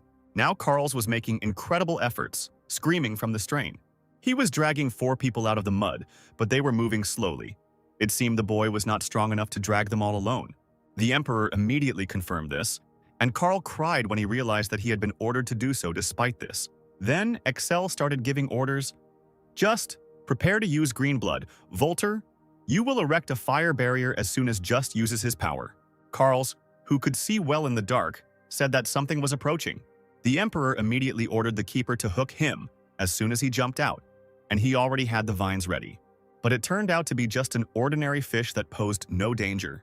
The travelers really didn't expect this and looked at the find in shock. Excel ordered the stunned Just to act, and he immediately summoned vines to hook the fish. And Volter also began to act and was already erecting a barrier. The fish were captured by the vines without any problem. A fiery semicircle of a barrier lit up around the people. Hanging from the ceiling, Carl screamed in shock and confusion. Now it was clear to see that the vines were filled with ordinary fish, and the Emperor said, "This is fatty food for the monster," and ordered the prince to set the area on fire. Volter obediently launched a fireball there. Surprisingly, the fire burned well, igniting the dirt. Touching the floor, the Emperor admitted that the mud had been set on fire by the oiled fish, which was why it was so necessary. Everyone immediately praised His Majesty's ability to foresee everything and began to help each other rise from the dried mud. And Excel added, "There is nothing in this world that I don't know." On the way, Scripps decided to talk to Carls and ask him something. "I heard that vampires are like dead. Then why do you eat and sweat?" the girl asked. To which the boy replied that vampires eat blood, for example. And when she asked about the meat, he admitted, "I got it from the werewolves." The princess still could not understand what race Carls considered himself to be, because he was a mixture of both living and non-living demons. But the boy shouted in response, "I am not a demon, I am a human." Taking his hands, Scripps began to calm the upset boy. "I'm sorry, I didn't mean to offend you, I was just trying to understand you better." And Carl said that Diklu also saw someone like him for the first time. Werewolves can turn into anyone they eat, so he's a werewolf turned vampire, a transaction that allows him to mimic a living creature. Still holding the boy's hand, the princess apologized for the awkward question, but Carls admitted that he had simply lost his temper and there was no room for secrets between them. Watching their confidential conversation, Volter smiled. The Emperor was already prepared. He was going to take Volter and Jast with him to the very bottom floor. He also added, "When the mission is over, you will return here and all together exit the ruins. I will get out alone, through the teleport gate below." Everyone understood Excel's instructions and wished him good luck. There was a full-scale battle in the cave, and explosions were heard. Using magic and a sword, the Emperor easily destroyed the golems. They exploded with a loud sound, shattering into pieces. Nearby, Just was wielding vines and also smashing stone monsters into pieces. The Emperor advised hitting the heads as hard as possible so that they would fly further. Volter, standing nearby, caught each head of the broken golem, and then he took out the glowing core from the cracked shell. When Excel asked how many pieces had already been processed, he replied that about 40. Covering the Emperor's back, just decided to find out why they needed the golem's eyes, but he replied that everything would be clear when they were at the very bottom. After the destruction of another golem, everything became quiet. Excel looked at the piles of stones lying around and realized that they were all collected. Rejoicing at this, they moved into the next room. There, a gigantic dark space appeared before them, and suddenly, from somewhere, a golem appeared that was different from everyone else. The Emperor asked, "Are you the keeper of this place?" And he replied, "Welcome, descendant." Then, Excel ordered Justin Voltra to stay outside the door. He himself was going to meet the golem. The creature introduced itself as the guide and guardian of this place, set 09 to 17, also known as the Knight of the Dark Light. He was here as a guide to help the descendants, and the Emperor decided to clarify. "What does the phrase, 'I'm glad you arrived before my expiration date' mean?" Then the golem said that there was a deposit of stone ore in the lower layer, and that in order to get to the last room, they would have to break through huge puddles of slime. There was only one way to do it, a magic charging stone connected to the entire lower floor. But the Emperor, saying, "Enough of this talk," drew his sword and attacked the guide. He thrust the blade into his chest with all his might. "In any case, I will have to fight you," Excel asked. But the golem did not answer, but only attacked in response. But the Emperor managed to dodge by leaning back. Although it was difficult, he even praised the gatekeeper for such a blow. At this time, a fireball was already flaring up on the man's sword. He threw it straight at the golem and there was a loud explosion. Everything around was covered in smoke and Excel could not see the enemy. Having landed, he was unable to stay on his feet, helping himself with his hand. And then a strange explosion occurred, painting everything around with purple light. A long tentacle extended from there, trying to reach the man, but he managed to avoid the attack at the last moment. The golem's appearance changed. Several swords were spinning around its body like blades. This method of attack struck the Emperor, but then the system connected with explanations. One of the standard equipment of the senior keeper is a black sword. Its blade absorbs light, increasing its power. The power of the weapon increases in a bright place. As he spun, he advanced on Excel, who was unable to resist him. Bana began to panic, because the waves of compressed blood had not worked anyway, and he did not know what to do now. While the keeper was attacking, one could notice that something seemed to sparkle below his feet. Of course, the Emperor immediately noticed the weak spot, and so the golem went on another attack. There was a bang, and dust flew in all directions. The sword flew at the keeper, hitting the blades and causing sparks. Excel was sure that he would not be able to recover from such a blow. The blade found its target, entering the center of the machine's chest. Immediately, it sparked and all of the golem's limbs fell off. The body also separated from the legs and he flew to the ground. The keeper fell with a crash and froze forever. The Emperor sighed heavily and was glad that he was able to stop him, when suddenly the golem decided to say his last words. "Excellent work, descendant. This is where my duty ends. Your attack was successful, but reckless. If I had not fulfilled my duty as a guardian, you would never have passed further," he added. However, Excel was confident in himself because he knew the method in advance, for which he took a magician with him and collected mana stones. And then Volter and Just entered the room, realizing that everything was over. Hearing such confident words from the Emperor, the keeper immediately gave the key. Squatting down, Excel took the red ball and asked, "This time the keyhole is on the ceiling again." Upon hearing this question, the golem realized that he had already been to the ruins of the White Stone, and he began to talk about the elixir that the ancients left here. They called it Blood Booster. Somewhere, there is a hidden entrance that leads to it. At this point, the keeper's hints ended and he stuttered and went out. Looking at the golem, the Emperor wondered how it had remained alive even after the wave of compressed blood. Apparently, in ancient times, such robots were used by warriors.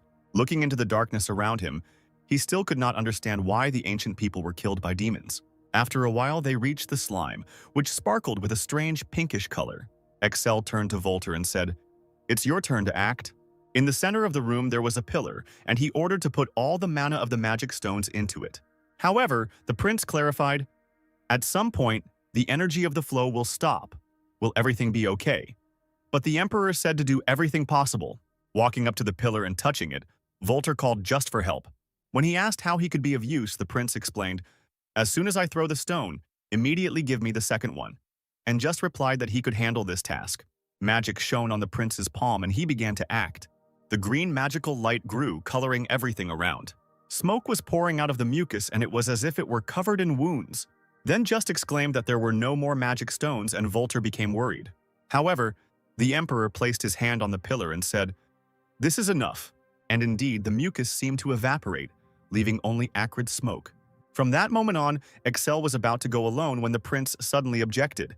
But the emperor threatened to lock them here for the rest of their lives, and the men fearfully wished him luck. So the emperor entered a spacious hall where a bottle with a red liquid stood on a dais. The room was wider than in other ruins, and was striking in its beauty. Excel walked forward without hurrying, and only the sound of his steps could be heard around him. And so he finally reached his cherished goal and froze. The main system responsible for this laboratory immediately woke up and greeted him, immediately recognizing the owner of the elixir and talisman. Then the emperor asked what was on the table. "This is a blood booster, an elixir containing the essence of ancient technologies," the system replied. But Excel didn't need that. He was concerned about the amount of liquid, and the system admitted, "This is determined primarily by the complexity of the ruins. The more complex, the rarer the relic, thus the rarity of the blood amplifier is higher than that of the talisman." Then the emperor asked what the effect would be, and the system said that it increases the power of the blood. Excel took the vessel and concluded, "Then hemolysis will also increase," and the system agreed with this. However, the man still didn't understand if the increase in hemolysis wasn't a side effect. The system reassured him, saying that it was an optional function and he could only increase the powers of the skills he wanted. Seeing no more reasons to retreat, the emperor began to drink the elixir. The system immediately added, "You can only develop one force at a time, either hemolysis or blood." But Excel didn't intend to use the dragon blood enhancement. He drank all the liquid and wiped his mouth. The effect lasts for about 3 hours. "After completing the instructions, I will proceed to disappear," the system said. And finally, the emperor decided to ask her if she knew anything about the ancients. And surprisingly, the voice replied, "The essence of the demon's power is passionate desire. No human can resist their desires. If you get rid of them, you can no longer be called a human." Hearing this, the man thought that she was talking nonsense. But there was silence all around. Apparently, the system had already disappeared. Excel thought about her words. It is impossible to get what you want, and you also cannot get rid of your desires. He was troubled by the connection between ancients and desires. Approaching the next door, the emperor inserted the key he received from the golem into the hole. A large, empty hall with columns opened up, and there was silence in it. Touching the walls, Excel realized that they looked like smooth glass or plastic, and then it was as if he touched something with his palm. Glowing yellow circles appeared on the ceiling. The light from them hit straight onto the floor, but the man did not move because he did not feel any danger at all. Just as he was looking at him with curiosity, wondering what other tricks they had shown him, out of nowhere a voice was heard again. "We meet again, descendant. Your reaction is different and your mental abilities are similar to those of the ancients. Let's start with the basics." And she also told me to ask if I didn't understand something, and the emperor even thought this was cute. "You just saw the Wrath of God. It is a weapon system that carries out orbital bombardment by sending signals to satellites orbiting the planet," the system told the bewildered Excel. Then she began to explain in more detail about the ancients and the special golem. But the man immediately stopped her because in general everything was clear to him. But the satellite weapons surprised him. To this, the system responded that these were not just a couple of satellites and some of them could still be active. This did not surprise the emperor. After all, the guardians were also alive after so many years, and the system asked if he wanted to master this power. Of course, Excel wanted to. His answer was accepted, and they said, "Engraving will begin in 30 seconds and will be transmitted to the ground shortly." The emperor didn't expect it to take much longer this time, but the system explained that it was because there was a need to scan the brain, and one deviation, and it would be burned. It sounded really threatening, and the man was worried that it would hurt even more than last time. The system did not hide. "It will certainly be several times more painful. It is recommended to put something in your mouth so as not to bite your tongue." But for the emperor, such things were unsightly. And then suddenly a sharp pain pierced his head. He fell to the floor trying to understand what was happening. Excel felt like everything was being sucked into one point. He did not yet know that soon the sensation of pain would be increased hundreds of times. It came flooding back at once, taking over his entire brain. The emperor's mad cry echoed throughout the dungeon. Meanwhile, in some palace, one king was in trouble. He received news that the south of the Talos Peninsula had already been destroyed. The subject bowed and reported, The power of the squid alone can drive out the demon army, be it the Lucian kingdom, but you need to send a request to the neighboring countries. However, the emperor did not want to bow his head before others. In a rage, he exclaimed, "Okay, let me put my pride aside. I will agree even for a large sum of money, and at least I will transfer the right to manage the income. But do you really think that they will help us?" The shocked advisor looked at His Highness with incomprehension, and the king explained that be it any kingdom, they are all just as weak. It must be the kingdom of Chanta, or the Hunters Guild. The northwestern kingdom of Chanta boasts a strong military force that blocks the northern barbarians, and the Hunters Guild has many years of experience defending the ruins. Reflecting on this, the subordinate came to the conclusion that both of these groups were, of course, excellent, but not ideal, and he explained to the king, "Chanta is located far away. Even if they agree to help will take a long time to arrive.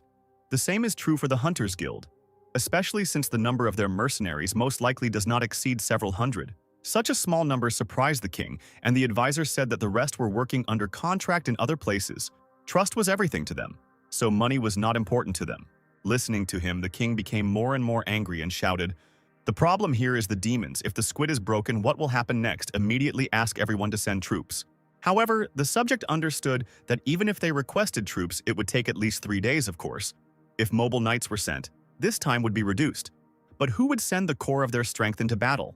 Suddenly, His Highness stopped the advisor's thoughts by remembering the Rune Empire. But the subject did not appreciate the king's idea, because it is the farthest country from them, and besides, they interact with it little. The king understood all this, but he heard that the Rune Empire had recently done something incredible. The advisor immediately understood what he was talking about. They invaded the royal palace of Saffold, which almost succumbed to the devil's trick, but the Rune Empire saved them. The king was delighted. This was what was needed. Since Emperor Exceltrion did such an outrageous act to protect humanity from the demons, wouldn't they send their famous White Dragon Knights to protect them? This made the subject think, even though they couldn't know for sure. The king immediately ordered to send an envoy to the Rune Empire using all available gates for movement. The advisor was not sure whether it was possible to ask for help from them. Then the emperor said to promise them a monetary reward, the treasures that they had collected over the years, and also an expansion of trade, of what they exported. They have the best selenium production on the continent, and he ordered it to be purchased in bulk. In response, the subordinate bowed his head and said, "Yes, Your Majesty, the exact data will be available after consultation with the Minister of Internal Affairs."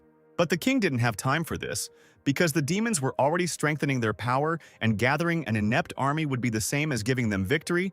The demons have an unrealistically crazy army. Therefore, the ruler said, only the mad emperor could save them. And at this time, he was just opening his eyes. Axel came to with a groan. Scripps was standing next to him, who immediately brought him up to speed. "Everyone is worried. You haven't woken up for 3 days." When the man stood up, she added, "We brought you here thanks to the help of the Hunters Guild. How are you feeling?" The emperor replied that he would live. Near the bed, the emperor noticed a sword of light and was surprised. "Who got it?" "Only I can do it." And the princess said that it was the saint who came to him who did it. Excel didn't expect Liana to come here, and Scripps added, "The royal chancellor is with her too." The arrival of Beos had already truly puzzled the man. He thought that something was wrong. Turning around, the girl was about to call the chancellor, who had come 2 days ago and wanted to convey a message. Little by little, the emperor got out of bed, lowering his feet to the floor. He took the sword of light in his hands. It immediately responded to the touch by shining and speaking. "You were unconscious for 70 hours. A large amount of elixir was consumed to treat the effects of brain imprinting. In the process, some of the neural networks were further expanded, possibly demon hunter expansions. Of course, Excel wanted to expand the ability. He asked how much power it would allow him to use, and the sword replied, expected synchronization 78.4%. And he also added that when the value reaches 75%, the alpha mode will become available. The emperor immediately became interested in this ability, but the sword did not have time to tell. Beos knocked on the room. Putting the blade back into its sheath, he ordered the synchronization to begin, and he, of course, accepted it. Having dealt with all the matters, the man ordered the chancellor to enter. Beos entered and reported urgent news. Excel wondered why he couldn't send it by letter, but came in person. And the chancellor said that he received a letter from the kingdom of Kalmar asking for reinforcements. It spoke of an army of demons consisting of succubi and incubi that occupied most of the Talos Peninsula. He also recalled the book Study of the Demon World, in which such entities are classified as sucking demons, replenishing energy from the civilian population. Succubi are quite a powerful opponent, the Emperor replied, and Ban thought that demons that weren't in the original were starting to appear, and areas that weren't involved in the battles. The plot was developing in a completely different direction. This made it difficult for him to predict events, and he even thought that it was to destroy his personality. Suddenly, the system reported that synchronization was complete, which frightened Ban, who was thinking about important things. Meanwhile, Bejos added, "The letter also praises your contribution to the kingdom of Saffold." Excel decided that they wanted the White Dragon Knights to be sent to them, and the Chancellor asked what they should do, whether to send knights, making the Emperor think. In the end, the Emperor decided, "Judging by the appearance of the enemy, this is a diversionary maneuver by Declu. It will be better to keep the knights nearby." Beos completely agreed with him.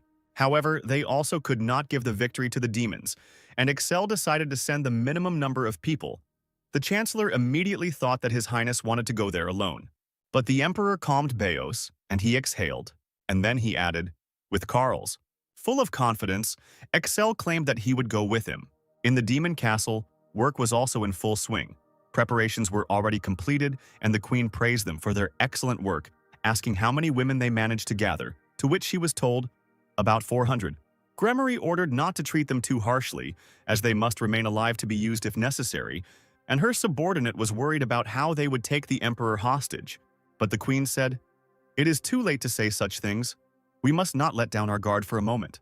She also reminded them of the Emperor's silver blood, because they instinctively wanted to kill him. Suddenly, Gremory noticed something strange. "Is there another one here?" she wondered, seeing a silver shadow. Indeed, this is an interesting man, the Queen thought, and ordered to get ready. Everything was prepared for the Emperor, and Gremory wanted her children to have fun and feel the taste of victory. And before arriving at the fortress, Excel and the others were thinking about a plan, just was worried and shouted for everyone to be careful. He was irritated and did not understand why they were going in fours if they had knights with them. But then Carls intervened, claiming, "In my opinion, they are no help. They are too primitive." They continued to talk. It seemed like a fight with the Knights of Kalmar was even planned, and Carls volunteered to be the judge, the Emperor, and Renart simply listened to them in shock. But soon they got tired of it, and Excel exclaimed, interrupting them, "Enough! This is the end of the favor. Wait here." He claimed that the knights would be useful here, and they stayed to guard the territory and wished him luck. Jast was still indignant about how knights could be afraid of all sorts of entities and why they were in shining armor if they were attacked at night. But the Emperor advised him to be careful with his words since they were on their territory. Ban recalled Beos, who was very worried and grumbling, so he had to take 2 more people. And Renart, using her magic, surveyed the situation in the area and reported, "There is nothing special between us and the fortress, but there is a huge force felt at the front. We are far away. I can't say for sure." Then Excel asked if there were any civilians there, and the girl replied that even if there were, they were just fugitives or hostages. A shudder ran through her body when she realized how terrible the enemies were and how powerful they were, and just asked, "Are they very resilient, or is it the blood?" The Emperor told him, "Altogether, demons deal with the dark energy of blood." The Forester was surprised because there is almost no such energy in peaceful people. How do they manage to suck it out? These words angered Renard because she considered it terrible and did not even want to talk. But the frivolous Just, whistling, admitted that he would like to see how she charmed people. The girl shouted at him and suddenly Excel stamped his foot, saying, "It seems like you both have completely forgotten. We're actually in enemy territory," he said menacingly, and the 2 men immediately began to apologize. The sun was setting over the demon's castle, and the Emperor was telling his plan. At the moment, their main power is concentrated in the fortress, a perfect opportunity to charge the divine wrath. Surprised, Just recalled how Excel had spoken about this. It was difficult to imagine how such power was used, and the Emperor said that he would soon see for himself, and he continued to explain the plan. After the anger subsides, Just in the west, Renard in the east, destroy all enemies. If you don't meet anyone, return. When everyone understood their tasks, they went to their positions. An excited Carls was flying nearby and couldn't wait to get down to business. The boy was ordered to attack from the south, but besides killing demons, there was also a special task. The succubi and incubi had a special feature. They could fly, and when escaping, Carls was the only one who could reach them in the sky. And Excel ordered to kill everyone who runs away through the sky, no matter from which side. Such a large amount of work made the boy sad, but the Emperor added, "At first I wanted to take only you because I thought that you were strong enough and could handle this mission." Axel's confidence in him encouraged Carl's. "That's right, as expected. You know me so well," he exclaimed. The Emperor said to kill at least one enemy, and the boy raised his hands and was ready to fight. Beaming with joy, he flew up into the sky, shouting, "Trust me, Your Highness," and the man looked after him. Carl's confident attitude gave Ban a lot of strength because now it was up to him. He was about to activate the power when suddenly the system said, "Before using God's wrath, I will tell you the characteristics of the satellite and the safety measures." All his good mood immediately evaporated. He didn't think that the satellites would have different characteristics. The system immediately explained, "God's wrath is the collective name of a complex combat system that is controlled by 60 satellites from orbit. Combat satellites are divided into 3 types, A, B, C. The laser system provided to you is of type A, and is very different from the ones you saw in the ruins area." Ban had a weak imagination and thought it was just an explosion in the sky, so he didn't understand the difference between the types. The system then explained, "Optical weapons are invisible to the naked eye and their power is weak compared to other types." The words about weak power stunned the man. He was overcome with panic. Why did the system say this when they had already arrived here? Just was almost there, ready to carry out the task. Renard also moved quickly towards her zone, and the inspired Carls was confident of his victory. From the very beginning, this operation had hope only thanks to the ability of God's wrath. Banu urgently needed a force capable of blowing up a fortress with one shot. The system asked, "Will you need it right now?" And of course, the man agreed. Then several screens appeared in front of him and the system pointed to one. It recommended Type C, which can explode magic stones and is convenient for research. It sounded like the system was trying to sell something.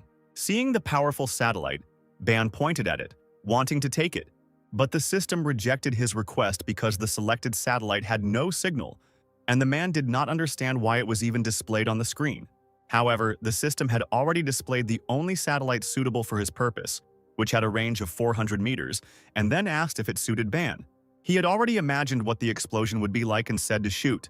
The system accepted the request and started shooting. There was silence over the demon fortress and in the surrounding area. Excel sighed, asking, "You definitely shot, it was somehow quiet." The system responded, "The launch was from satellite orbit, so it will take about 15 minutes. This upset Ban. He didn't think the satellite bombardment was that weak. But the Emperor remembered the prisoners in the fortress. He didn't want them to be blown up. Suddenly, there was a clatter of feet and a strong gust of wind that almost blew Excel off his feet. He looked forward in shock. The sounds were coming from the direction of the demon castle. From there, many women prisoners fled in worn-out clothes. As they ran past the Emperor, he heard their frightened cries. "Please save us, get off the road, they will kill us if we don't run away." The man wondered with curiosity why they seemed to be being driven there on purpose. He didn't even notice how the fire was blazing in the sky. The pillar of flame was aimed right at him, but Excel managed to block the blow with his sword. He was amazed that they had released so many prisoners for the sake of surprise. Fire blazed all around, and the last captives fled.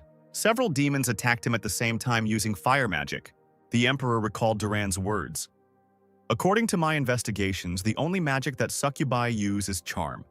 But to do this, they need to descend to the ground, to be close to the target. At this point, they can be easily defeated, especially since close combat is Excel's strong point," the minister said. Looking at the active fire magic now, the Emperor understood that this would not be easy at all. Another pillar of fire hit the ground with a roar. The forest around was ablaze, and the crackling of burning branches could be heard. On Excel's order, the system increased the protective barrier and it covered one of the captives. The system informed that the current damage level was 51%. Finding herself under protection, the girl was happy and wanted to thank the Emperor. But he was irritated and turned around and blurted out, "You're in the way, get out of here already." And the frightened captive began to apologize. And she immediately ran away. Now all the peaceful ones have definitely left, the man realized. A voice came from somewhere above. "God, please be so kind. I prepared the surprise so carefully and you have no reaction."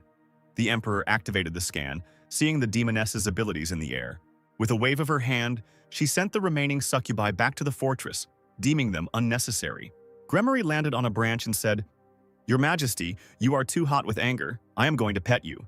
But the Emperor did not let her finish speaking, attacking immediately.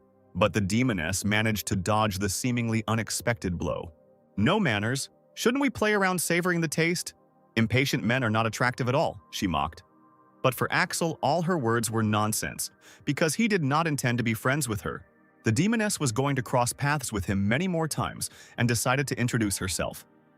My name is Gremory. I am the representative of Lust and the commander of the corps leading the army. This made the emperor surprised. Diklu was obviously in a hurry. He even called for reinforcements. But Gremory denied this, because the demon's pride was too great. She told the thoughtful man that she had come herself because the hierarchy of power in the demon realm had changed. Because of you, the demoness finished, as a light flashed above her head and a loud sound was heard. Not expecting this, she turned around to see what had happened. A smile appeared on Excel's lips and he was happy. Finally, I made it. God's wrath struck from the sky, exploding the demon castle with a loud sound. Gremory seemed to be in a panic, looking at the destruction in horror. But her enemy did not wait. The emperor, realizing that this was his chance, went on the attack. The air was cut by many cuts and blows. They intersected and complemented each other. Excel was focused and confident. He couldn't miss his target. However, a demoness's voice came from behind. You wanted to be alone with me, so you blew up the fortress where the army was. Instantly, the man turned to face her, and a fireball was already shining at the tip of his blade. The blow was aimed straight at Gremory and an explosion was heard. But the emperor immediately realized that she had dodged again. The sword informed him. It was a transcendental spatial distortion skill. Excel wondered if she hadn't just moved aside, but the system clarified that as the level increased, new variations would appear, and the opponent would use the middle level. When the demoness appeared behind him again, the emperor thought, after all, if there is a middle level, then there is also a lower one. And Gremory already extended her hand for another blow. A bright purple light appeared, twisting into a spiral, but she was not allowed to act further. Her hand was squeezed by Excel's hand. He suddenly decided to hold hands. The demoness grinned. The man's body was covered in silver reflections and Gremory's palm trembled. She tried to free herself in panic, realizing that this was silver blood that was dangerous for her. However, the emperor, all wrapped in silver, was not going to let go of the demoness and was already swinging his sword. A frightened Gremory screamed to be let go. But the blade had already found its target and cut through the air. The blow landed on her shoulder, cutting off her arm. She opened her eyes in shock and looked at the wound. The demoness's hand fell to the ground, covered in blood. Blood stained the battlefield and her terrible mad laughter rang out over it. Gremory was shaking, but she said with a smile, as expected, silver blood is very tenacious. Clutching the wound, she continued to say that all men with silver blood were boring creatures and she had never liked them. Jumping up, Excel was about to continue the fight, asking, "Now do you have the incentive to fight?" He wanted to finish off the demoness right now and swung his blade thinking that she was weakened. But she could still move and the blow didn't scare her. "Sorry, but I'm losing all the fun fighting those slippery types. It seems like I should try new methods," Gremory said. The emperor's serious gaze followed her as she flew away from him. Magic was already swirling around the demoness. She wanted to gather a new team for him. Gremory threatened to kill him if he followed her, and some kind of magic was applied to Excel, pressing him to the ground with all his might. After saying goodbye, she disappeared in a whirlwind of scarlet magic. The blue-lit sword warned, "The risk to the battle has decreased. I am starting a full healing. Severe pain may occur in the process." Covering his face with his hand, the emperor sighed. It seemed to him that he had really gone crazy. Since his opponent was a demon, the silver blood was useless. How could he use it on an opponent who could fly, the man thought. In any case, he was going to develop a plan for fighting in the air. Smoke was still rising from the ruins of the fortress, and the remains of bodies were scattered. Watching this, Just was shocked by the power of God's wrath. Excel approached him and Renard and asked if they had missed the remaining demons. The knight immediately bowed deeply, saying, "Forgive me, but we still caught a few." But the emperor calmed him down and said that it was a joke. However, Just couldn't calm down. "No, your majesty. Considering my attitude towards you before, even 100 apologies will not be enough," he added, closing his eyes. Excel did not understand what the keeper was talking about, and then he explained that he was not particularly interested in the Rune Empire and the Knights of the White Dragon, so he lived on his own, expecting that he would always be able to master any skill. But he was incredibly stunned by the power of the Emperor's abilities.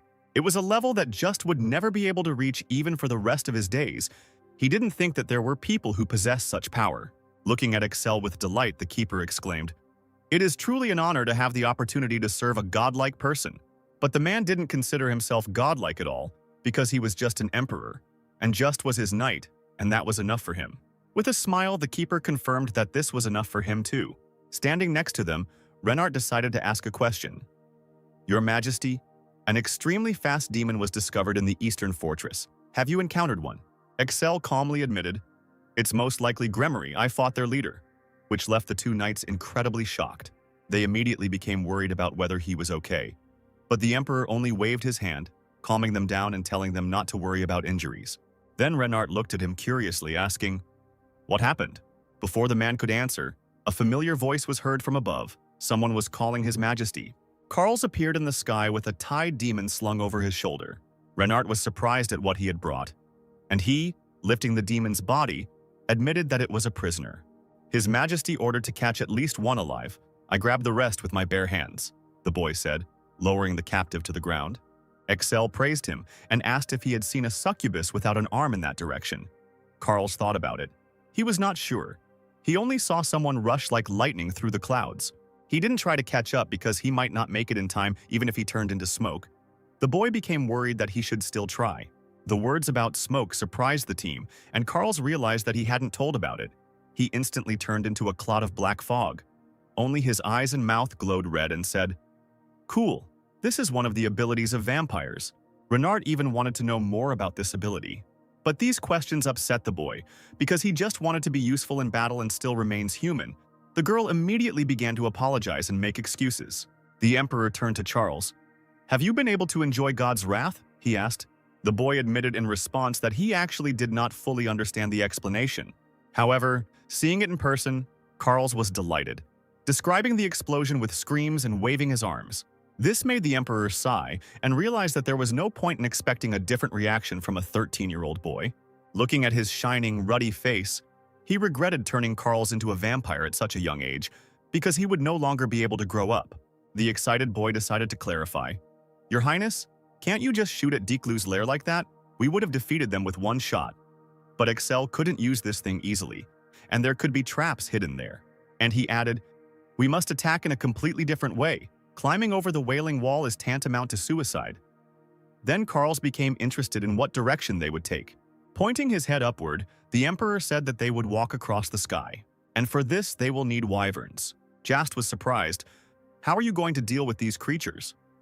To which Excel said, The Empire needs dragon knights, and the wyverns need to be treated like horses. Then aerial combat will not be a problem. Renard really didn't expect this. How can one fight on wyverns, the Emperor claimed. Demons also use them. They won't leave any trouble for us. The stunned girl did not quite understand what he wanted to say, and such distrust only made the Emperor even more angry. While they were talking, their captive moved slightly. With a groan, she slowly opened her eyes. Suddenly, someone appeared above her, saying, Are you awake? It was Carls who wanted to hit her and send her back to sleep. However, Excel managed to stand between them, stopping the boy. Turning to the demoness, he asked her name, but she was horrified and only asked questions. Who are you? How did I end up here? Then the Emperor had to activate the silver blood and grab the succubus by the throat. Answer when asked. Only I ask questions here. If you lie, silver blood will be on your face, the man threatened. And she, shaking with fear, admitted that her name was Yuri. Then, Excel continued asking questions. I am the reason why you gathered in the fortress, and the demoness confirmed. Yes, everything was done for this. What if I hadn't come? The man asked. And when the girl tried to say that she didn't know, he looked at her angrily, but she really couldn't know, since she was of lower rank. And then the Emperor remembered Gremory, who had good information about him, apparently had done a lot of research, but something was strange. She said that silver blood is boring for her. But it's strange when less than a year has passed since the demons were subdued. He had the feeling that someone had been using silver blood for a long time, and even fighting with them. Excel asked Yuri what they were fighting in the demon world. The demoness opened her mouth, seemingly about to speak, but then she closed it, as if she had changed her mind. And then she stunned the team with her words. People also live in the demon world. This was not such surprising news for the Emperor, and he asked, How many are there in total? Yuri didn't know the exact number, but the demons were much stronger. Then what is the reason for the disobedience? Excel asked curiously, and the demoness explained that because of the barrier installed in the human zone, the demons' powers are significantly reduced. Renard didn't trust her at all. Your Majesty, can people survive in the demon world? And Yuri was indignant. Why not? Do you think it's filled with only poison and lava? But the Emperor continued to ask the demoness if she had personally fought a human this time, and she replied, I am too young for the conflict zone. I only know that the 10-year battle has died down recently. Carls, as the youngest, became interested in how old she was, and Yuri admitted, 7 years old, such an age amazed him. Nobody will believe that you are younger than me. Then they told him that demons grow faster. The demoness decided to clarify whether His Majesty had run out of questions, and he said, It seems so. And then, trembling with her whole body, she asked Excel to kill her, explaining this by the fact that if Yuri returns, the head will kill her, and for a succubus this is the most terrible end. She bowed her head before the Emperor. I hope for your favor, it is better for me to die here. And now he has already taken up the sword. Taking the blade out of its sheath, the man began to speak. I see you have given up on leaving your face unstained.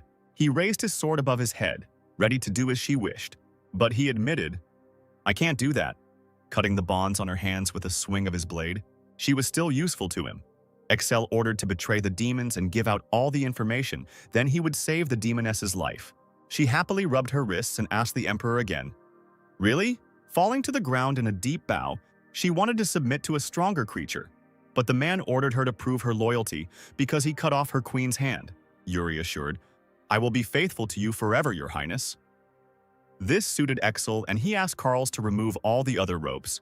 Already removing the bonds, the boy asked, and if she runs away? The Emperor answered that he would simply kill Yuri, which scared him terribly. The freed demoness suddenly thought, what should I do if other people see me? And Excel advised her to say that she was the Emperor's prisoner.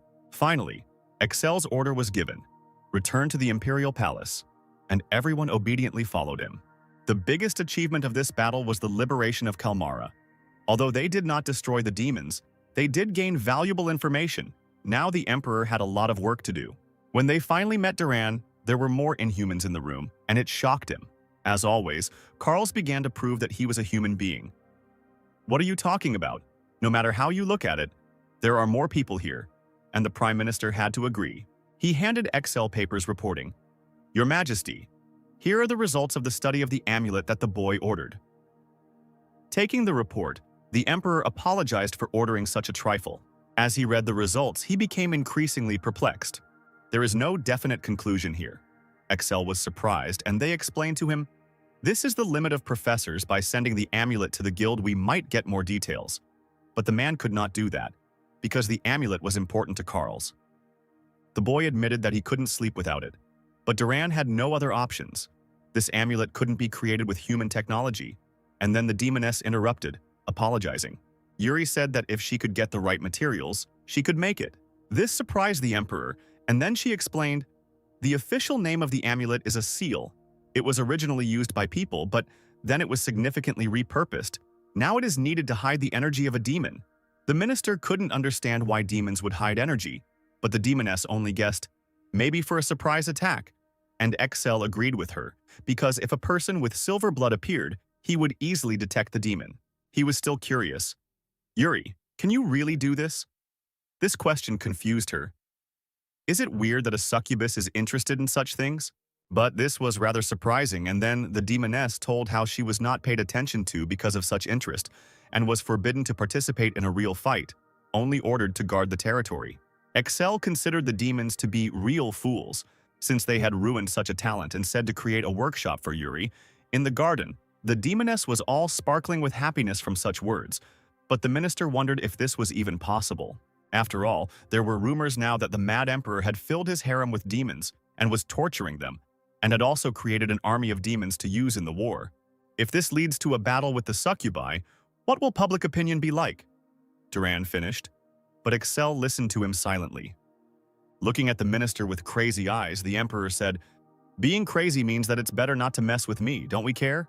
With a heavy sigh, the frustrated Duran accepted this, and the Emperor relied on him completely. Excel told Yuri that her workshop would be ready in no time, and asked if she could create other things. The inspired demoness had already imagined her room and asked only for materials, confessing, While others were busy with magic, I was in the workshop all day long, and began to discuss how many wonderful things she could create. Stopping the flow of words, the Emperor asked to send all this in writing. Overexcited Yuri apologized because demons had never asked her about such a thing. and Carls found her state strange. Excel was of the opinion that it was important for demons and humans to do work that matched their skills and assigned the boy to watch over the succubus. But Carls was not thrilled with such work. The Emperor had something else to discuss with the Prime Minister, and he was about to listen to him with a bow. And Excel began to say, "Before the demons move in large numbers, I want to destroy the northern part," Duran clarified. "You mean the territory of Boomheart?" And the Emperor confirmed this. He was worried about the battle with the demons, which was becoming more and more fierce, and Excel wanted to destroy all possible threats. The minister thought it was right, but it was hard to imagine the scale of the barbarians and the loss of troops. Of course, the beginning will be difficult, but as long as the Brave Division exists, there will be no problems, the Emperor believed. Duran didn't even know about the existence of the Brave Division, and Excel admitted that it didn't exist yet, but would soon. He planned to catch the wyverns and turn them into special forces to solve problems with the North. Of course, the minister understood that it was an order. Although it seemed unexpected, His Majesty was always confident in his plans, and he asked when the Emperor planned to go to the island. He wanted to leave tomorrow, but Duran said, "Before that, you need to meet someone. The person you were talking about has been found." But Excel didn't even remember who he was talking about. It was a boy named Goth, and the Emperor immediately remembered how he had asked to find the son of the blacksmith from Renheim. In the book, he was Karl's best friend and one of the main warriors during the war. Ban was surprised because he almost missed an important branch, and he ordered to arrange a meeting with him right now. From a young age, Goth had an extraordinary physique and strength, and when he met Karls, who often visited Renheim, he became friends with him. This was a man who, without hesitation, agreed to go on a real adventure with his friend. Ban recalled being called Goth the Great Shield and was older than Karls, about 15 years old. Goth's childhood filled with true friendship and strength delighted Ban. It seemed to him that since he was tall from a young age, he was still a worthy person. And then someone from behind greeted His Highness. Full of hope, the Emperor turned around to meet Goth, and he froze in shock, opening his eyes wide and not saying a word. He was a very tall and plump young man who introduced himself as the son of a modest family of blacksmiths. Looking at the tall guy, Excel could not believe that this was the 15-year-old Goth. He used the scan, wondering why the great war between humans and demons didn't mention how giant the guy was. All his abilities were at a normal level, but exceeding 4% surprised the Emperor. Then Ban asked the system, "Why does he have such an excess percentage? Didn't he catch a strong demon?" And it replied, "To be more precise, this happens when you subjugate a being with the power of excess." And the man decided to check if this guy would kill anyone. But the system replied that it was unlikely, since the chance of being born with this ability was 1 in a million. This really surprised Ban. He revealed the details of Goth's superior ability, and his attribute was recovery, the system explained.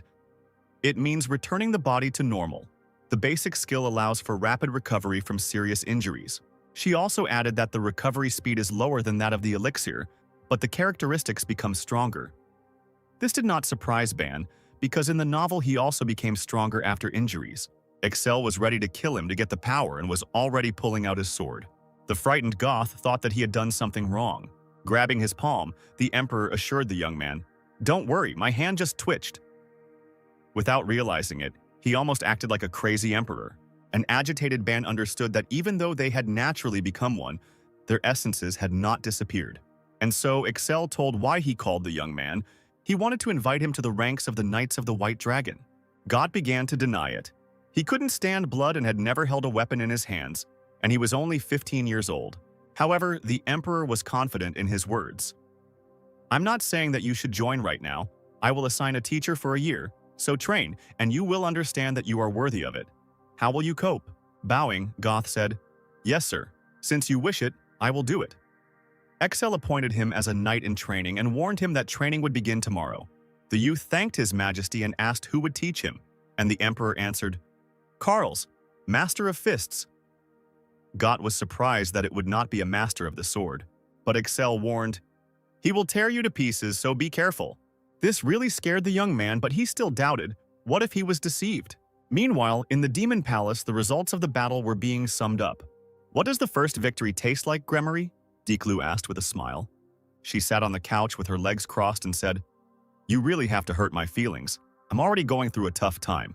The demoness sighed and asked for forgiveness for her rude words because she didn't think that the Emperor would be like that. Looking at her, the vampire said, It seems you've learned a lot from personal experience, and Gremory admitted. It's not that I didn't realize it, it just felt like I'd been stabbed in the back. She asked Diklu if he knew that the Emperor could use magic, but the demon was surprised. Maybe you are mistaken. People cannot combine magic and blood aura. But the demoness was sure, because the giant fortress was destroyed with one blow. Diklu thought that maybe he brought a magician with him, but Gremory didn't see anyone nearby. Perhaps he really was there and it was a trap, the vampire decided. It would be good if it were true, the demoness answered. Touching the wound, she was going to focus on recovery, since additional troops would arrive in about a month. Surprised that Gremory had requested reinforcements, he asked which army they were from. Most likely from the army of pride, they are friends with lust, she replied. Diklu asked to contact the army again and add a relative to the reinforcements. This surprised the demoness, because vampires are vulnerable to sunlight and do not know how to fight. And the general said, my relatives can move during the day. He also suggested uniting the armies and attacking. Gremory agreed with this. They made Karl's the core of this operation because now, thanks to him, they knew the location of the Emperor and could use it. With a grin, the demoness asked where he was now. Listening to his feelings, Diklu said that the boy was in the capital of the Empire, in the palace of the Rune Empire. He really was there, in some basement of the palace. Got followed him, worried whether they could walk in such places, Karls explained with a smile.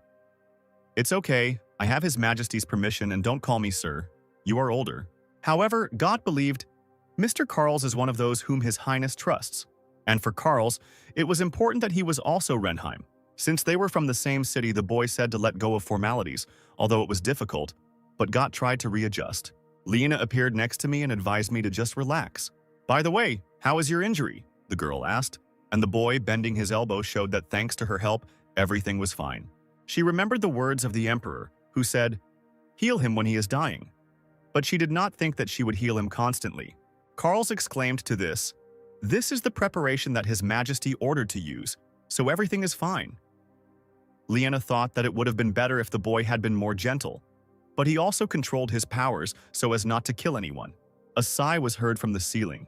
It was Yuri, who couldn't understand why she had to hang around with the boy everywhere. The sudden blow made her dodge in panic. I did it because of being younger than me was talking nonsense, Karls blurted out with a smile. Now the demoness understood why they called him childish. The boy explained, His Majesty ordered me to keep an eye on you, so you must go with me. But Yuri needed to personally supervise the process in the workshop. Here, Karls remembered that when she was nearby, the uncles began to make mistakes. The demoness was surprised. It's really because of me, well, to stir this up is part of the succubus. Hearing this, Lena interrupted her. Yuri, what are you talking about? Karls is only 13. And the demoness laughed at the saint's sensitivity. Yuri claimed, demons don't care about age, the main thing for us is strength. But the boy did not consider himself a demon. The demoness sighed and wondered why the Emperor was bothering with him. And Karls reassured her that they wouldn't have to see each other when it was all over. When asked why they came here, the boy did not answer. He stopped, noticing some object on the box. Something oblong, uneven, wrapped in bandages. With a cry of, found it, he seized it and lifted it up and confessed that it was the hand of the succubus queen. Everyone looked at Karl in shock and Yuri asked, why do you need her? There was a madness in his eyes and his smile became truly scary. He was going to eat the hand. Turning her towards Lena, he asked if she was cursed. The girl answered in horror, I don't think so. And Got, who was standing next to her, could not believe that the boy would actually eat part of the body. After eating it, I will learn about the succubi. The Emperor himself ordered me to do this, Karls admitted, clarifying that there is no curse on his hand. Lena was still in shock but said, there is some weak flow of magic on her, but it won't cause any harm, while the boy, on the other hand, was still cheerful. Having unwrapped the bandages, he opened his mouth and wished himself a bon appetit. A shrill scream rang out in the demon palace. Gremory was writhing on the floor, clutching her wound. Something was happening to her right arm. Diklu was surprised. She was already gone, but she told him that her nerves were still connected by magic. The first thing the vampire thought was, is someone experimenting on her? However, the demoness immediately exclaimed that this was not so and said that someone was eating her. And Karl had already finished eating everything, gnawing on the bone like a delicious candy. Meanwhile, things weren't going too well for Excel. The fishermen were having a hard time catching big fish because they ate all the bait. The hunters couldn't leave the wyverns alive and hit them in their weak spot. just reported that too many injuries had been received in the battle with the monsters and suggested retreating. In the evening, a fire was lit on the shore and people had a celebration. The emperor was upset about today's failure when Just approached him with food and asked him to enjoy today's festival, but the man thought that they had nothing to celebrate. His Majesty promised to deal with the wyverns interfering with fishing. Of course they have something to celebrate, the knight replied, and served the meat of the caught wyvern. Taking the plate, Excel began to live. But even here he was in for a disappointment because the meat was not tasty. Apologizing, Just wanted to bring fried fish, but the emperor refused and was going to finish eating. The man chewed and thought about another plan. Tomorrow he wanted to focus on catching the leader. The knight said that he heard about this monster, 15 meters tall and living for 300 years. The moon shone in the dark sky, and Just continued his story. By collecting the heads of the wyverns and hanging them up, we can attract a leader. Excel liked this plan and was going to do it tomorrow. However, the next day all his hopes were dashed. This plan also failed. Catching monsters had become even more difficult than yesterday, and Scripps thought it logical, because if a human head had ended up on the boat, he would have been scared too. Just read all the materials related to wyverns, but they were already old and useless, and he asked what he should do next. Then the emperor said, "I didn't intend to call him, but it seems you'll have to send a messenger to the imperial palace." Excel wanted to bring Carls here immediately, and he quickly found himself on the islands, enjoying the salty air. The emperor asked curiously if anything had happened in his absence, and the boy said, "It happened. Goth became stronger, despite the fact that he constantly fell when hit." The man knew about this feature of his and thought how difficult it would be for Liena. However, Carl said, "Now there is no need for much magic. Good nutrition is enough." And Excel took him here because there was a lot of wyvern meat, and the boy regretted that Got was not with them, because he could have tasted it too. Carls was happy because he and Got got along so well, and the emperor was also pleased with their relationship. "By the way, Carl, did you eat what was in the basement?" the emperor asked, and the boy confirmed that he had done so. As a result, he can instinctively sense the succubus nearby, and the transformation is also fine. He has already tried to turn into a succubus, although he doesn't want to experience it again if possible. The unhappy boy was not particularly comfortable transforming with the help of the eaten thing.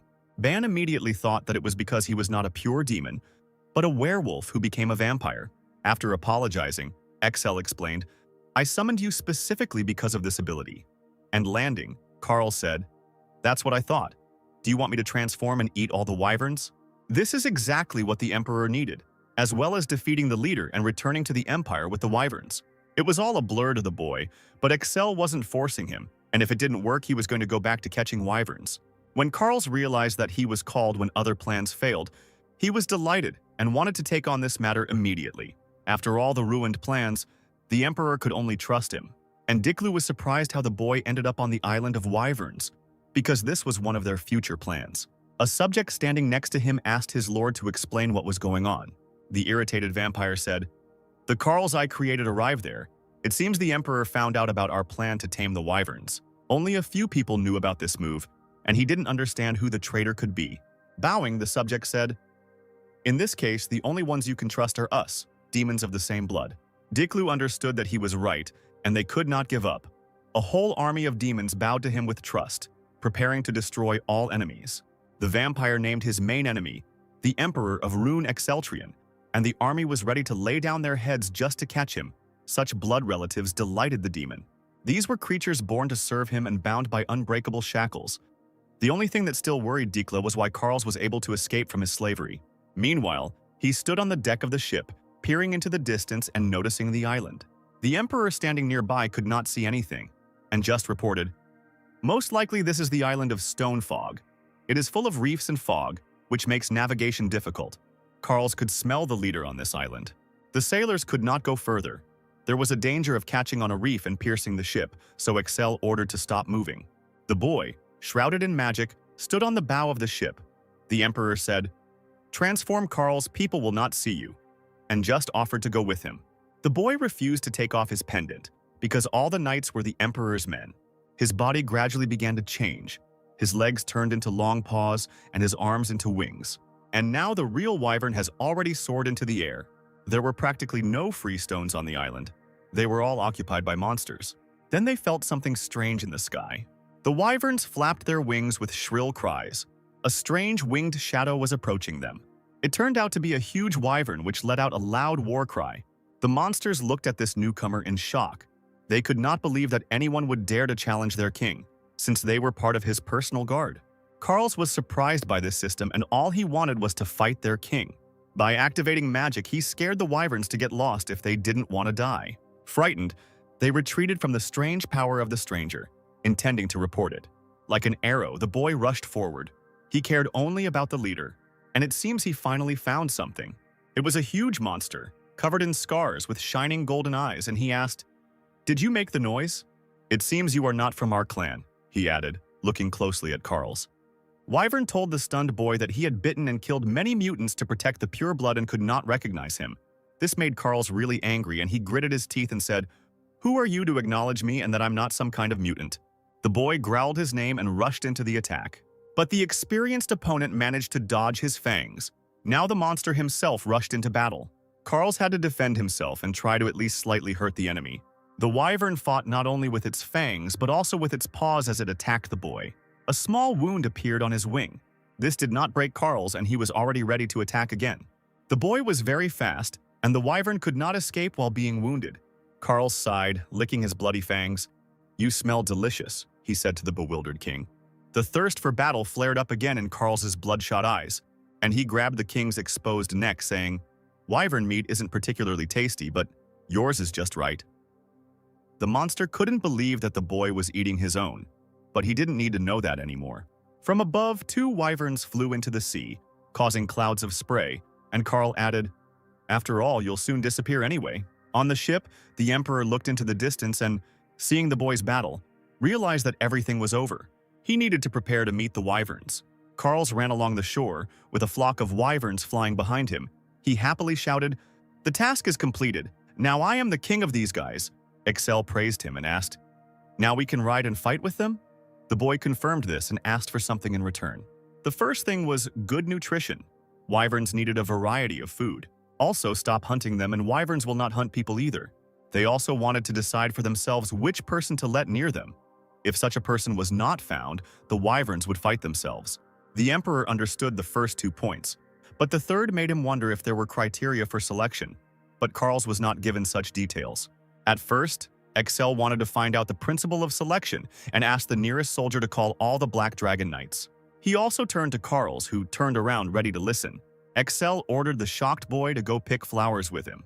They decorated the shore with a huge number of flowers and placed a chair opposite. Carls didn't understand why all this was necessary, and the Emperor explained, "With the right atmosphere, wyverns will be able to find a mate." He gave the wyvern a flower and asked it to share its standards for humans. The first wyvern was a commander known for his tall stature. When we met, he screamed and dropped the flower. The next private is a food lover and known for his fighting skills. Next, a scout who wanted to rush into battle because reconnaissance is too boring. They also made different cries, as if they were communicating. Only the Emperor could not understand them and asked Carl what they were talking about. He said, "Well, the main idea is that strong people are the best. Others think the same way." While waiting for the person to appear before them, the wyverns clutched a flower in their teeth. At the beginning, the captain of the Black Dragon Knights appeared. However, the wyverns did not appreciate it. Some screamed, some shook their heads. Next came a knight who knew how to communicate well with animals and had a gentle character. The monsters didn't like him either. They didn't even look at the knight. The Emperor's comments seemed unnecessary to Carl, but Excel considered them necessary. And then the wyverns heard someone's voice. "Your Majesty, you have already finished selecting the wyverns." It was just who called the Emperor to eat. Before he had time to come to his senses, wyverns were already flying towards him. In horror, he began to run away from them. "Your Majesty, help!" just shouted. But the Emperor knew the monsters would not cause harm and only watched. Now it seems that something has become clear to him. He asked Scripps to come out, and she emerged from the tent asking what had happened. The wyverns that were running after just turned to look at her. They just looked at each other, and instantly the monsters rushed towards her. Scripps, who did not expect this, tried to run away. The girl screamed, but a sea of flowers had already appeared around her. Then Excel said, "I understand their criteria," and Carls immediately became interested in what they were. And the Emperor explained, "This is dragon's blood. The higher its level, the more the wyverns like you." The princess was confused and thought, "Having dragon blood has its advantages. I have never received so many flowers before. But why did they not like the emperor with a huge amount of dragon blood? Helping her up, he explained that his blood was very strong and they were afraid of it. The man asked Carls if he could bring the wyverns to the empire, and he replied, "Of course I can." Upon arrival, XL wanted them to choose those with more dragon blood. He was going to form a new division. The course of this unit is to pacify the north and destroy the northern barbarians. A few days later, the division was ready, and the knights mounted their wyverns, and as long as they exist, the Rune Empire will never be defeated. From the ground, Bloomheart watched the flying wyverns. He looked at the proud man sitting on the back of the monster, and he understood that he no longer saw that furious emperor. The army of the north was already preparing to defend itself. The horsemen were very close to the barbarians' refuge. "Let's show them some heat," Axel ordered, and the wyverns used their magic, opening their mouths and attacking the enemies. A fiery tornado of enormous force struck the barbarians' headquarters. The knights were about to achieve victory. Smoke billowed over the vast forest and a voice rang out. "So this is the place Diklu spoke of." It was Gremory who couldn't resist such a heated battle.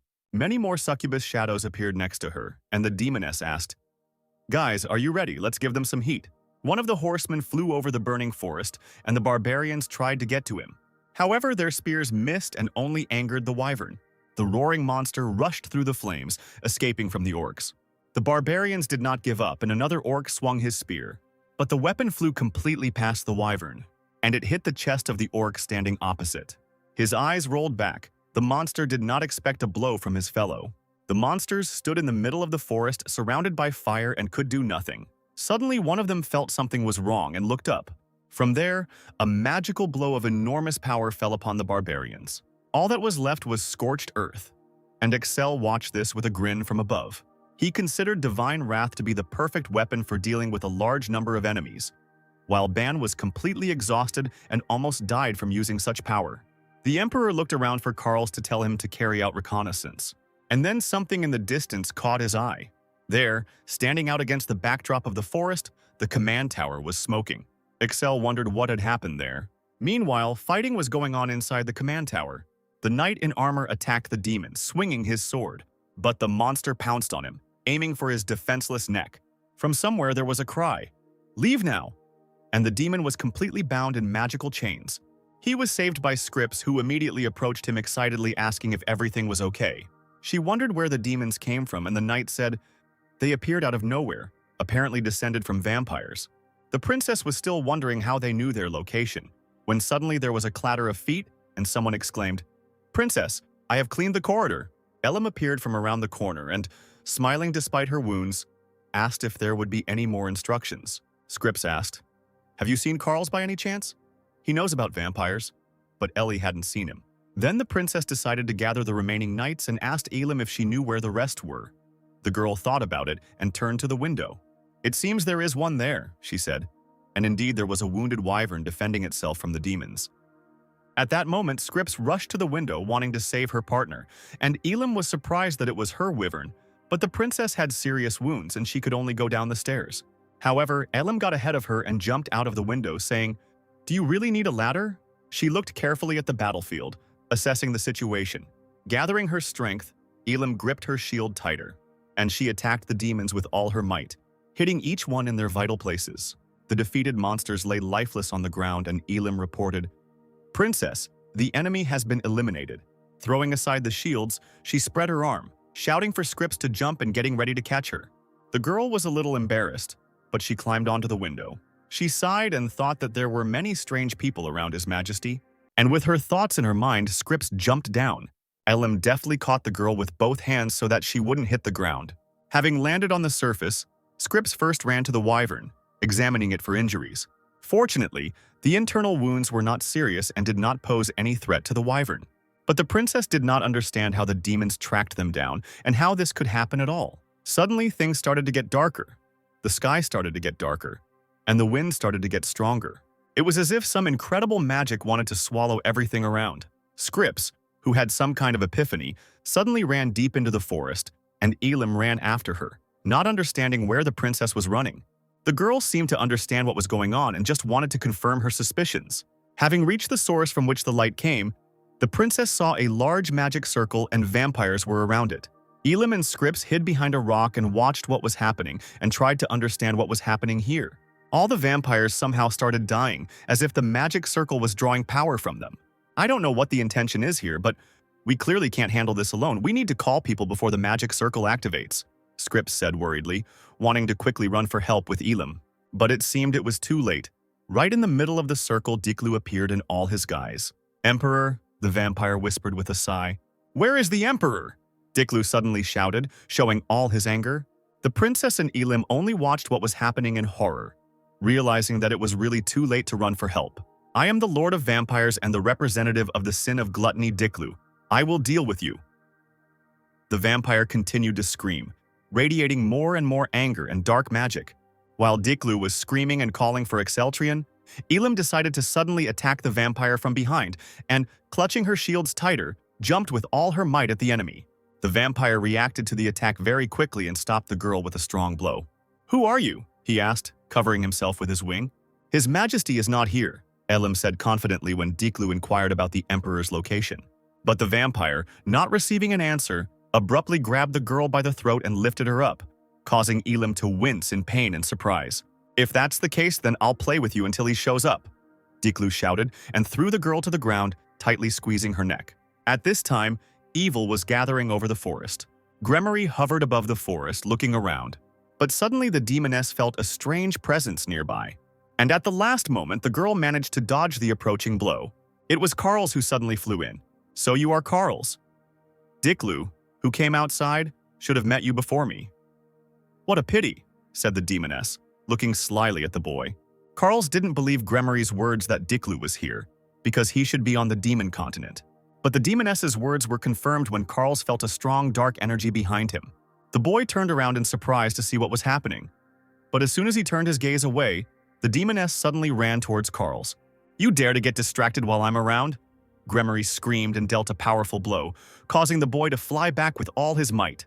The demoness noticed that Carls was obviously not an ordinary vampire as soon as she saw too much bright blood on the wound after the fall. "I thought you were a real vampire," Gremory began to say, coming closer to the boy.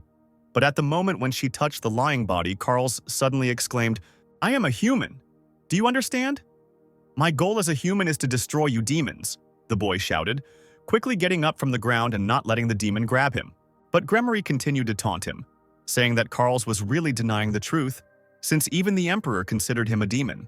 But the boy did not want to accept the words that he was not human, and with incredible anger he rushed towards the demoness. "It's a pity about the Emperor," Gremory sighed, snapping her fingers and with a sly smile, not even moving from her place. Having given the signal, the demoness's minions began to fly in from all sides, surrounding Carls, who was flying at a furious speed towards Gremory. Diklu, the first demon general to come to Earth as a demon commander, ruler of the so-called blood relatives, close to gluttony, one of the 7 dukes of the demon world. He can easily boast of his powerful strength, but instead of appearing and fighting, he chose to be a behind-the-scenes player, and such a man rose to the ground just to catch Exceltrian. Elam, having prepared herself for a fight with the demon, did not expect that the Emperor would jump down from the wyvern and rush to her aid.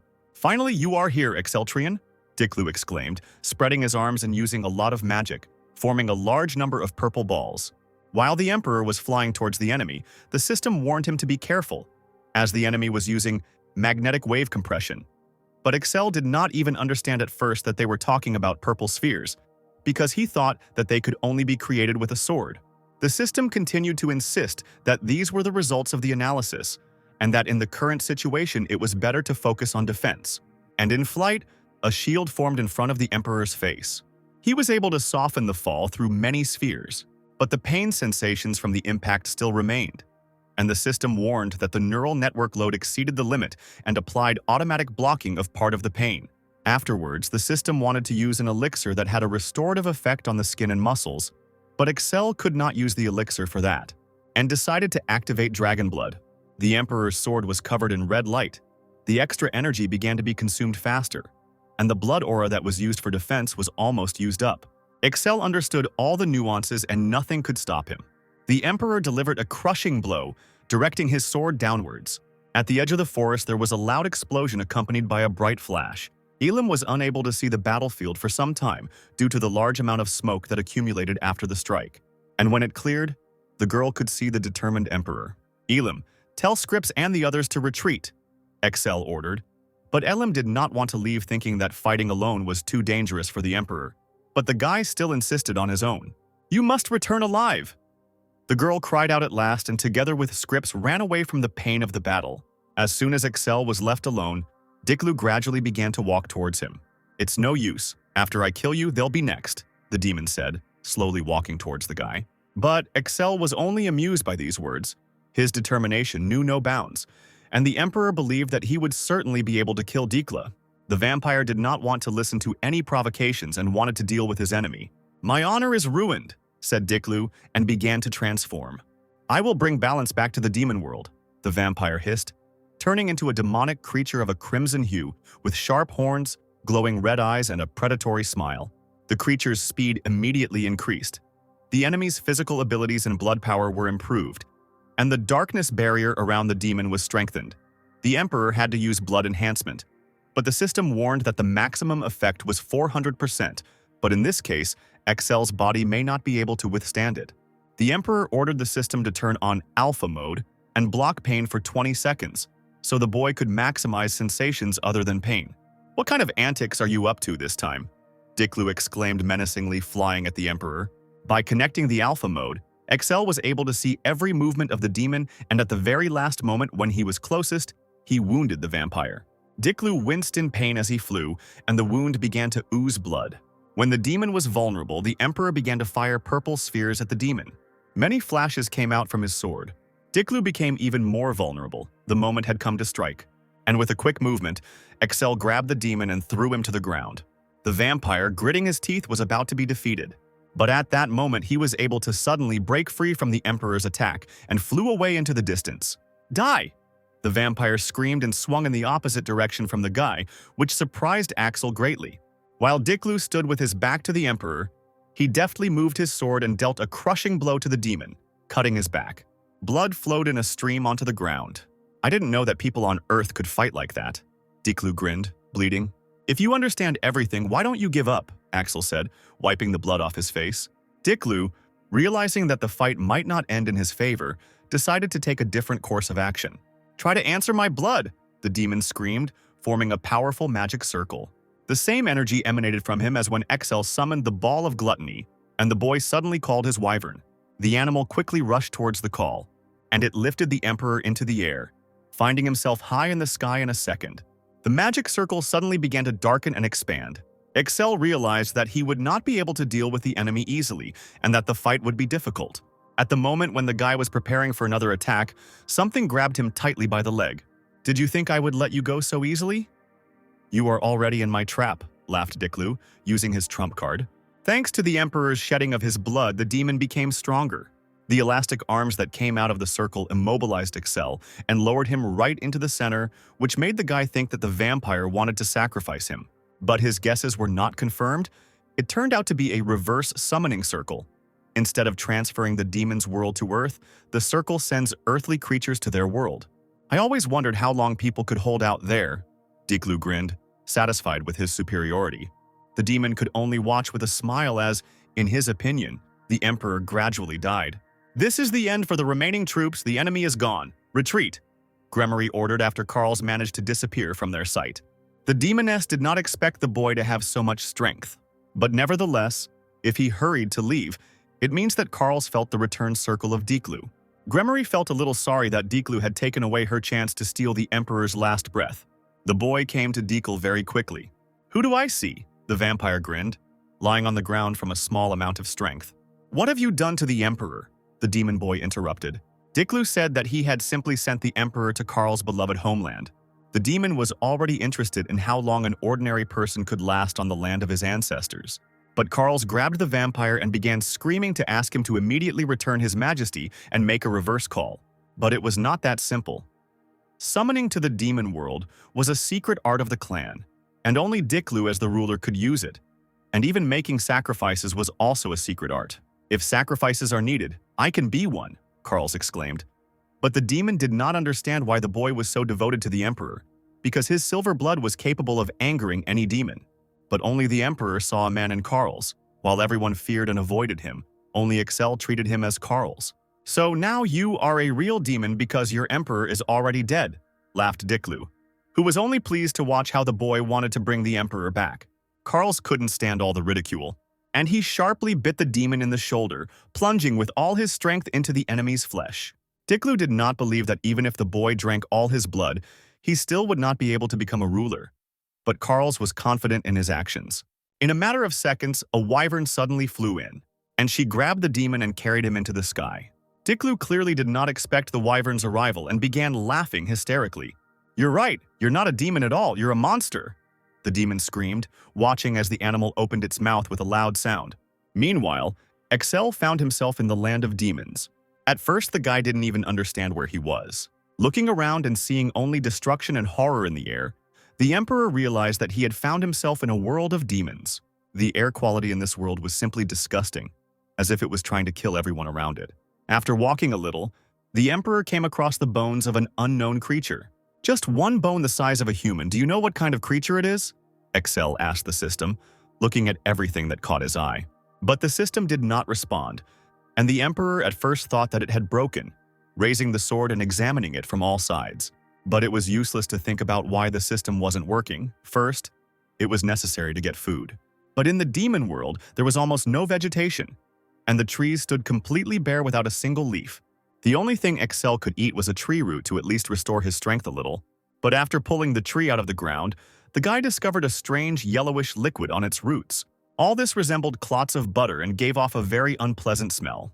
Out of discomfort, Excel abruptly threw the tree away, and he began to check the rest of the trees for the presence of edible roots without oil. But it was all in vain, and at this rate, the Emperor simply could not survive without food. Suddenly, something unexpectedly threw him to the side. The sand that raised the dust covered the guy, giving him a few seconds to come to his senses.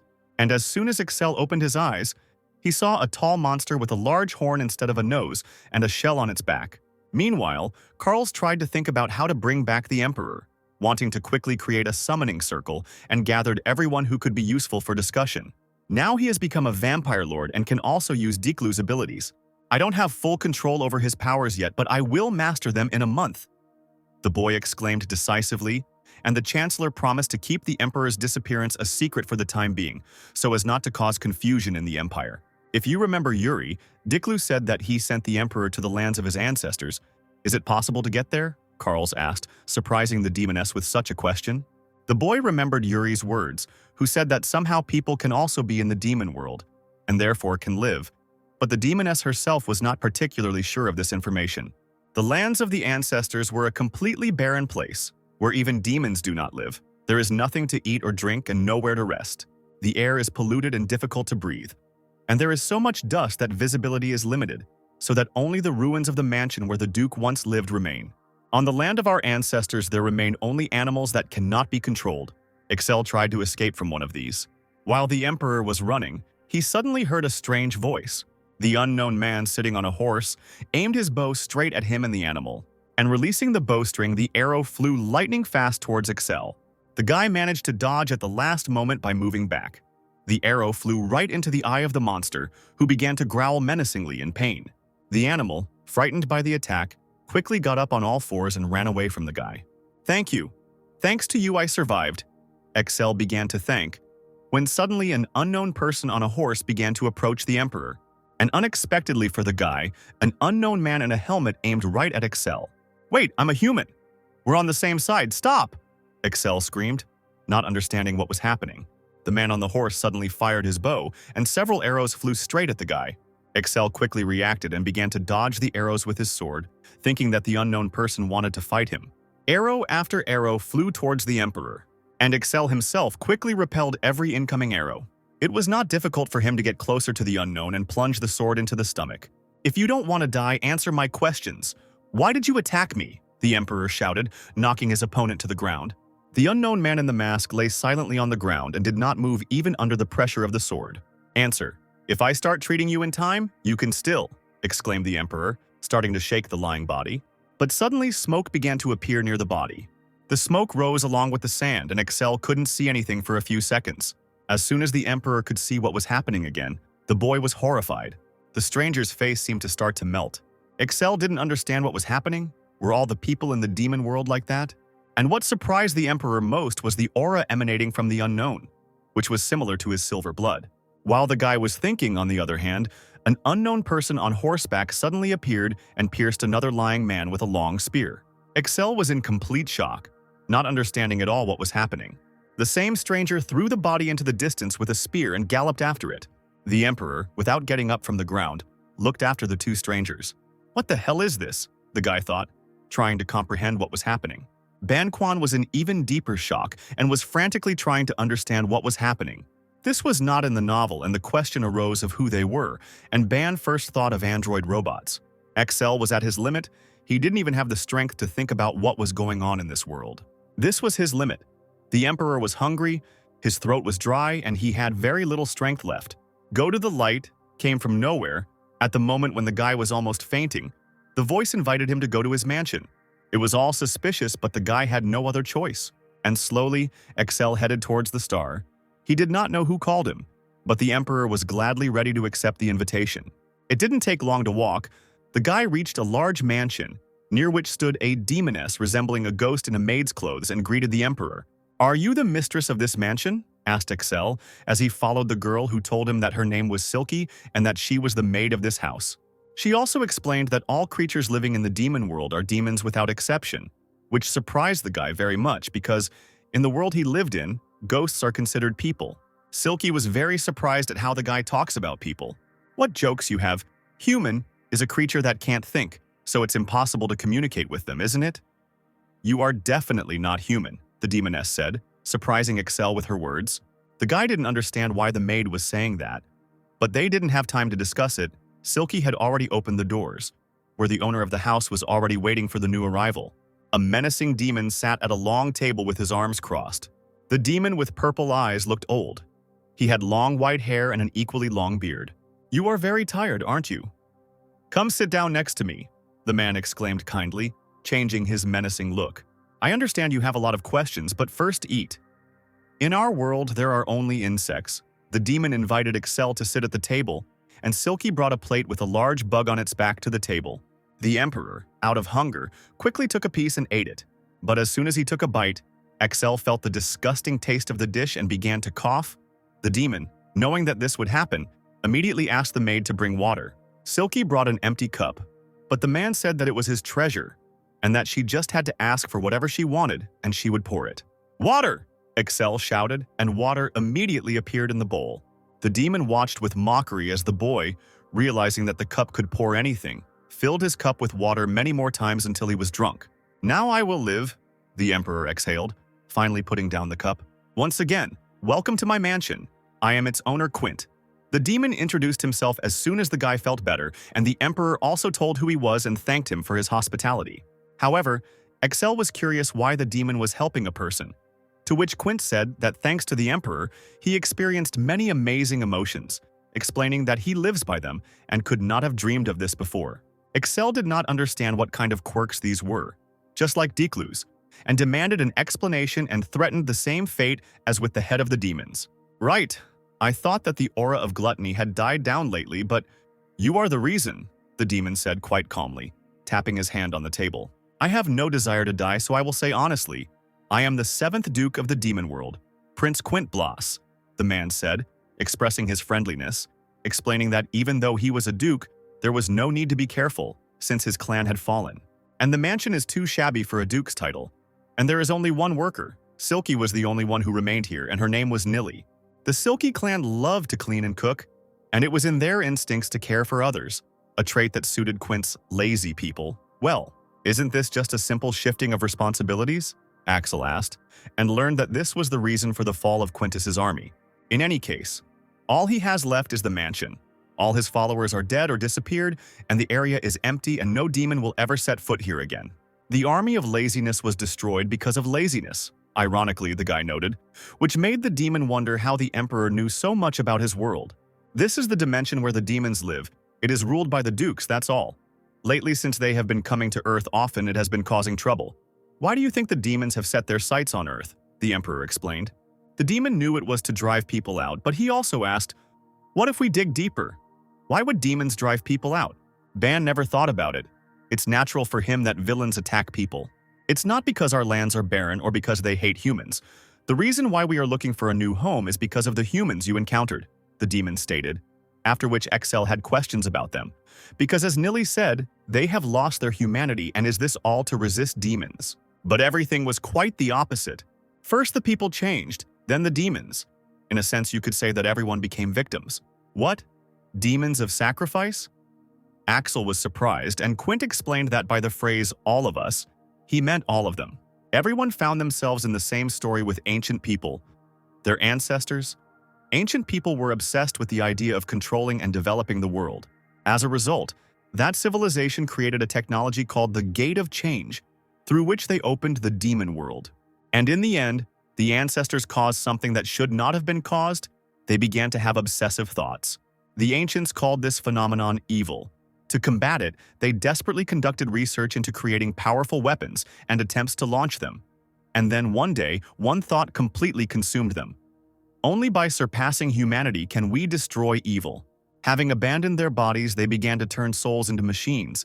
It seemed to them that the machines would not be infected with evil, but the results were disastrous. It is impossible to stop evil by changing yourself. The birth of evil begins in the mind, and human instincts created this evil. And they were obliged to destroy the innate instincts. Jealousy, anger, thirst, lust, and the like. The idea emerged that bad instincts needed to be purposefully eradicated. The association of machines that rejected the idea remained on Earth. The union of non-machines that agreed with the opinion arrived in the demon world and began research anew. Soon the ancestors of the union of non-machines realized their idea. When emotions arose, they extracted them, and the extracted emotions were placed in a certain core. The role of the core could not be replaced by a system or a machine. Those who were born in the demon world or mutated people were best suited to store those very emotions. They were all completely living, breathing creatures. Anger, gluttony, laziness, lust, pride, envy, greed. Each of the creatures received these feelings, and this is how the personalities of the 7 dukes of the demon world appeared. 1,000 years ago, in one moment, all unconscious beings that receive emotions woke up, as if someone had specially awakened them. The ancients, having stopped extracting emotions, fell into confusion. And the worst thing happened. They began to kill each other. During the chaos, the dukes managed to escape. Among them were fighting creatures created by people in the demon world. Fighting creatures? You mean the turtle outside? Axel asked. And Quint explained that it was a local creature named Karking, and also remembered that the emperor had met a follower of gluttony. It turned out that vampires were creatures created by the ancients, and thanks to their thirst for gluttony, their vitality became their strength. And Ban finally realized that vampires were created creatures after all. While the ancients and the dukes were restless, greed felt its instincts and attacked envy and anger. Now Quint just felt funny remembering all this. Somehow, the ancients found a new way to control emotions, namely by using mercury mucus. Its function is to control the mind so that it cannot think independently. The mucus replaced the basic needs of man. Now they are no longer ancient but demonic people. Wait, then it turns out that there is someone who commands them? Asked Excel, listening attentively to the Duke, who said that he tried to find out the identity of the one who does this. But it is no longer possible, because he has more army left, and the demons should have subdued them before they had silver blood.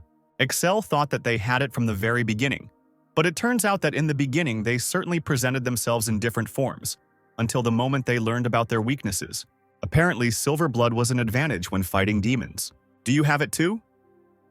Quint became interested when he saw the energy of the blood coming from the boy. Oh, this damn dust. My perception skills have weakened, but even so, I can't sense silver blood, the demon exclaimed, brushing away the dust around him, and Excel immediately asked what kind of dust he saw while walking into the mansion. It turned out that it was not just dust. It was a restraining substance, artificially created by demonic people. They limit all actions that require feelings. That's why the Sword of Light didn't react at all. Similarly with silver blood, the demon didn't have any reaction, and Excel immediately thought, although he didn't want to, but why not cooperate with demonic people to destroy demons? If you ever get the idea of joining forces with demonic humans, you can immediately discard it, Quint said, as if he knew the boy would think about it. The demon explained that the reason why demons attack the earth is not only because they are weaker than demonic humans, and also the reason was the impossibility of reproduction and in order to reduce the number of people on earth. After these words, Excel looked at the demon with horror, thinking of only one thing. True. In other words, demonic people are created by abducting people from the earth. Quint confirmed his guess after seeing the guy's horror. But it was not always like this, however. Having removed the feelings, the desire to create offspring went away. Now, probably 99% of them are made from people from the earth. Because of this, the demons were divided into the extinction group and the control group. Anger and envy want to send troops to the earth to exterminate people, and lust and gluttony for control and rule over people, Quintus himself also believed. Excel understood that it was all true. Demonic people were not allies, but an enemy that needed to be defeated. However, I don't quite believe it. Perhaps you hid something from me, the Emperor said. But Quintus was surprised how the guy didn't believe him, because he even gave him a cup of laziness. To make the guy trust him completely, the demon decided to show him something most intimate, and he took out a bright red sphere which shimmered with various fiery colors. The failed race? It would be great if I could help you to trust my words. I will provide this as evidence, Quint stated, showing the sphere from all sides while holding it on his hand. If I do something wrong, you can kill me, because I gave you my life, the demon said, giving the core to the guy, who began to examine it closely. Seeing the demon's sincerity, Excel decided that if they ended up killing the demons, he would let Quint live. But even though the demon gave his life, the guy still didn't trust him very much. Okay, rest for now, and I'll think about how to win your trust, the demon suggested, ending the conversation there. Excel was placed in a spacious room with a large bed. The guy was finally able to sleep in a calm and quiet environment. Did you get enough sleep? My master's master ordered me to take you to the lab when you wake up, Nilly said, entering the room as soon as the boy opened his eyes. Excel, still half asleep, didn't even understand what was being said. And the maid said that she had heard everything yesterday. The master swore allegiance to you, and you became his master, so you are the master of my master, the demoness explained. And the emperor, not wanting to delve into these words, simply asked to show him where to go. First wash your face with this, I'll wet it for you. Use it, added Nilly, handing the guy a towel and wetting it as if by magic. Excel found this ability quite amazing, and it turned out that Nilly was originally a water fairy, and the guy became interested in why the girl was talking about it in the past tense. Because now I belong to the master and have become a demon.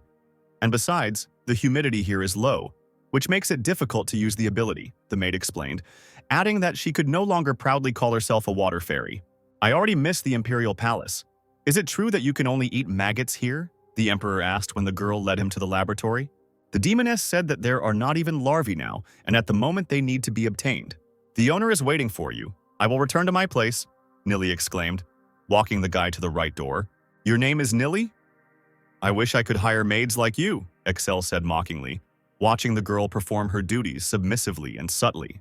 The maid simply bowed and thanked the guy for his words, and noted that even if she wanted to, it would be impossible, because there were no other snares besides her. Entering inside, Excel saw a long corridor, at the end of which Quint was waiting for him.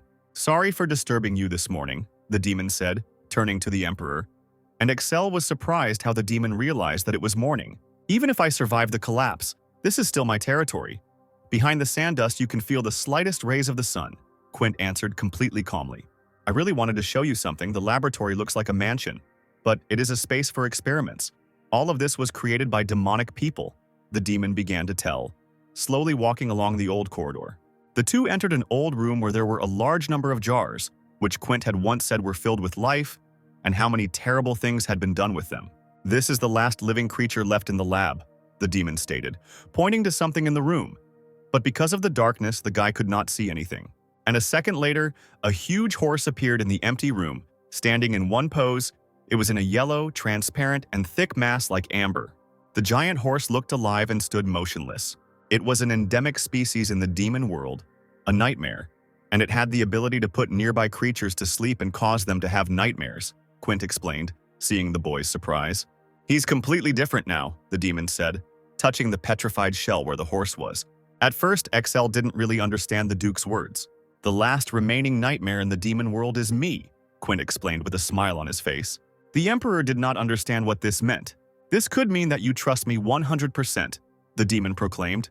The horse, in the liquid, seemed to be alive. That's how. The goal is to get out of the demon world.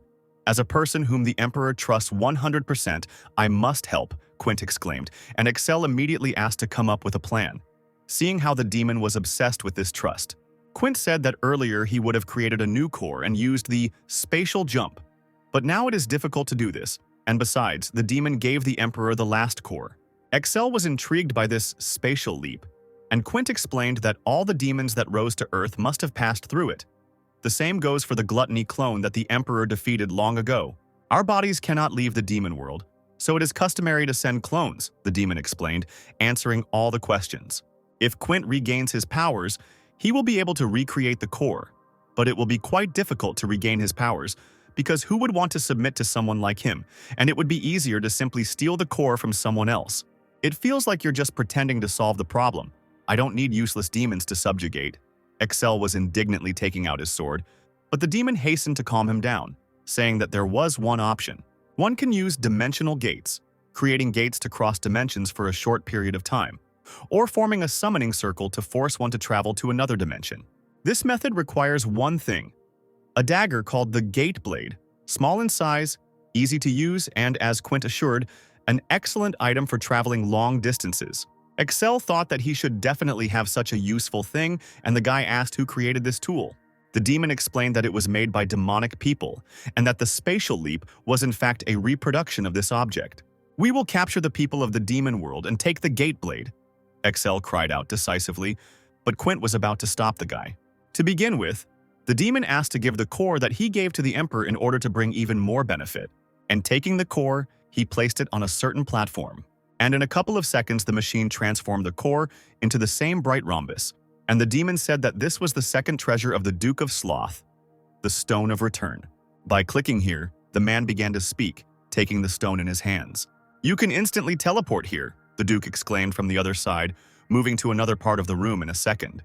The stone surprised Excel very much, and Quint finally said to use it during the battle when he saw danger. Also, to get to their base, it would take some time. He would need to remember to grab the cup of laziness, and after listening to the instructions, the Emperor did not even believe such a number of gifts. And if he were in the Imperial Palace, he would definitely reward the demon.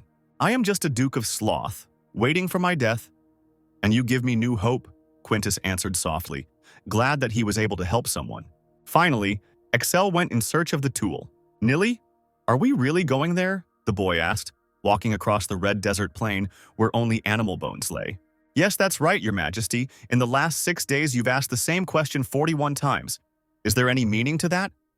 Nilly answered calmly, turning to the guy, and since she was a ghost, the dust was not scary for her. Excel and the demoness had been walking through the same area for 6 days now, and the Emperor's patience was already at its limit. Hearing all the guy's indignation, Nilly said that at this speed there were about 7 days left to go, and the Emperor, of course, was not satisfied with this answer. "I'm sick of this. We can't go because of the smog and dust storm. Is this still the territory of the Duke of Sloth?" the Emperor asked, covering his face with a handkerchief to reduce the dust he was breathing. The girl said that they would be in a storm for most of the journey, but that once they reached the eastern ridge, the air would become cleaner, although they were heading west and presumably clean air would not be seen anytime soon. "What is smog?" the maid asked, hearing the human word.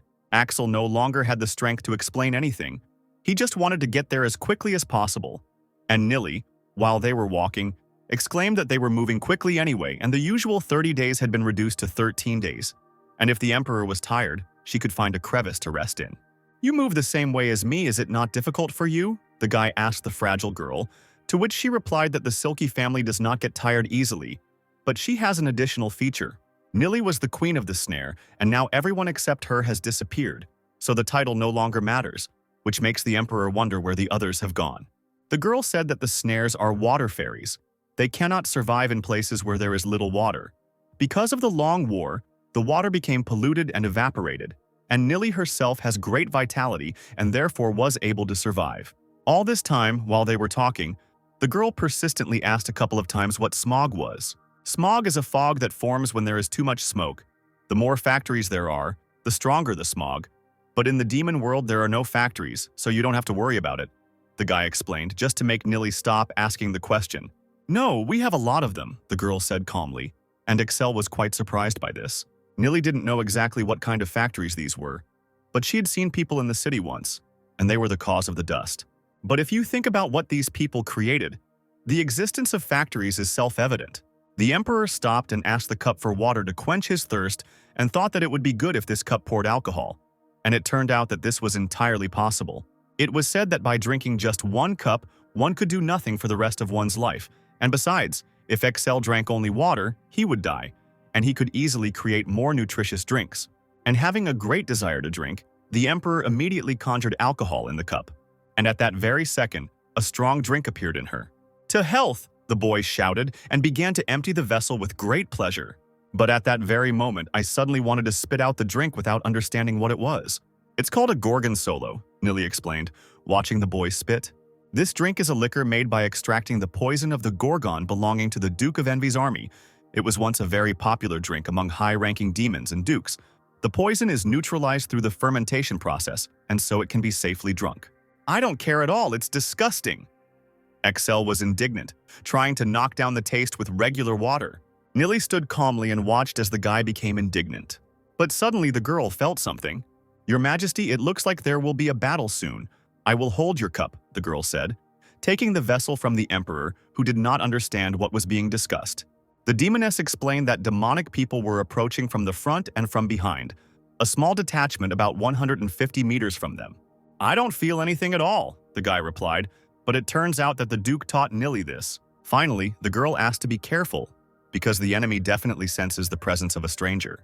The enemies were gradually getting closer and closer, but it was easier for Excel not to wait, but to attack first. And with a quick movement, the emperor ran towards the demonic people with a sword in his hands. The squad walked obediently while the guy flew at them from behind. During the attack, Excel noticed something. When the boy cut several opponents in two, he felt that they all had silver blood. There was no choice, and all that was left was to check who could survive this fight.